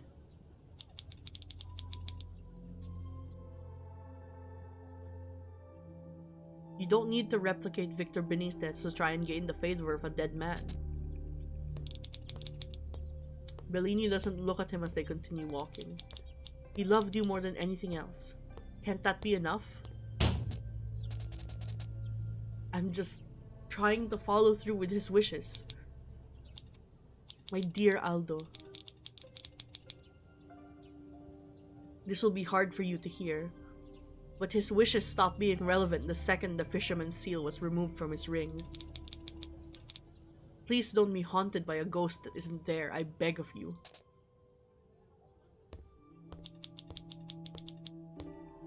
Bellini does not say a word the rest of the walk back to the administration building.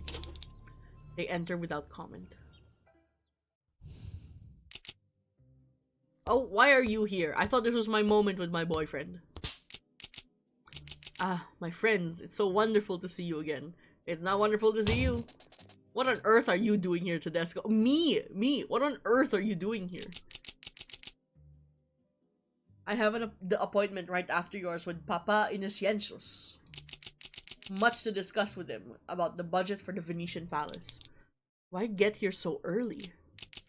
Well, after I heard my meeting was to be scheduled directly after our beloved Altos, I simply had to be here to see it happen. Damn. You bitch. You bitch. I look forward to seeing him fumble his way through this meeting with our Holy Father. You get out of here, man. I'm sure you remember that Aldo has occupied the role of Secretary of State for some years prior. Unlike yourself, Joffredo. He's more than capable of holding court with His Holiness. Tedesco raises his eyebrows, humored. Of course, that's why you're here, Tommaso. Bellini rolls his eyes and continues walking. Lawrence gives Tedesco a small nod before following after him into the Pope's office.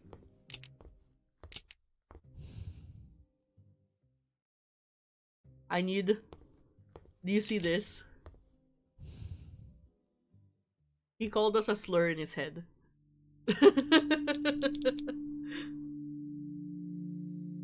Pope Innocent greets them warmly, his face radiant with the light of God. Damn, okay. He seems particularly pleased to see them both. Ah, Thomas, I had no idea you would be at this meeting as well. I don't usually attend these sorts of meetings, but Aldo thought it'd be best I sit in to help keep things running smoothly for All Saints' Day. That's very thoughtful. Thanks, both of you. Bellini sorts out the paperwork in his bag and drops a heavy-looking packet in front of Pope Innocent. He hands a second off to Lawrence, who fingers through it gingerly, as though it might bite him. As always, you're very thorough, Aldo.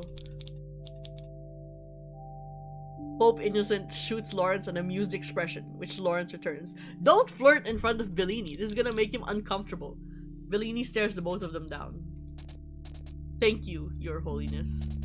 Now, let's start with an introduction of each diplomat. I've included their portraits, along with some biographical details I thought would be prudent to memorize. This is that scene from This is unfortunately that scene from The Devil Wears Prada, where Emily is like, Andy, I need you to memorize this giant binder of people that Miranda needs to know, and we're gonna stand behind her and whisper in her ear. Except, I don't think they're gonna be standing behind Pope Innocent and whispering in his ear during these festivities. And this is serious, yes? Not a joke? Bellini gives Lawrence a cautionary glance, silently asking with his eyes if he is being made a joke by Innocent. Lawrence returns one of assurance. He is not. Unfortunately not, Your Holiness. Bellini, you just need to, like... I've said this before. I need the three of you... I need the three of you, along with Monsignor O'Malley, to sit down and play a board game, right? You guys need, like... Or maybe sit down, watch, like... I don't know... 5 seasons of Grey's Anatomy together. You guys need to figure out where your humor is, and you need to build a rapport. And you're not gonna do that if you're always just work. Set aside a movie night. Ah, the Lord is not so kind to me. Please continue, Eminence. After the introduction is a bulleted list of things you're going to they're likely going to ask you about. From personal experience, this is good to know before talking to any of them, especially if they request a private audience with you. A shocked look passes over Pope Innocent's face, which he is quickly trying to hide. They can request a private audience with me? Not all of them. We'll discuss who ends up speaking with you in a little, but you will have to speak with a few of them one-on-one. Pope Innocent flips through the packet haphazardly. I don't want to talk to the President of the United States. That's so real, brother. Oh my god. Oh my god. I need to know if the team... Wait, no. Yeah. The election was in November. This team worked on this fully expecting Trump, fully knowing Trump was gonna be president. Oh my god. Okay. He's one of the mandatories, I'm afraid. He's Catholic and we do need... Is Trump Catholic? Let's have a little Google right now.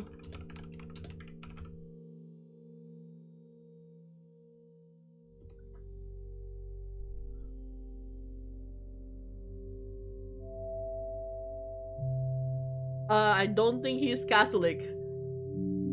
Oh wait, no! This is 2019! Who was president? Who was US president in 2019? Okay, it was still... Hold on. In November. It was still Trump. It was his first... It was Trump's first term. So, and I don't think Trump is Catholic. If he was, that's news to me. I wouldn't want to meet Joe Biden either, for the record. The Pope pulls a face. He looks like he's in pain. Oh. Lawrence understands and tries to stifle the chuckle under a cough. Wonderful. I'm sorry, Your Holiness. If it makes you feel better, he'll largely speak about how annoying American evangelicals are. Yes, I'm aware Biden was Catholic, Cleldy. However, this game is set in November, or late October, November 2019. And I believe that was during Trump's first term. So... currently, the president should not be Catholic. So this is an AU where Biden is president during 2019. Which, you know, I'll take. That's not the focus of this game. It does not, but I appreciate your trying, Thomas. Welcome, Leldy, as well. Hello. I can schedule him first. Would that help? I've been a citizen of Vatican City for many years, and we don't feel a particular love for my home country's government either. That's the spirit. Bellini gives Lawrence a confused stare. Lawrence just waves him off. Well, he was, I believe, Archbishop, or... He did his mission, he was doing his mission in Afghanistan, so I can imagine this guy has no particular love for the United States government. At the end are my own personal anecdotes of interactions collected throughout the years about each figure. The late Holy Father appreciated it, so I thought you might as well. Some of these are quite verbose. You have much to say about the Spanish bishop and his Congress member brother. Yes, Your Holiness. I happened to run into their secretary, who was rather upset with them that day. She spilled quite a lot of their baggage, and I wrote down all that I remembered. Oh, he's a tea spiller. He's just as much of a gossipy bitch as Lawrence is. No wonder they get along so well. It may be useful in situations where they might try to pressure you to do or say something on behalf of the church that you'd rather not. Gossip and blackmail in the house of the Lord, Cardinal Bellini. Yeah, what do you think has been happening the entire time you've been here, Pope Innocent? How scandalous. I just demoted someone for that. Bellini turns beet red. He's just teasing you. He's just teasing you. Relax. It's alright, Aldo. He's only teasing. Bellini tilts his head ever so slightly, not unlike a confused dog. Lawrence finds himself deeply endeared by it. Aww. He has to physically stop himself from reaching out a comforting hand. Aww.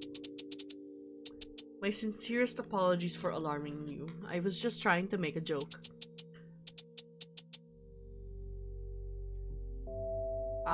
My sincerest apologies for alarming you. I was just trying to make a joke. I actually think it's quite proactive. Thank you very much for putting so much time into this. It's no trouble at all.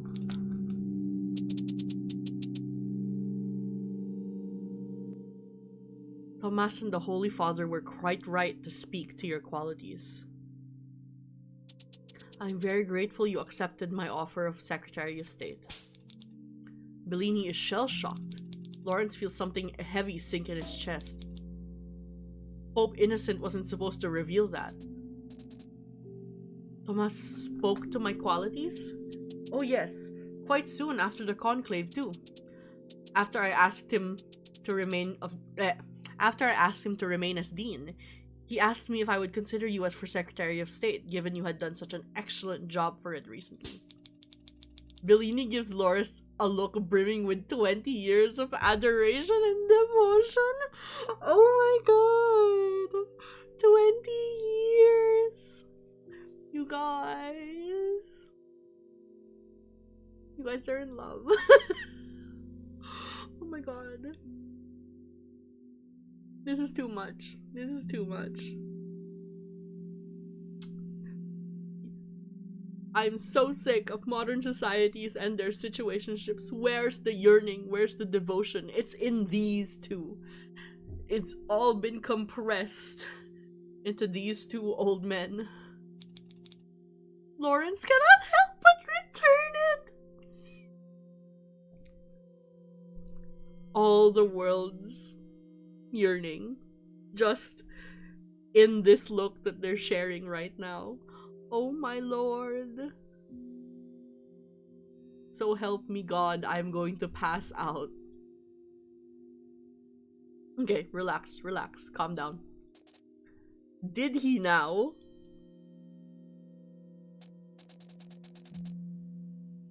Well, I am very glad to have been able to show your holiness my talents.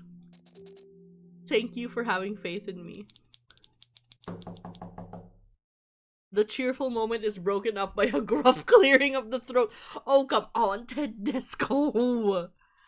Clearing of the throat near the door of Pope Innocent's office. Cardinal Tedesco, vape in hand, unfortunately, stands almost gleefully at the group in front of him. Buongiorno, your holiness, eminences. Oh my god. He is quite literally cock-blocking. Like, can you leave? The three of us are having a moment. And we don't need you here. Harshen our vibe, right? You've arrived a bit early, I'm afraid. We're not quite finished with our meeting. But how we may help you anyway, Cardinal Tedesco? Nothing to help. I just wanted to come and see the circus for myself. That's not a nice thing to say. That borders on homophobic, actually. Bellini rolls his eyes and places a hand on his hip as a warning, anticipating what's to come. Pope Innocent looks between them, observing. Circus, Eminence? Yes, your holiness. Circus. The spectacle of another tenure of Bellini as Secretary of State for the Holy See. I'd best settle in to watch the schism that follows. Okay, I'm gonna admit, the schism joke is funny. Cause schism joke is funny. I still hate your ass, and I hate that you're interrupting our fleeting tender moment. But yeah, I'm not say nothing and hope he goes away. That's actually how you let fascism win. So we're defending Bellini's honor. That's enough, Joffredo. If there's nothing you need, kindly leave us so we may do actual work. And stop smoking indoors. You look like a teenager. It's unbecoming. He just said, I've been told I age like fine wine. Just because you do doesn't make you the correct person in this situation, alright? You're just aging well, right? Tedesco barks out a laugh. Gives them a rude wave before stepping out, chuckling audibly to himself as he walks back down the hall. Bellini gives Lawrence a loaded and warm smile from across the room. Okay. Okay. He feels his chest tightens fondly and returns it.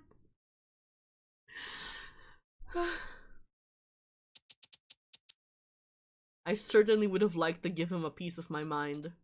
Perhaps it's best you did not. With men like him, there is a fine line between self-defense and vicious attacks. As Pope, you must avoid both.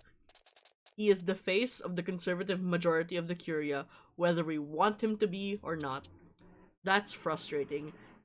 Damn right it is. I know, Your Holiness. I am sorry. But I promise I'll help guide you through all the political nonsense. Pope Innocent takes his hand and pats it gently. Thank you, Aldo. You're quite welcome. Now, should we return to our studies? The two of you may continue. You have no more use of me, Aldo. I'll take my leave. Lawrence ducks out of the room. Bellini follows after him in the hallway, both out of view and potentially in view of other members of the Curia. Bellini grabs his wrist sheepishly to make him stop. Okay. Wait, they're holding hands! They're holding hands!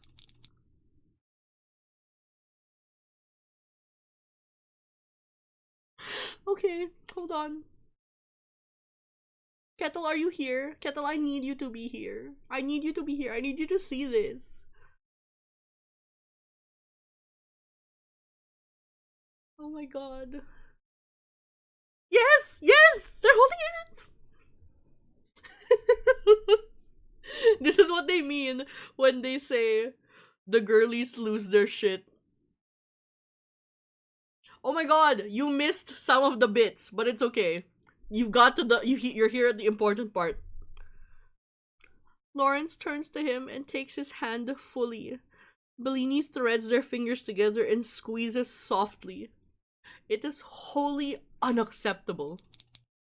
Lawrence returns the gesture. Oh my god. Thank you for today, for helping me and standing up for me. Think nothing of it.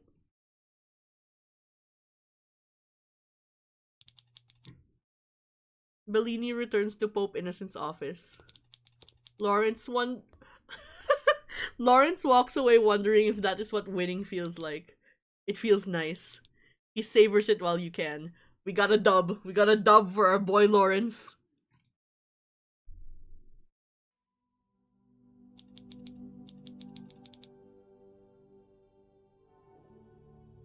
Dean Lawrence returns to his apartment. Alright.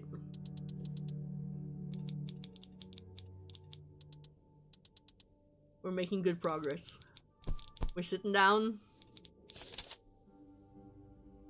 How's our flock? Okay. Okay. I didn't expect to accidentally perhaps get Trembly this high. But I'm not mad at it. We got one more heart with Tedesco. Whatever. I'm sad about only 3 hearts with Sister Agnes. Maybe we can remedy that. I think we're gonna break our streak since tomorrow's the last day. We're gonna see Pope Innocent, Bellini, and Sister Agnes. Just try and get Sister Agnes up a little bit higher. I don't really want to hear Trembly's confession. But I don't know. I'm not sure.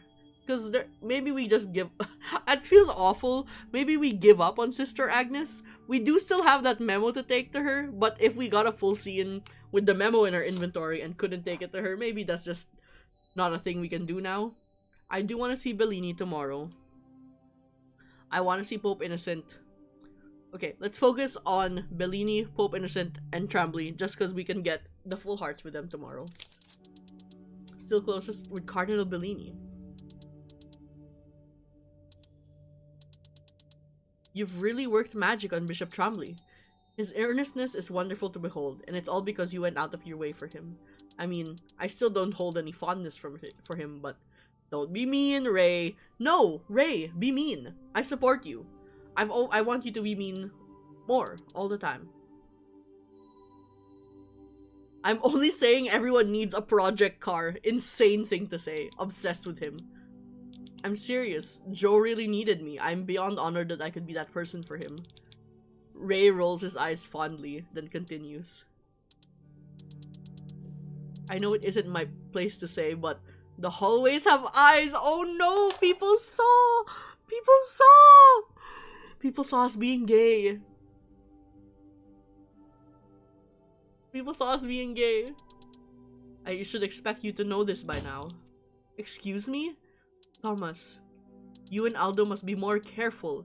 I find it hard to believe you haven't learned this in all your time together. Thomas swallows hard. Did people... Someone saw. And now all the Curia has heard about it? Oh my god, everyone has heard about it? Everyone? Oh no, that's not good. That's not good. That's scary. Oh no. We're gonna get hate crimed.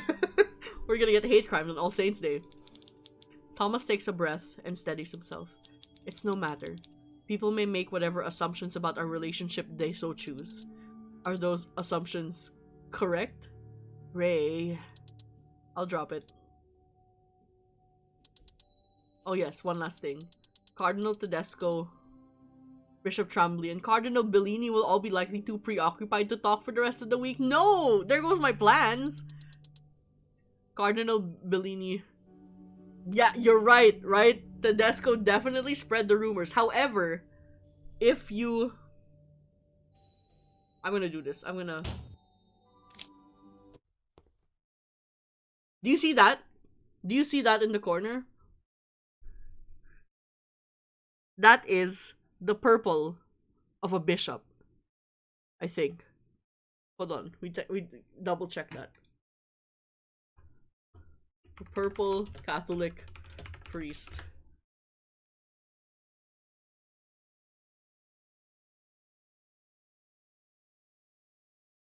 Bishop? Yeah, bishops. So if it was a bishop, it's either... No, we can clearly see that that man is white. Tremblay? Would it be? The only two... Maybe... I don't know, Wozniak? Those are the only two bishops, white bishops that I can imagine. I would have thought it would be Adeyemi because he's the one that's homophobic, but that's clearly a white man. Tremblay is jealous? Maybe. Maybe he is. Maybe he's jealous of us. He's jealous we got a thing going on. Okay. Let's continue.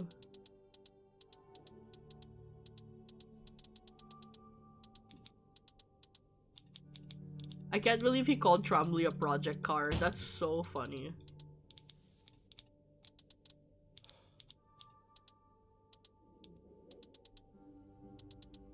One last thing. Everyone will be too busy. Cardinal Bellini has a speech to finish. Tremblay has a mountain of work to translate. And of course, Cardinal Tedesco is off doing whatever it is he's doing. That's about it for now. That's all very informative. Okay.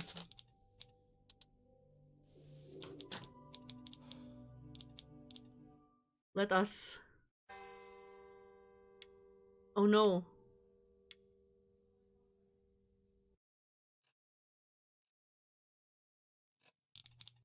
It's incredibly late, around 2 a.m., when a knock sounds at Dean Lawrence's door. Oh no, what's happening? Kettle! Oh my god! He rises, turns on his bedside light, and answers it. To his delighted surprise, Cardinal Bellini stands on the other side of it. He pushes his way into the apartment and closes the door. Hold on, what's happening?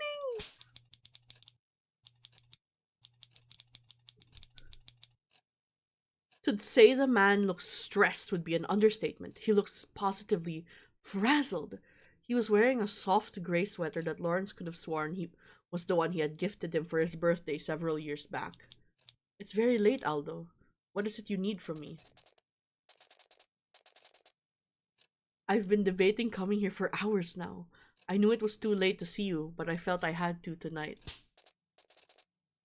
Oh, Thomas. I have no clue what to do. I need your guidance now more than ever. Please take my confession. Always, Aldo.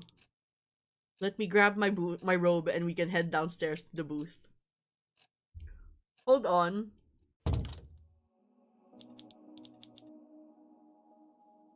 The walk is short, but it feels like forever. Bless me, Father, for I have sinned.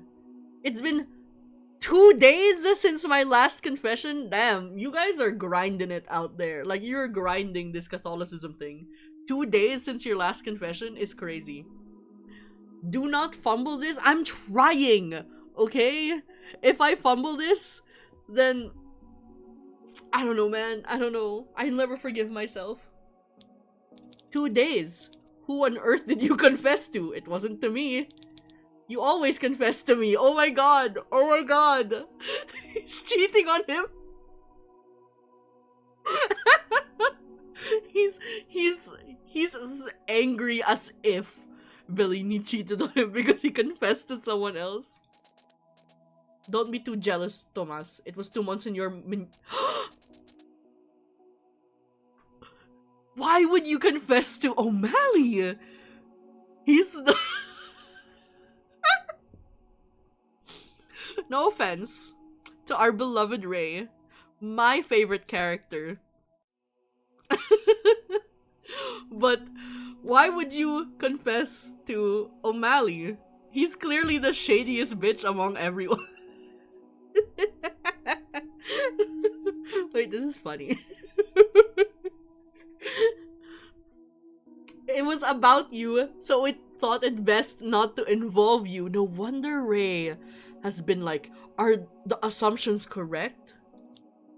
Oh. Forgive me. What must you confess, my child? Oh. Oh, Tomas. I feel this terrible greed within me. I have these starving, desperate desires for things I know I cannot have. This is literally the greed they talk about in the Bible.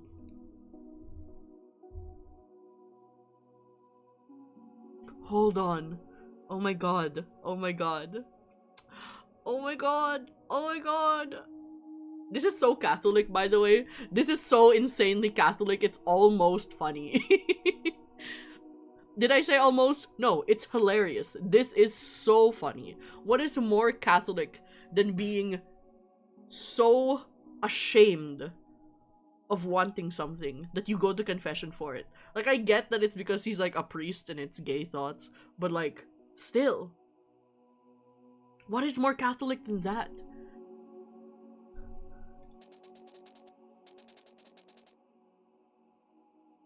I never said I wanted the papacy. Damn, are you really just talking about the papacy? Am I getting queerbaited? I'm not getting queerbaited. That's a joke. That's a joke. I said I never wanted the papacy with such conviction because I had hoped saying it enough would make me believe it myself.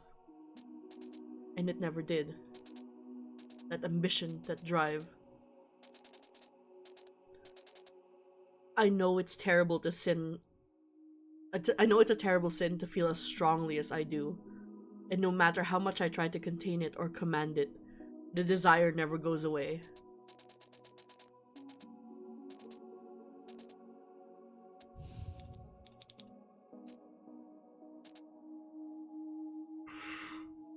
Oh my god! It isn't just the papacy, Tomas. It's many other awful hedonistic things. Power, any form of it, influence, connection. He pauses and exhales a shaky breath. Love.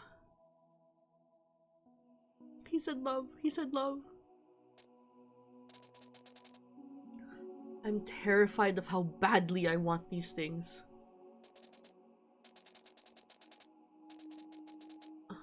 I'm unable to make it submit. And what scares me even more is how afraid I am to ever receive them. Ever since the conclave, it's all I can think about. The past week with you, it's made me realize now, more than ever, how weak I am to falling for these forbidden vices, and how badly I think I want to take that first leap. I have no clue what to do.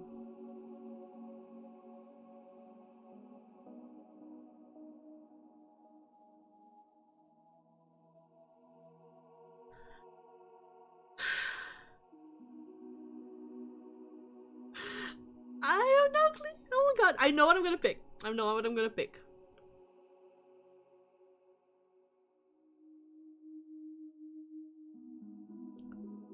I might pick both and see both options, but I do want... We gotta encourage him. We can't not reassure him.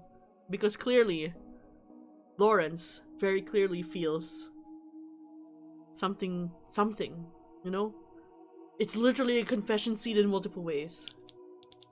Desire is human, Aldo. It is most likely the most human affliction there is. You are not uniquely sinful for desiring. If anything, your shame only brings you more harm than good. The Lord himself lived as one of us and knows this as truth. So, you did not deserve to beat yourself up so badly over that which falls out of your control. But dear Aldo, I do think you need to work on your bravery. I think you must learn to speak your mind, genuinely and truly, for whatever it may be, and stop trying to make yourself different or more palatable for the people around you. The real sin here is lying to be something you are not. This must be your atonement. You are my greatest friend, as you are. I would not have spent over 20 years of my life with you if you were not anything short of spectacular. Please remember that. I'll try my best, but I will need help. And I will always be here. I absolve you. Yes! Priest Yowie! Hold on. They duck out of the confession booth, and Bellini wraps him in a tight hug that they haven't done since their early days at the Vatican. It's short and comforting all the same. Good night, Tomas. Good night, Aldo. They part ways. Never finally, of course, for they will always return to one another. Thank you for redeeming Hydrate. I kind of needed that. Okay, we're gonna go back, and we're gonna go pick the other one, because I want to know what this says. I have no idea. Something being forbidden does not always have to mean it must remain unspoken. Sometimes, if we choose to be vocal in our fears, we may find that others share those very same ones. Wouldn't that make it all the more difficult to know someone else feels so similarly to you and know there is nothing to be done about it? Perhaps. Or perhaps it would make the passing of time more enjoyable to know that no matter what, you aren't alone in it. Is that what you want, Tomas? I want what you want. If you don't want to talk— This is more yaoi! Wait. This route is a little more yaoi. Hold on. I want what you want. If you don't want to talk about it, we won't. You deserve to need things, and you deserve to have them met if you don't like— if you'd like them to. But I can't offer more than I'm able to give, and you can't either, regardless of needs and desires. I know, and I want to be brave. I really I do. I'm tired of how we've been handling it. So let's change. Is it really so easy? It can be.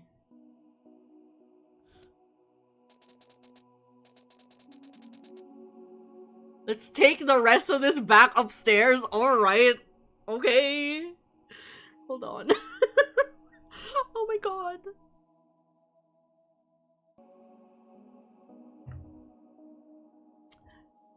Let's take the rest of this back upstairs.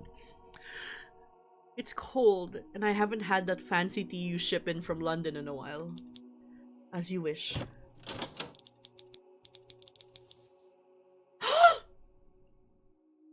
They exit the confessional booth, and Lawrence extends a hand that Bellini takes Instantly. Continue the scene. Continue the scene. I'm begging you. Okay. They talk about it for hours. Bellini on the sofa, Lawrence in his chair. It's emotional and nostalgic and everything they have needed to hear. Of assurances and compliments and heartfelt confessions just out of the reach of God. There is no Segex, okay? Not in this room. Not under the holy light of the Father, alright? They are holy men. They're not gonna do that. They will, however, do something just as intimate, which is talk to each other. But Bellini still leaves before sunrise! But Bellini still leaves before sunrise. He still does nothing more than offer a polite touch while leaving. The rules may have changed, which makes the game much easier on the players, who will play it better and with more gusto than they have ever before. Even still, there will be no winner. It will remain this way until one of them is no longer able to play.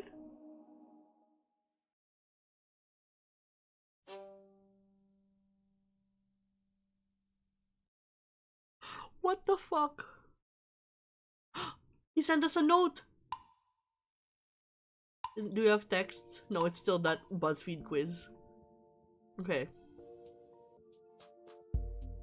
The Gospel according to Luke, chapter 13, verse 31 to 35. Let's read this Gospel and connect it to the gay-ass shit that happened the night before. The same day, there came some of the Pharisees, saying to him, "Depart and get thee hence, for Herod has a mind to kill thee." And he said to them, "Go and tell that fox, behold, I cast out devils and do cures today and tomorrow, and the third day I am consummated. Nevertheless, I must walk today and tomorrow and the day following, because it cannot be that a prophet perish out of Jerusalem. Jerusalem, Jerusalem, that killest of prophets, stonest them that are sent to thee. How often would I have gathered thy children as the bird doth her brood under her wings, and thou wouldest not. Behold, your house shall be left to you desolate. And I say to you, that you shall not see me till the time come, when you say, Blessed is he cometh in the name of the Lord." Okay. I don't know how many popes have been fucked yet. I would say 0, because there's only one pope, and we have not. We had, what would I say is this game's equivalent of, Yahweh. She be Luke on my gospel till I cometh. Yep, correct. We're gonna read a note from the guy we had gay moments with all of yesterday. I can't believe this motherfucker typed this out. He typed out our name with, like,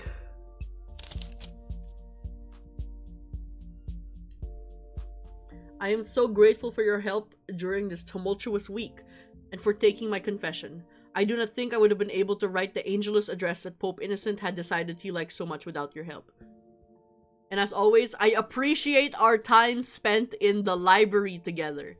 That's the gay shit. That's the gay shit. Holy Father, let us be gay today and tomorrow. Amen. No texts. Alright. Start day 7. Okay. We have limited choices today. We have limited choices. It's the last day. Everyone else is too busy for us, apparently. So let's go see Sister Agnes first. Maybe we'll finally be able to give her this. What is this? Oh, PR packet. It's thick. Thanks, gang. Maybe we'll finally be able to give her this message about bringing back desserts to Casa Santa Maria.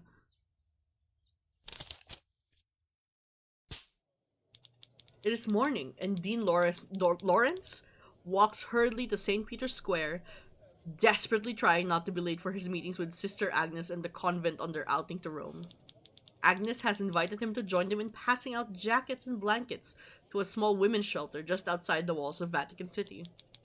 Apparently, this is one of Sister Agnes's favorite annual traditions. 2 weeks ago, the nuns had done a clothing drive at all the local churches within the Roman diocese, and as Archbishop, Lawrence was always delighted to host it. He has never been invited to the actual donation day until this year. He doesn't want to make a bad impression. He cannot, under any circumstances, be late. The clock chimes 8 as he arrives at the large group of nuns, all carrying cardboard boxes full of clothing and blankets. Ah, good to see you, Dean Lawrence. And not 1 minute late. We're all excited for you to be joining us today. I'm very enthused myself. I always enjoy putting the fall clothing drive into the Roman diocese announcements. I will warn you that there are parts of the shelter you will not be permitted to enter. Please don't take it personally. I understand, sister. I'll be sure to keep a respectful distance. Sister Agnes nods, propping the box into the crook of her arm to open the side gate they will be leaving the Vatican by.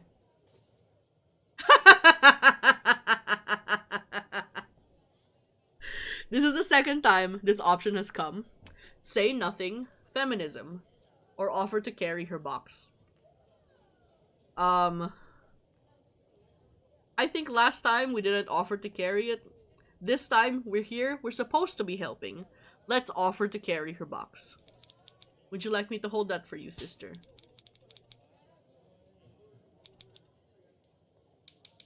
That's very kind of you, Dean, but oh no! That was the wrong thing to say! We're going back. The walk is not far, in theory, but Roman traffic being as chaotic as it means that it takes several minutes at each crosswalk just to get anywhere. The sidewalk is crowded with locals and tourists alike. All stare at the holy procession that passes before them. Lawrence grows anxious that some of them might come by to say something. His fears are realized only 2 blocks away from the shelter. A man dressed like a perverted perfume salesman, shirt and pants 2 sizes too small, an unbuttoned collar, and a ridiculous gold chain walks up to them. There is something metallic and shiny in his back pocket that Lawrence can only assume is a stiletto. The man approaches Sister Judith as they wait for the signal to change. Oh my god! Holy shit! The young nun freezes, looking terrified. No thank you, signore. You will not speak to a sister of charity this way, you spineless heathen. Apologize now to her and to God. The man stares back at Sister Agnes. She doesn't need my help. Sister Agnes certainly does not. The man seems to literally shrink into himself, his back curling slightly. It is obvious now the bravado is a front like all Italian men of this type. Lecherous until something bigger comes by to shove right back. Modern times make men like these dime a dozen. How shameful. I'm sorry, sisters. What does that mean?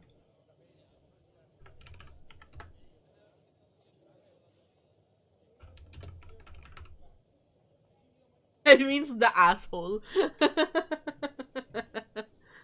I'm sorry, sisters. I'm sorry, God, says the asshole.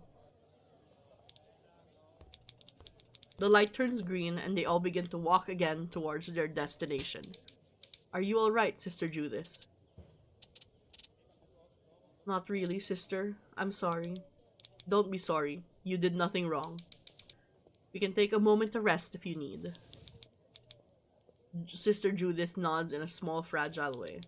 Sister Agnes wraps her in a tight embrace for a few moments before allowing her to retreat into the safety of her fellow nuns. Where has decency gone? I wonder this more and more. Ah, Thomas. Looking for decency in Rome is your first mistake. Well, luckily for me, I have you to protect me from such indecent men. Your chastity is your virtue, Thomas. Keep it sacred before God. I certainly wouldn't give it to a common gigolo. I'm stronger than that, I hope. Did he just admit that he's gay? Sister Agnes stifles a laugh. I'm feeling better now, sister. We can continue. Off we go then. The women's shelter is sterile but still inviting. They enter through the back door in a small room that looks like an office. Matron Viola. Good morning, sisters. Oh, and Eminence. Good morning to you as well. I hope all is well at the shelter today, Matron Viola. It has been steady, but there is an air of excitement and energy. The ladies know there are good things coming to them today. She divides the convent into groups of 6, each taking their boxes to a wing.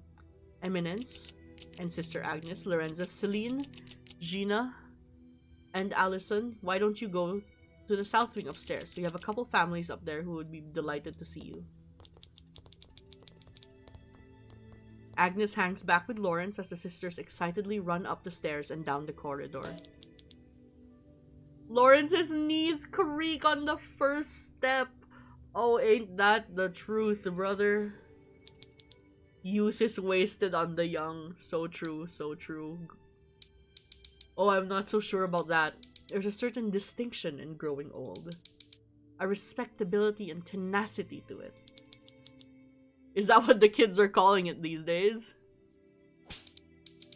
Oh, and I think we've established that the two of us would have no way of knowing that now, would we?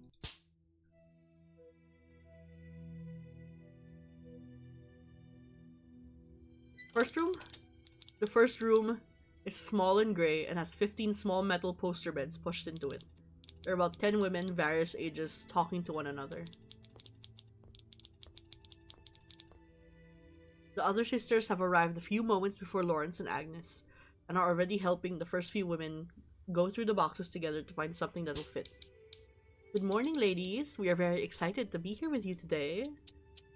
Thank you for coming, sisters. Rome is starting to get chilly this time of year. We came here to help, so we're gonna help. Lawrence rifles to Sister Agnes's box and pulls out a few blankets that he passes out to the women on the other side of the room who are waiting for the turn to find the coat. Sister Agnes gives him a warm smile. Thank you for being considerate, Father. It gets quite drafty up here at night. Once the women have all picked out a jacket, the group moves on to the next room. How are you feeling, Tomas? I'm saddened by how many people are here, sister. That's understandable, but at least they're here and not outside.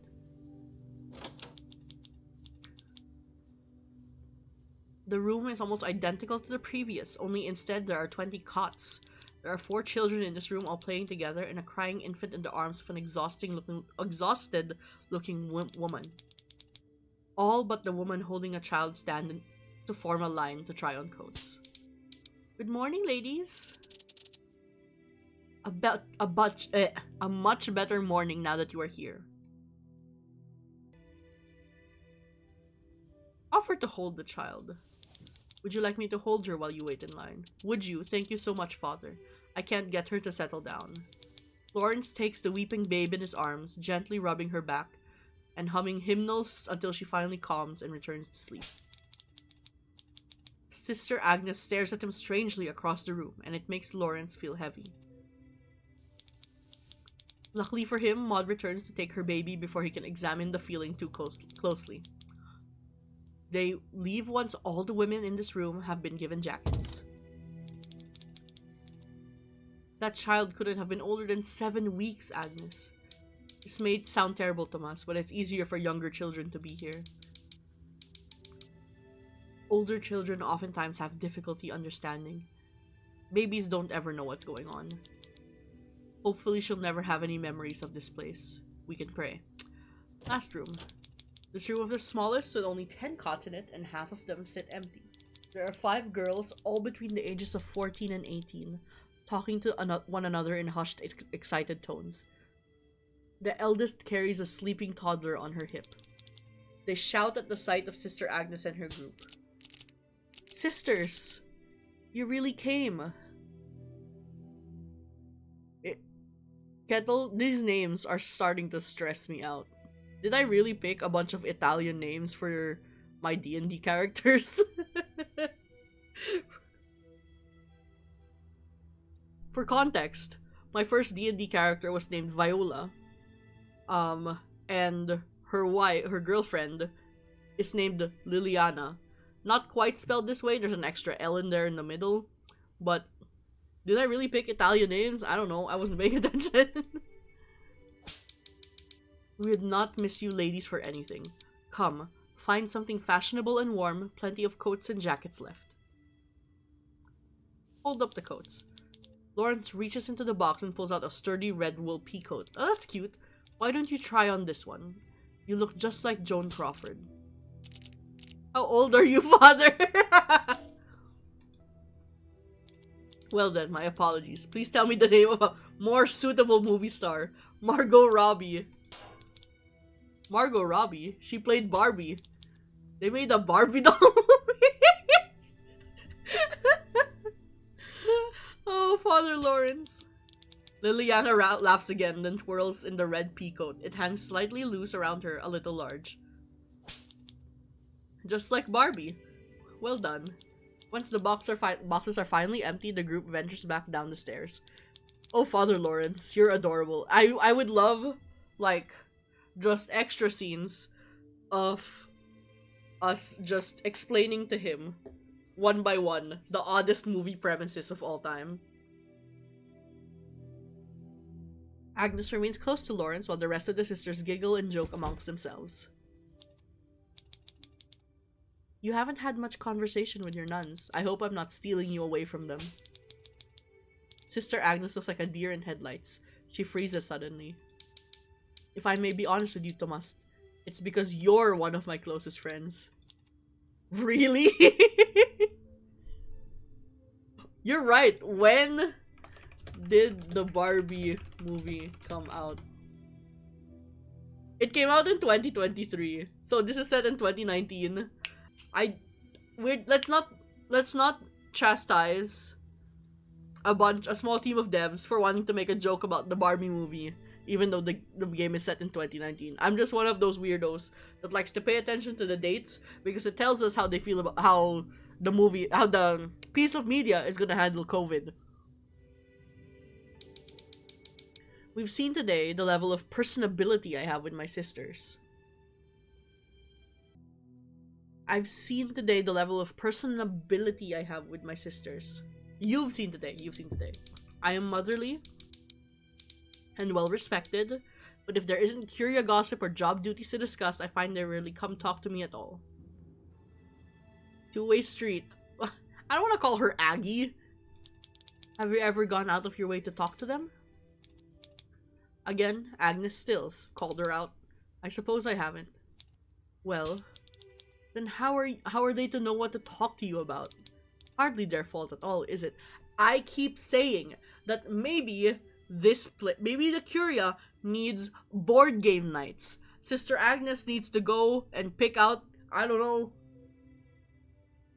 what board game would fit a bunch of nuns. Maybe not Monopoly. Maybe pick out a Scrabble or something. Pull it out. Play it with your nuns in your off time. I'm sure you guys could benefit from the little team building.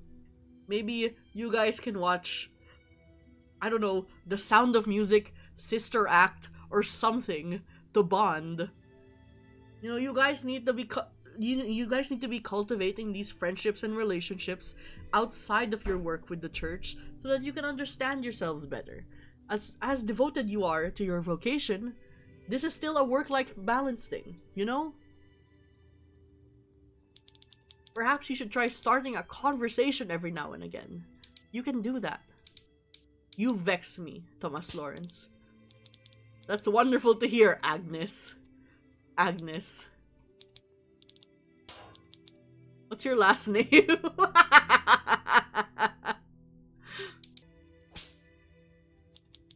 Agnes beckons him close with a salacious finger and a twinkle in her eye. He obeys immediately. I hate this. She pushes her lips close to her ear and whispers, "Guess." Damn, girl. Okay. Thomas feels his cheeks heat to an embarrassing degree. His blush only strengthens the hunger. The what? What? Okay, Kettle. For the record, I'm stereotyping them with these. I just mentioned nun movies, okay? I don't know what other movies nuns would be allowed to watch within the walls of Vatican City, alright? I don't like the words hunger in Agnes's gaze. She does not step back. Rossellini?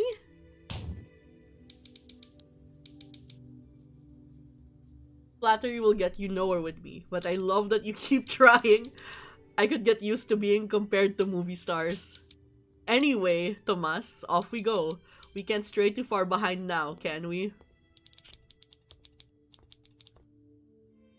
Agnes immediately turns and begins to walk to the exit of the shelter, soon catching up with the other nuns.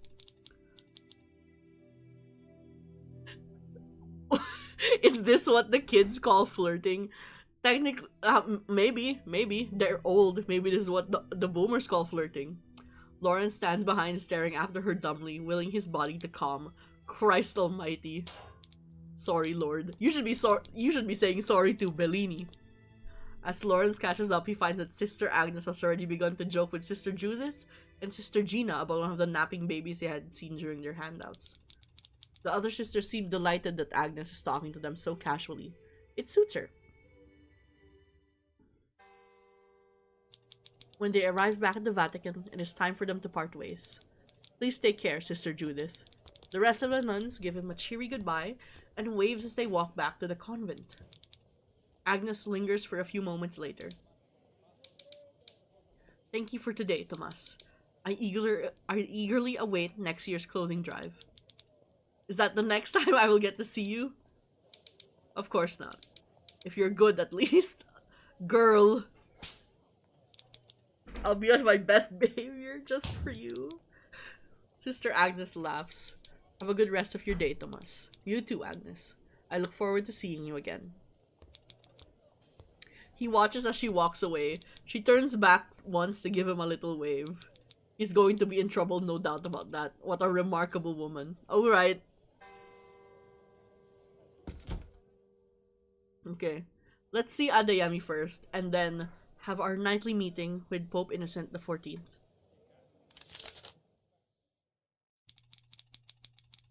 The afternoon finds Dean Lawrence and Pope Innocent walking to the Casa Santa Marta with smiles on their faces. I thought I picked Adeyemi. No, I did. Sister Agnes needed a few extra hands to assist in the baking for All Saints' Day, and Pope Innocent is all too eager to fill the brief gap in his schedule by helping out in the kitchens. It's been so long since I've had any Ossi de Morti cookies, Thomas. Lawrence, as always, find the Pope's excitement and gusto for life uplifting. The younger man's joy eases up a lightness within him he has not felt in years. I'm certain Sister Agnes will let you be the first official taste tester when we're all done. She most certainly had better. I'm the Pope. It's my job to oversee the ins and outs of what happens within the Vatican. I don't think anyone would ever be able to deny you, Your Holiness. Pope Innocent gives him a warm smile and the two men share a laugh. As they approach, they see Bishop Adeyemi taking a stroll across the Vatican gardens. Good afternoon, Your Holiness, Your Eminence. A most wonderful afternoon it is, Bishop Adeyemi. We're on our way to the Casa Santa Marta to help with the convent bake. Would you care to join us, Joshua? Pope Innocent looks curiously at Lawrence, a knowing smile flashing across his face. Adeyemi looks between them, hesitant. Oh, I'm not sure. I am not much for doing women's work. Okay, there it goes. Boo. Okay, let's take a step back. No. We're not supposed to let him handle it, right? He's not supposed to do that as Pope. So, yes, one, we should be the one to go on the attack because we're not supposed to be letting the Pope do the attacking. Or the self-defense. Oh, Joshua, I thought you listened when we talked about this. Well, no matter. Please, come with us to do women's work. Forgive me, Your Eminence. Old habits.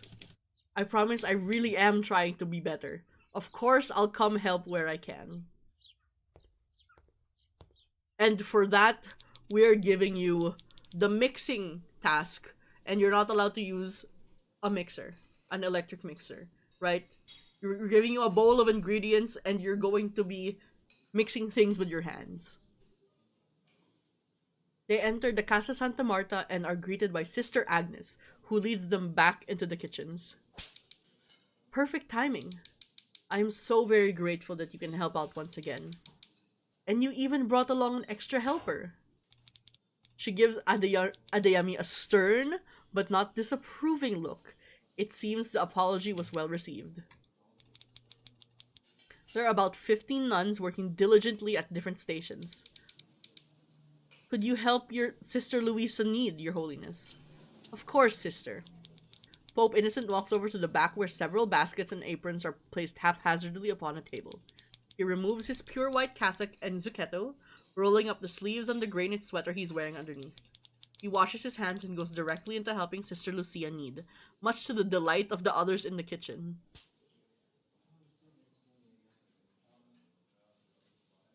I'm not gonna tease Adeyemi. I'm not here to make friends. I'm here to teach America's Next Top Model how to not be a misogynist. If the Supreme Pontiff of the Universal Church can do it, I think you can too. I understand. Thank you, Tomas. Sister Agnes goes back to directing different nuns here and there. Lawrence looks around for something for him and Adeyemi to do.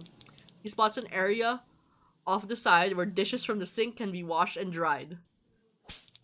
Come along, Joshua. We're washing dishes. He drags the shorter man over by the hand, then hands him a dry white rag.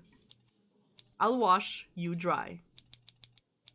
It is companionable for a few moments, the two of them working in their relative silence, while the sisters and Pope Innocent chat and joke amongst themselves. Adeyemi is close enough for Lawrence to smell his what? Hold on. Back away slowly. We're nipping this in the bud. No. Adeyemi is close enough for Lawrence to smell his intoxicating cologne over the fragrant vanilla of the baking. The pair of them seem in sync, cleaning in time with one another.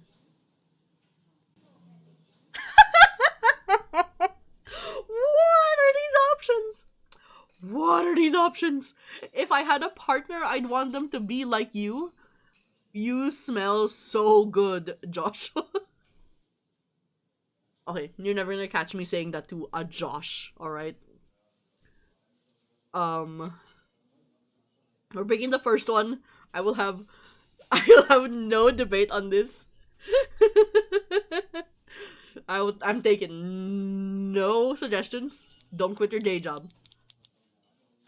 Well, I'm very glad that Pope Innocent put you in charge of PR and not the kitchens. So that's how it is, Tomas. I'm not good enough to remain cardinal. I'm not good enough to gossip with. I'm not good enough to take seriously. I understand my past behavior is forgivable, but is it so difficult for you to even try? He stands, tossing his drying rag on the floor. Good day, Dean. I don't like you because you're homophobic and I'm gay as hell, but you know what? More power to you, brother. Also, I like that. I think that takes into account everything you've said to him. I do remember him saying that. Pope Innocent gives him a disapproving glare from across the kitchen.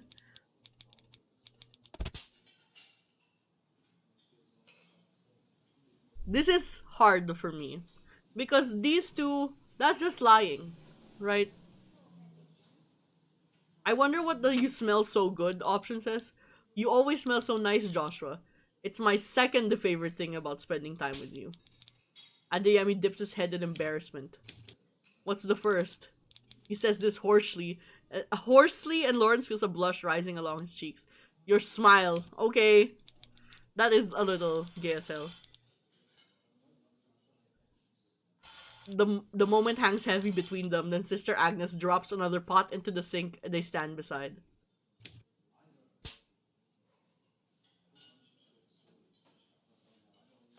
Oh! Well, sometimes lying is good. They work like that for 2 hours, washing dishes between stations. When the baking is complete, over 1,000 cookies have been prepared. Oh, I want cookies. I want cookies. I think the best I can do is like a protein bar or something. Oh, no, we have cake in the fridge. That's my post-stream snack. Okay, everyone begins to clean up. The fact that Lawrence and Adeyemi have been cleaning the entire time makes the final tidying go much faster. Okay, that's fine. I'm not mad at that. Mostly, I'm not mad at it because now we don't get disapproval from Pope Innocence or Sister Agnes. Thank you, boys, very much for coming in today. We couldn't have done it without you. Of course. Farewell, sisters. The three men leave, Adeyemi bowing to Pope Innocent in the Casa Santa Marta foyer. Thank you, Your Holiness, for allowing me a chance to better myself. I have every faith in you, Joshua. I am very proud of your progress. I had excellent guidance from our dean. Adeyemi's phone buzzes loudly in his pocket. He rolls his eyes and taps the screen lazily. Public relations. Off I must go. Excuse me? As he walks away, Pope Innocent places a gentle hand on Lawrence's back. He gives Lawrence a look that forms a pit in his stomach. How much of his interactions with Adeyemi had Innocent observed? Well done, my shepherd. I knew I could count on you to guide the lost sheep back home. Phew. Thank you, Your Holiness. I'm glad you did. Alright. Last one. And then the day. And then I think it's All Saints Day. I'm realizing that we have not gotten any of Pope Innocence. Let's save. We haven't gotten any of his splash arts. So hopefully we get one for here. At least one. You know, I don't mind not getting the rest. It's evening, and Lawrence is on his way to his scheduled meeting with Pope Innocent. He's arriving a little ahead of time even, and he's vaguely proud of himself for it.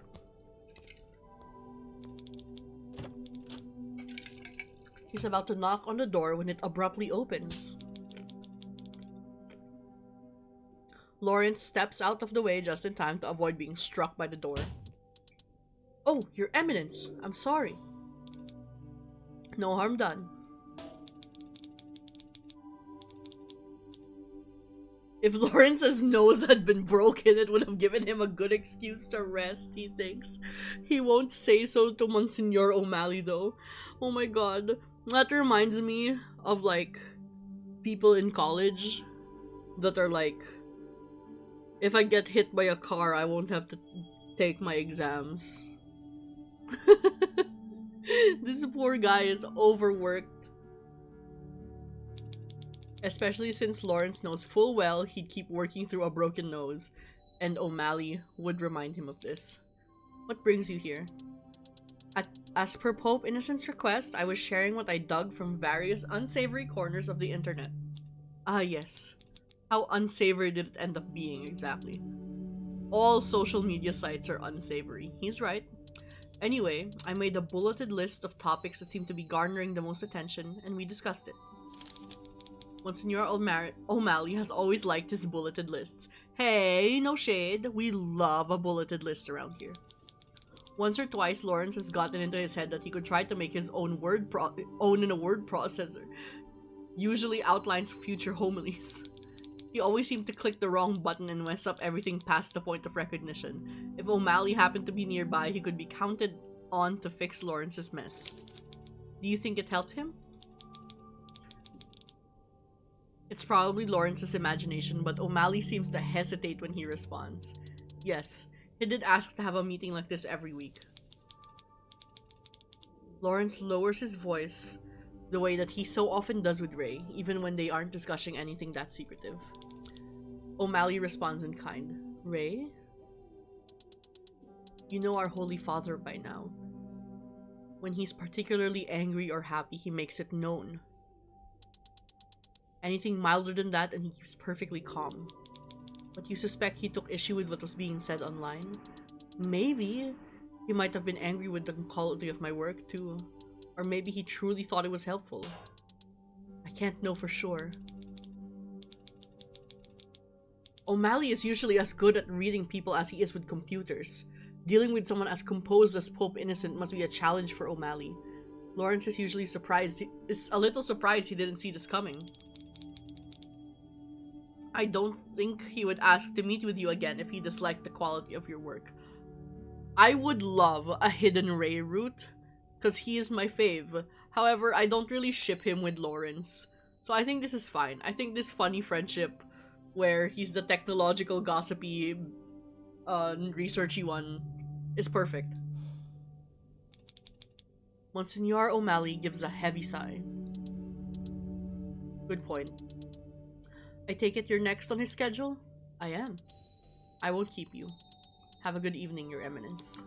You as well.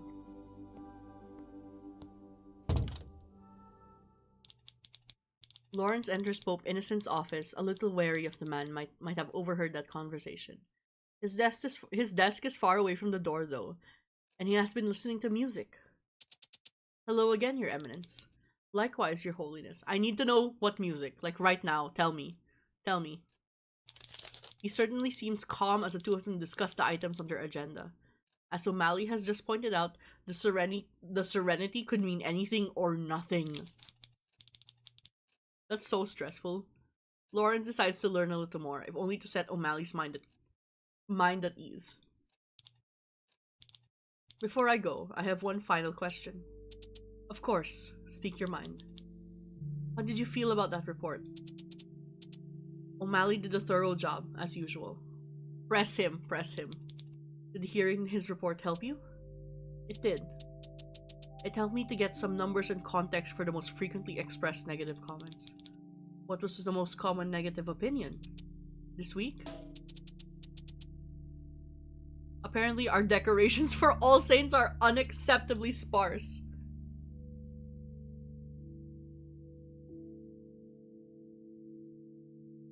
I thought the spectacle would be... We may have underestimated how much people want a spectacle. I think the Vatican is already looking wonderful, and the work is only partially complete. We may surprise the naysayers yet. Exactly. For now, I'm willing to bear the brunt of any premature disappointment. If I may, I'm sorry that you have to be a figurehead for their disappointment right away. No need. I expected it when I accepted this role. Pope Innocent looks lost in thought for a short moment. I want to know, I want to know. Now it appears you have more on your mind, Your Holiness. Tell me, did our late Holy Father ever struggle with undue praise? That's hard to say. Go on, please. At the end, well, he was so isolated I don't think he even heard it when people praised him. I see. I would remind him over and over of all the good he's done in the world, and he'd be quick to point out all the ways he'd been called a disappointment. Some factions of Curia truly are vicious when we should be cooperating instead. I think he was more upset that he'd let down all the people who are suffering. Hold on, I'm trying to read that, Tomas. He always felt he'd never done enough. When others accused him of that, it always touched a nerve. Grief really was an unpredictable thing. Most days now he remembers the Holy Father with fondness, and even a sense of peace. Right now, though, he can feel his eyes stinging. He won't let any tears fall. Oh, Tomas. I'm fine, I'm fine. Or at least I will be. I'm sure you reminded him that he was just one man, and I'm sure that was a source of comfort to him. Anger could also appear outside grief. He had been rather good at reminding the Holy Father of all the good he's done. Sometimes Lawrence wonders that if that was the true reason he hadn't been allowed to retire. If so, what high praise, what a burden. Lawrence enjoys his friendship with Pope Innocent. He doesn't want to develop the same sort of relationship with him. Anyway, why have you asked about praise? After Monsignor O'Malley got through the substantial parts of his report, he shared a popular image with me. That is to say, a popular image of me. What was it?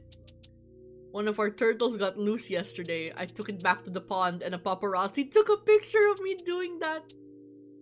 Apparently a significant number of people think I'm cute for doing that. I mean, you are. You are. Oh my god, the world's cutest pope.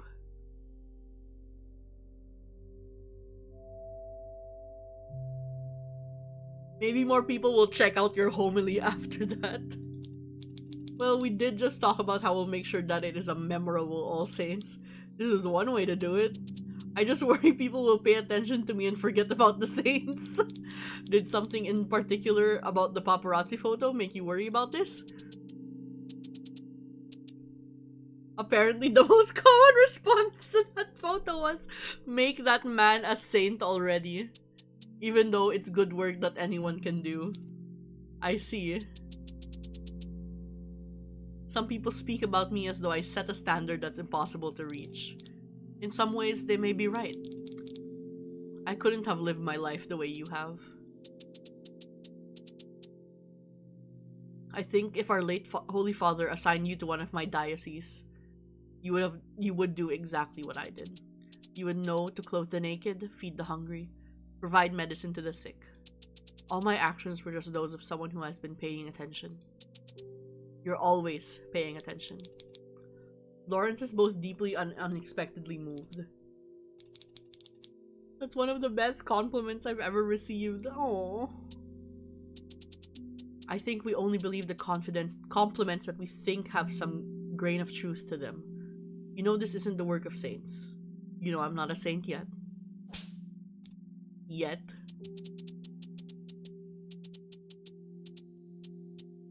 I've heard that there are already talks about attempting to declare the late Holy Father a saint. I know that's unlikely to happen with me since, well, yes. There will be certain revelations when I'm embalmed. It sounds like something you wouldn't want. Not at all. This vocation is already lonely. I might be even more lonely if I'm transformed posthumously into a saint. It's Pope Innocent's turn to look a little teary-eyed, even if just for a moment. If this were anyone else, if he didn't have that expression, Lawrence might be tempted to tease him for delusions of grandeur. Now, though, he once more spontaneously reaches for the Holy Father's hands. Pope Innocent squeezes back hard. In the event that I outlive you, I'll make your wishes on this matter known, Your Holiness. Thank you, just... Thank you. However, I would also urge you to allow yourself some grace in the face of these fears. I suspect you aren't letting yourself examine your own thoughts until you become overwhelmed. Remember your own humanity. There's a reason God in His infinite wisdom made a human Christ representative on earth. If He had wanted an all-powerful angel, that's what He would have sent us.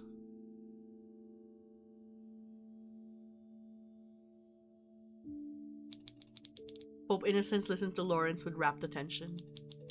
He appears to mull over Lawrence's advice for a long while, and then requests that they pray together. They continue to hold hands as they do so. Oh my god. When they're done, Pope Innocent has that peaceful look he always gets when he manages to find the time to pray.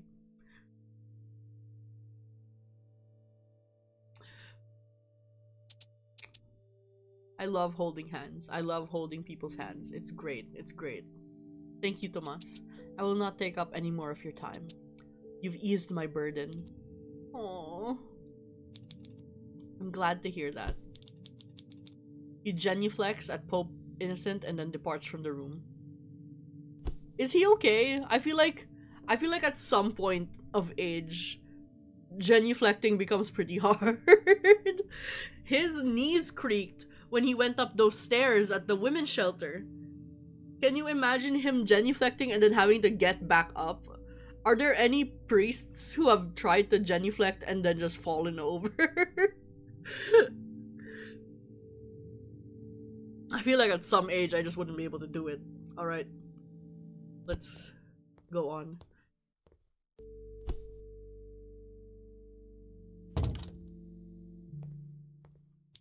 He feels a bit hollowed out, the way he gets whenever he lets himself cry for a long time. It's not a bad feeling though, not in the slightest. It feels like catharsis. He hopes, and somehow knows, that Pope Innocent feels the same way.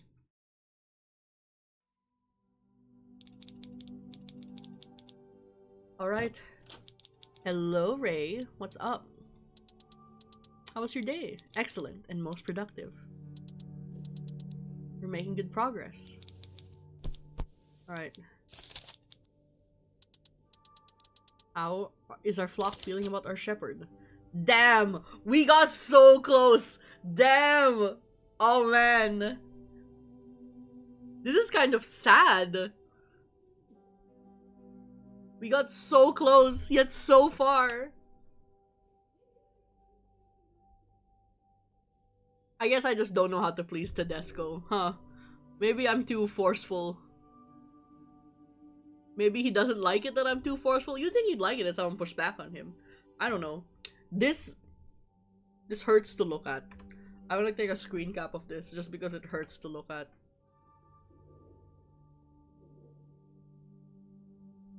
Right. Rop.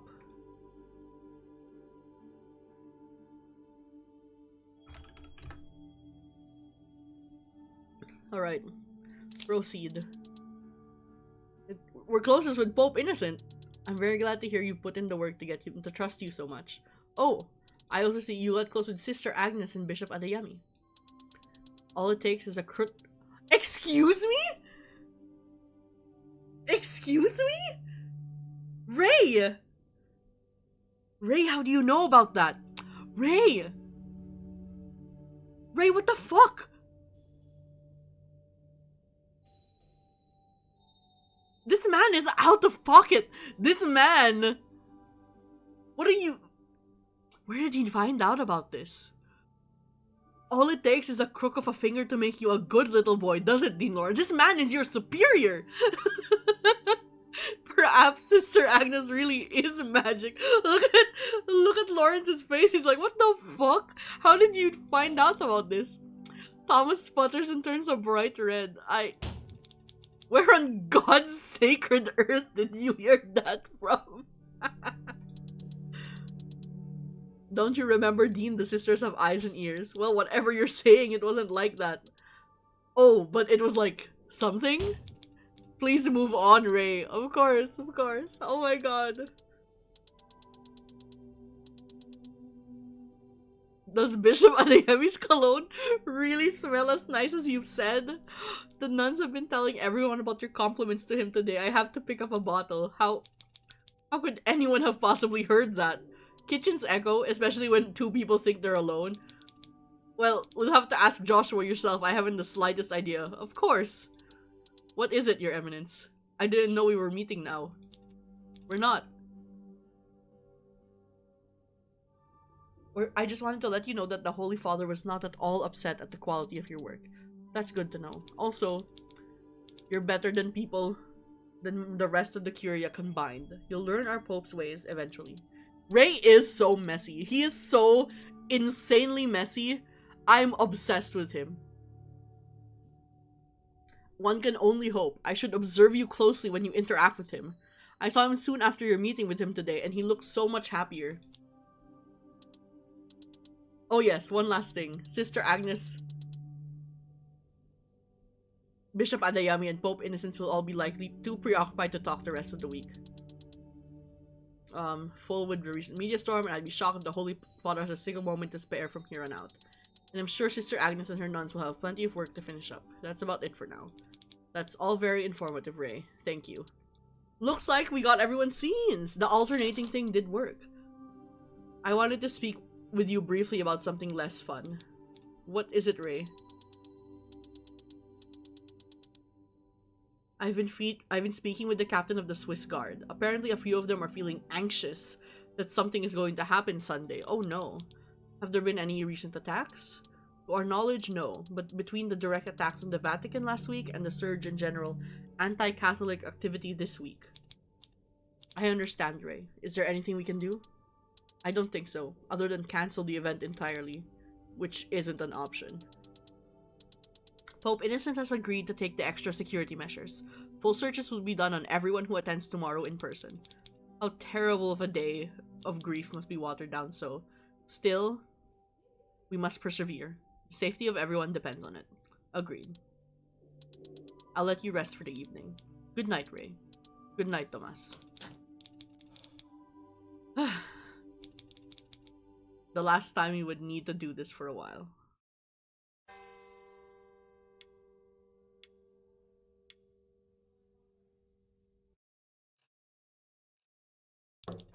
A knock at the door wakes Lawrence up. He glances at his bedside clock. 4:30 a.m. He rises out of bed and turns up the lights.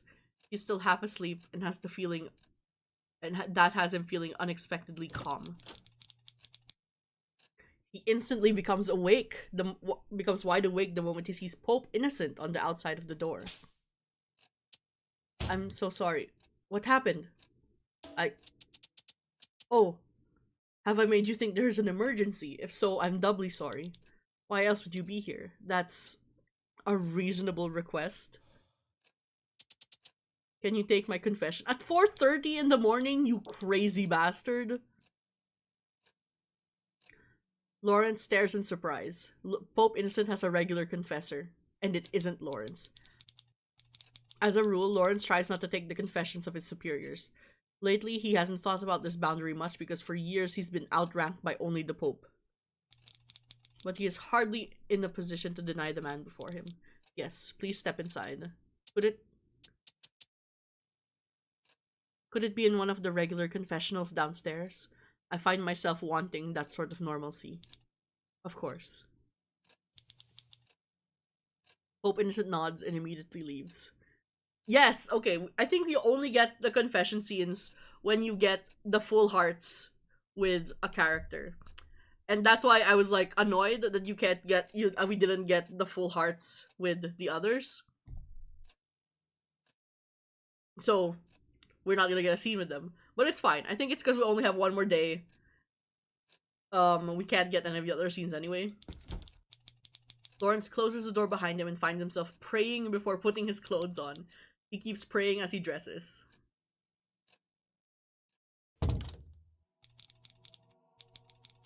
When he finally arrives at the correct confessional, he has suspicions that Pope Innocent has been praying as well. Bless me, Father, for I have sinned. It's been 3 days since my last confession. Not that long ago, at all. What could Pope Innocent, of all people, have done so in so short an amount of time that requires an urgent confession? What must you confess, my child? I believe I have committed a mortal sin. Which mortal sin? What do you think so? The sin of perjury, Your Eminence. How could you think you have perjured yourself?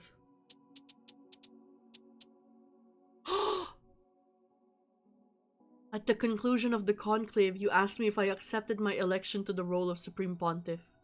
I said yes at the time. I almost wanted to say no. I had doubts in my heart too. I've had doubts ever since then. I often fantasize about saying no to you.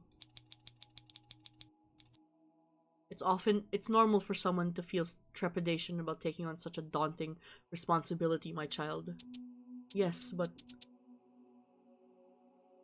how much trepidation can one have before it becomes a lie? How long can I believe myself incapable of being Pope before it becomes a lie?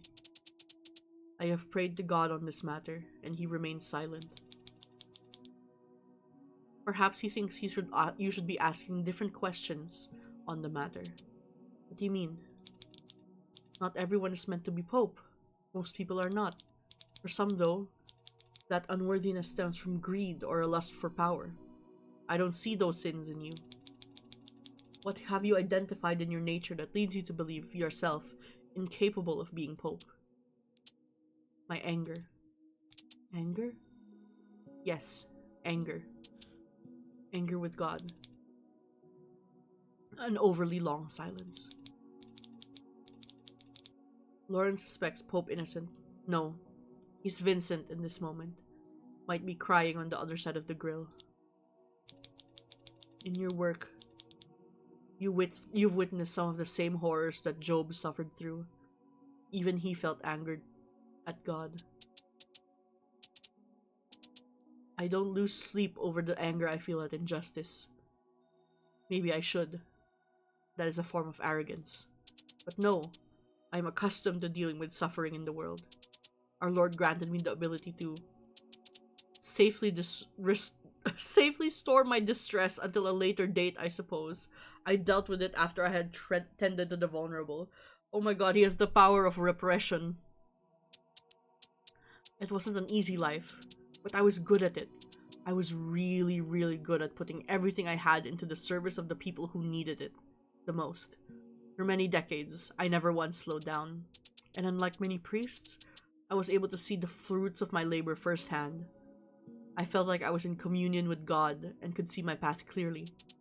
Then I got appendicitis and, you know, the results of that. I waited long enough to go to the hospital that I had a longer recovery time than others who go through that. This meant I was able to lie around, contemplating what I had just learned about myself. I couldn't hear God's voice much in those days. That must have been difficult. It was. But when I was sufficiently recovered, I just went back to work.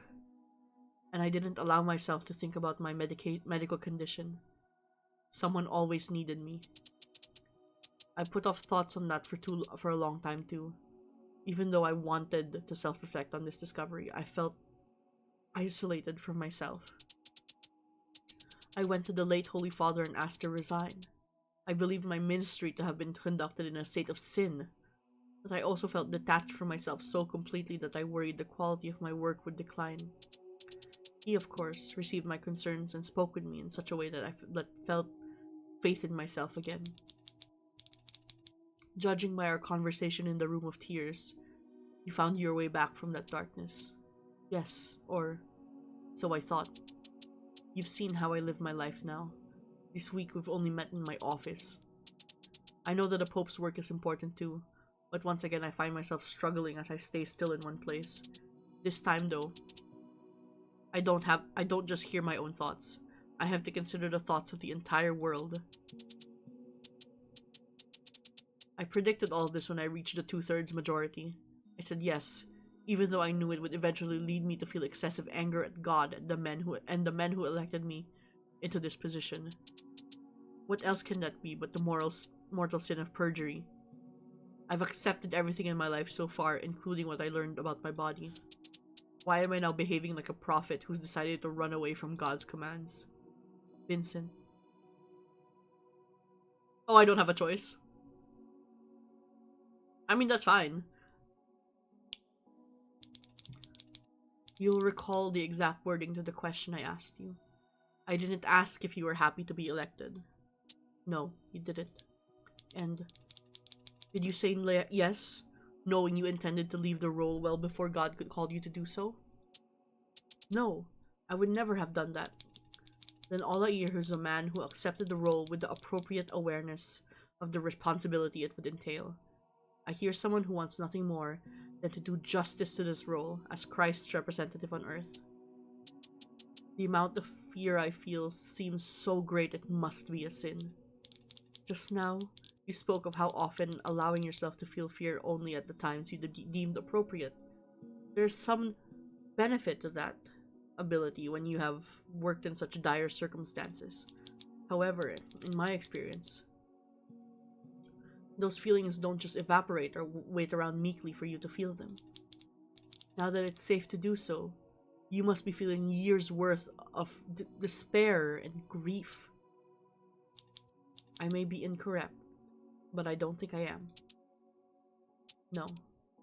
No, you are not. If you've sinned because of this, I think it's only a venial sin. There is no one that could possibly be able to answer this question for me in chat. When priests confess to each other, do they actually identify things as mortal and venial sins? Because that's crazy to me. It's very human to feel sorrow or righteous anger. Sometimes it's an indulgence, but sometimes God speaks to us through these feelings. I know you see God in the service you render to others, but sometimes God speaks to us through our human emotions too. What would you advise? Pray for guidance from God daily. Ask him to help you see when he's speaking to you through your emotions, and when you're merely annoyed over something petty. And pray for God's help in eliminating the latter. Pray in help lessening it, maybe. But sometimes it's good to be reminded that we are just men and not angels. So, pray to reconcile my calling with my own humanity. Yes. He gives Vincent a few additional penances to perform. Rather than additional prayers, he tasks him with doing more work in the kitchen with the sisters. I didn't know priests could give penance. I didn't know priests could give penance that was more than like Hail Marys. Maybe I just didn't confess properly, or the priests who took my confession as a kid just didn't want to give a child chores. Lawrence thinks it will do him some good to take part in some needed tasks that aren't life or death. Vincent can't pray during his work either, or run the risk of being distracted. It will be a good way for the new pope to reconnect with his own thoughts in a gentle setting. I wouldn't call working in a kitchen with a bunch of nuns a gentle setting, but whatever you say, man. When they step out of the confessional, Lawrence is happy to see that Vincent looks relaxed, not just calm or composed. He looks like he's at rest for the first time this week. Well, you're not gonna feel at rest because it's 4 a.m. on the day of All Saints' Day. So, you're about to be stressed as hell. I don't know why you decided to take confession at 4 in the morning when we have a big day ahead of us tomorrow. But, I support you. Thank you, Your Eminence. Tomas. I hope I helped lighten your burden. Yes, I voted for you based on the strength of your homily. It left me feeling at peace that week until the final day. I felt that way again just now.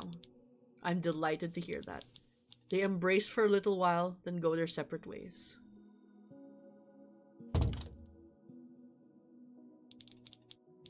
Once Lawrence is alone in his room, he decides to pray by his window. He even considers opening it up to let some fresh air in, but then he remembers that it's too cold. He settles for waiting for the sun to rise. A new day will be dawning, and they have a new pope.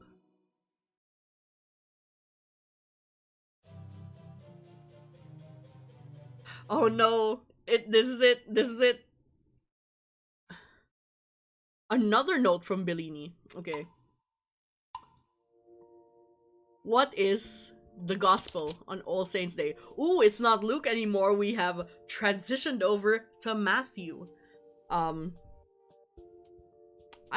feel like I didn't get much. Luke did not leave much of an impression on me in school. Matthew was always the cooler one.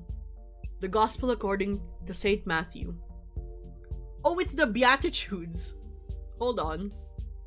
I'm not gonna read out all the Beatitudes. If you are Catholic, you know what they are. I don't feel like reading the Beatitudes. But, you know, they're basically, blessed are the meek, for they shall possess the land. Blessed are the peacemakers, for they shall be called the children of God, blah blah blah. Basically, fuck the powerful. They don't get into heaven. Another note from Bellini. Dear Thomas, thank you.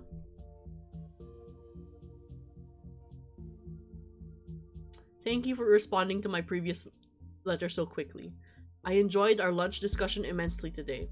I suppose I'll resign this to you this one time in our spirited debate, but I'll leave you this. I have fought the good fight, I have finished the race, I have kept the faith. As was said in 2 Timothy chapter 4, verse 7.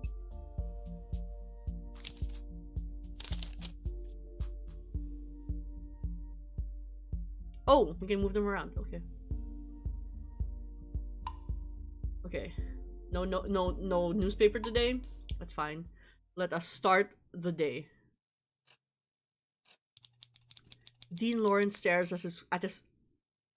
Dean Lawrence stares at his choir gown wrapped in cellophane that hangs off the back of his apartment door. He is tired, exhausted, but he is fulfilled. They have, for better or for worse, completed the tasks for today's mass and ceremony. Actually, hold on.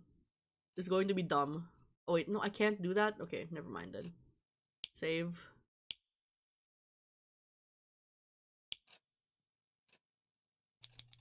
All that remains is to attend it. Lawrence rises and puts on his robes. Oh, he changed clothes!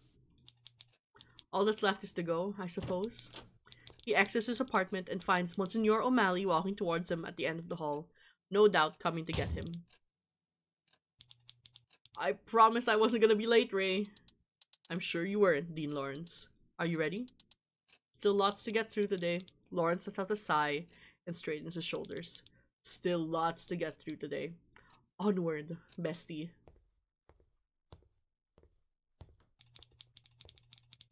The pair take a short walk from the Vatican apartment buildings to the Casa Santa Maria, where most of the Curia is sitting around eating breakfast.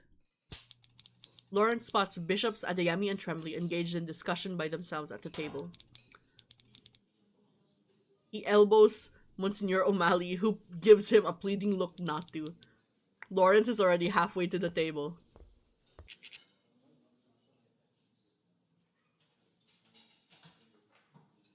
Or someone. Seriously? Every single time.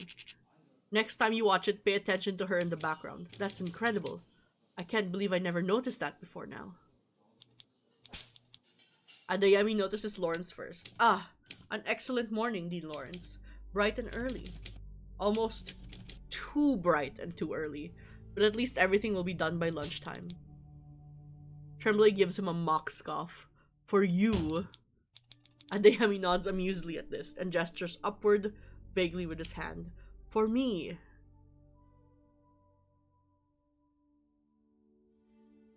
This is so shady. This is so shady. Lawrence, you little... Today is Pope Innocent's first address. I know I'm looking forward to seeing the faces of the people who will be watching him. Are either of you looking forward to any festivities today? You know what, Tomas? I actually am. I was very troubled during Pope Innocent's first appearance to the world. I wasn't able to give him my full focus. I will be able to today. Tremblay nods with a deep understanding. I feel similarly, however. I am actually looking forward to translating the Pope's meeting with a Belgian diplomat tonight. I have met him twice before, and he was a pleasant sort of fellow. What about you, Dean Lawrence? Yes, aside from people watching, what are you most excited for?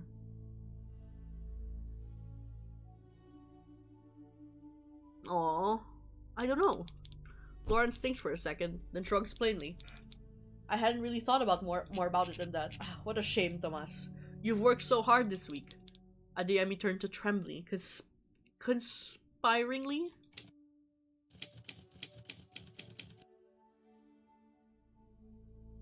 I think it's because our friend here finds more enjoyment out of a hard day's work than from reaping the rewards. Aw.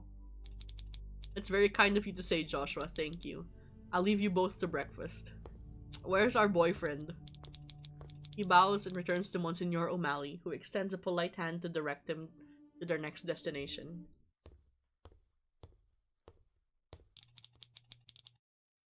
It's surprisingly empty in the pathways and sidewalks of the Vatican. It's so peaceful. If Lawrence weren't already stressed half to death with the migraine coming on, he might enjoy it more. They walk from Casa Santa Maria to the interior of St. Peter's Basilica, where Sister Agnes is in the middle of directing Cardinal Tedesco on how to best arrange the massive altar. I'm telling you, this is in the middle. There's nowhere else to move it. Come over here and look with your eyes, Eminence. Sister, I do not wish to make you look foolish, so I will hold my tongue in telling you that I have told you so. Tedesco walks back from behind the altar and stands proudly beside Sister Agnes. As he looks over his handiwork, the confidence in his eyes quickly vanishes. The crucifix is off-center. Sister Agnes walks away from him wordlessly and approaches Monsignor O'Malley and Lawrence, who are standing only a few feet away. Your Eminence, Your Excellency. She gives a small curtsy. There! Thank you, Cardinal Tedesco. Your assistance has been most helpful. You see, Tommaso, I have been dealing with this all morning. Well, that was a rude thing to say. The sides of Sister Agnes's mouth quirk upward slightly. It looks great, everyone. Hooray! We just wanted to come say good morning to you all on such a fine Sunday. I'm glad everything is being handled. I suppose I had better get going on my own preparations now. Leave it up to us, Dean Lawrence. I know you are frightfully busy. Tell Innocentius not to mispronounce any Italian, okay? My mother is watching, and I don't wish for her to have a heart attack so early in the morning. Lawrence rolls his eyes and gives them each a bow, before he and Monsignor O'Malley walk up the steps to the secondary elevator to the St. Peter's Square balcony. Where's our boyfie? The staging room behind the balcony is busy as a fair. Bishops and other various Curia members run to and fro with various items to get Pope Innocence ready within the hour.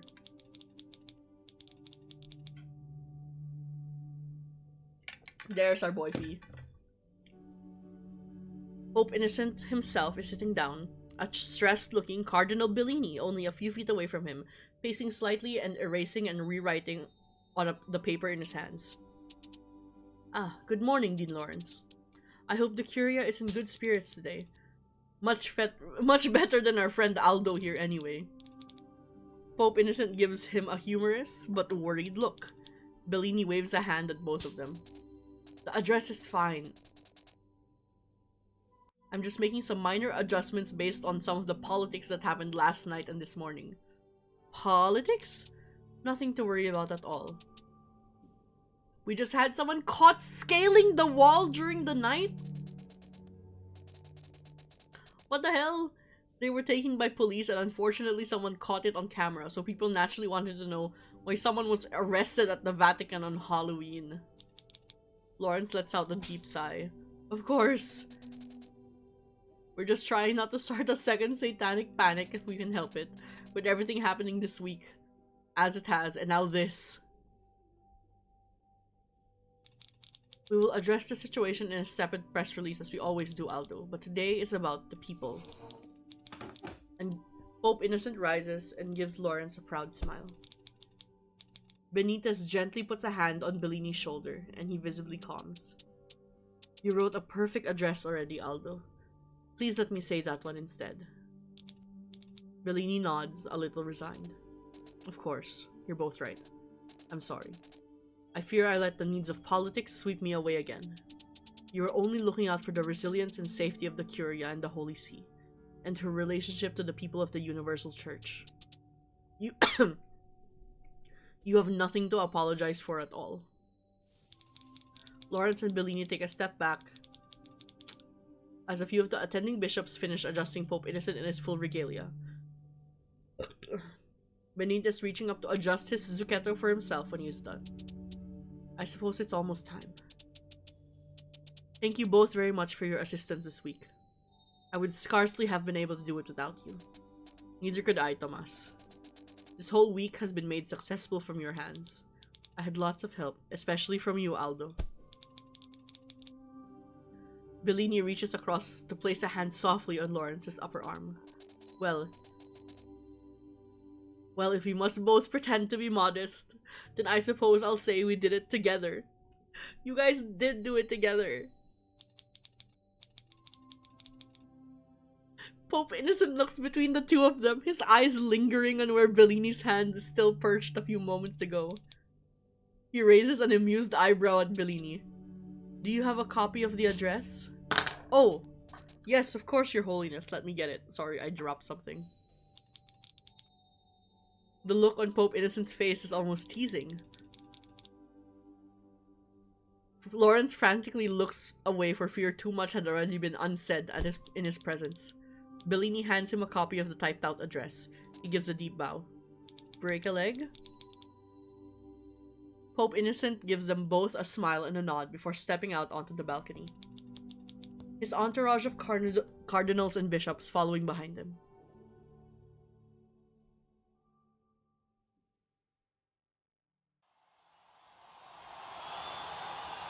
The rising voices of thousands of people in St. Peter's Square cheering fill the air. Pope Innocent the 14th arrives on the balcony 10 minutes before the official start time for the Angelus address.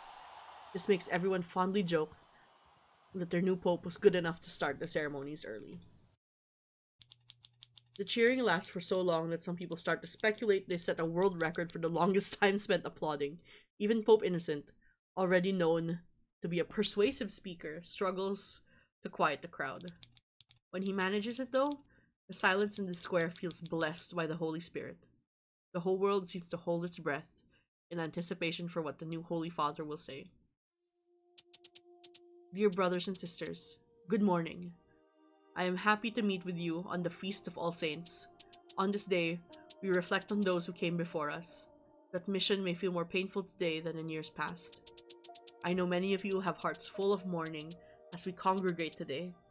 Some of us will cry, and others will hide in their grief. Others still are wounded, listening to this address from their sick beds. Know that our Lord God is with you in your pain, and there is no loss too insignificant for his notice. May our Lord God help carry your burdens in this time of loss. May you feel his presence in the days to come. For this feast day, we are called to reflect on the communion of saints. The saints displayed exemplary devotion to God, but it is equally important to remember that they were also human. Indeed, some of you may be standing on the ground that once bore the footsteps of a saint. At the time, they would not have golden halos, nor be accompanied by choirs of angels.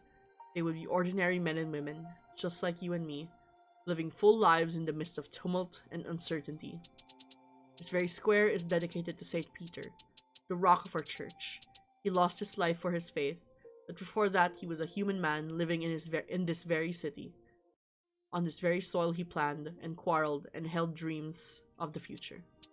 Now, many, many generations later, the continued vitality of our community is the result of his plans and hopes. Our directive to love Christ comes from God, but our church functions due to the effort of the flawed but resilient humans.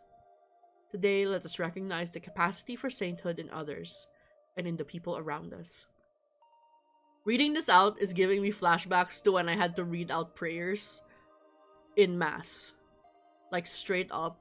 I'm sorry if I'm turning into, like, the boring voice that you say when you're actually public speaking in front of a crowd that is about to take Holy Communion, but this is what that feels like. I'm getting thrown back.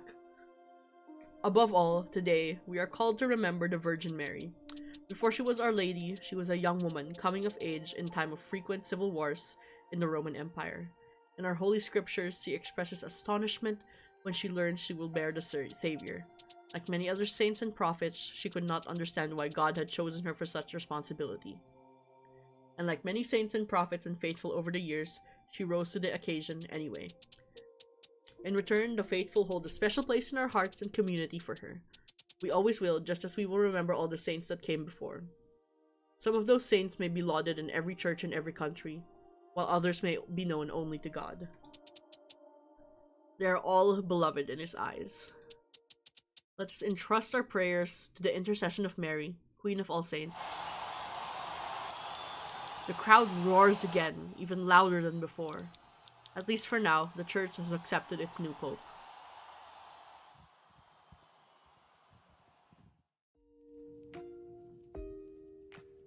There we go. Trombley neutral ending, Tedesco neutral ending, Adeyemi neutral ending. Oh wait, oh, I can read them, hold on. Trombley floats, purposeless. He remains friendless within the Curia, only ever occasionally talking to Lawrence here and there. What else is there for him to do? Trombley never learns from his actions. He does not ever strive to be a better person, but he also was not provoked into foolhardy action. He remains lost in limbo forevermore, until death years down the line. That's sad. Tedesco continues to seek fulfillment out of the attention and control he gets from being the permanent opposition party. It's less satisfying for him with Pope Innocent though, because Innocent can be baited into reacting or becoming as solitary as the previous Pope. Tedesco has a sinking feeling he's wasting his life. But he doesn't let himself dwell on this for too long. There's always another controversy to derive an angry thrill from, after all. Adeyemi knows what he has done wrong, but never comes to accept the damage of what his actions brought out. He also never comes to appreciate Pope Innocent, and while not outwardly antagonistic to him due to decorum and hierarchy, he never learns his lesson. This is all very sad. Not much changes for Sister Agnes. She still runs the Vatican convent like the Navy, taking great pride in the work ethic of herself and her nuns. She doesn't often speak to anyone, and commands a level of respect even from the Pope himself. Lawrence and Bellini have been close friends for over 20 years, and have been scarcely spent a day without one another. This does not change in the slightest. With the conclave and the stressful week that followed tested their strength and devotion to that friendship, they found that it only succeeded in bringing them closer to one another. Bellini is emboldened by Lawrence and becomes a fierce ally of Pope Innocent, having the bravery and support stand tall against his deposers. They still play their game, and no one ever wins in the end. But the joy was never in winning or losing for them. It was having someone to share their life with, and share it to the fullest they did. Their game! Their game! Nobody wins! Wait, this made me so sad. Wait, I'm gonna look up what this says. Amici en perpetuum. Okay. Amici, I know means friend, because there is an Italian restaurant named Amici here, and I love it. I love that place. Dumb reason to know a Latin word. Or Italian? Amici and perpetuum means friends forever. And that's very sad because it goes both ways, right? Where they're friends forever, as in they're devoted friends to each other the whole time. However, just friends forever. Which hurts. Holy Father. Lawrence deftly assists Pope Innocent for a few years before retiring. He occasionally has to contend with disappointment and frustration from the Curia as well as the faithful at large. The Catholic Church, true to its name, encompasses a wide variety of people and agendas, after all. Innocent is glad to have Lawrence at hand, though, because he can always be counted on to explain Vatican conflicts and controversies with roots that sprawl out decades into the past. Overall, Innocent is regarded as a capable pope who takes his concern of others seriously while having a mind of his own. He's able to shore up more political capital than the late Holy Father. He's several years into a successful papacy when Lawrence retires. Lawrence leaves feeling like he's quitting while he's ahead rather than slinking away in shame. He and Innocent remain in contact for the rest of their lives. I wish I had gotten a good ending with Sister Agnes. I tried though, I tried.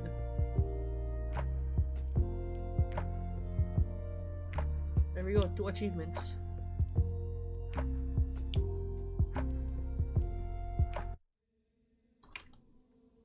And that's the game.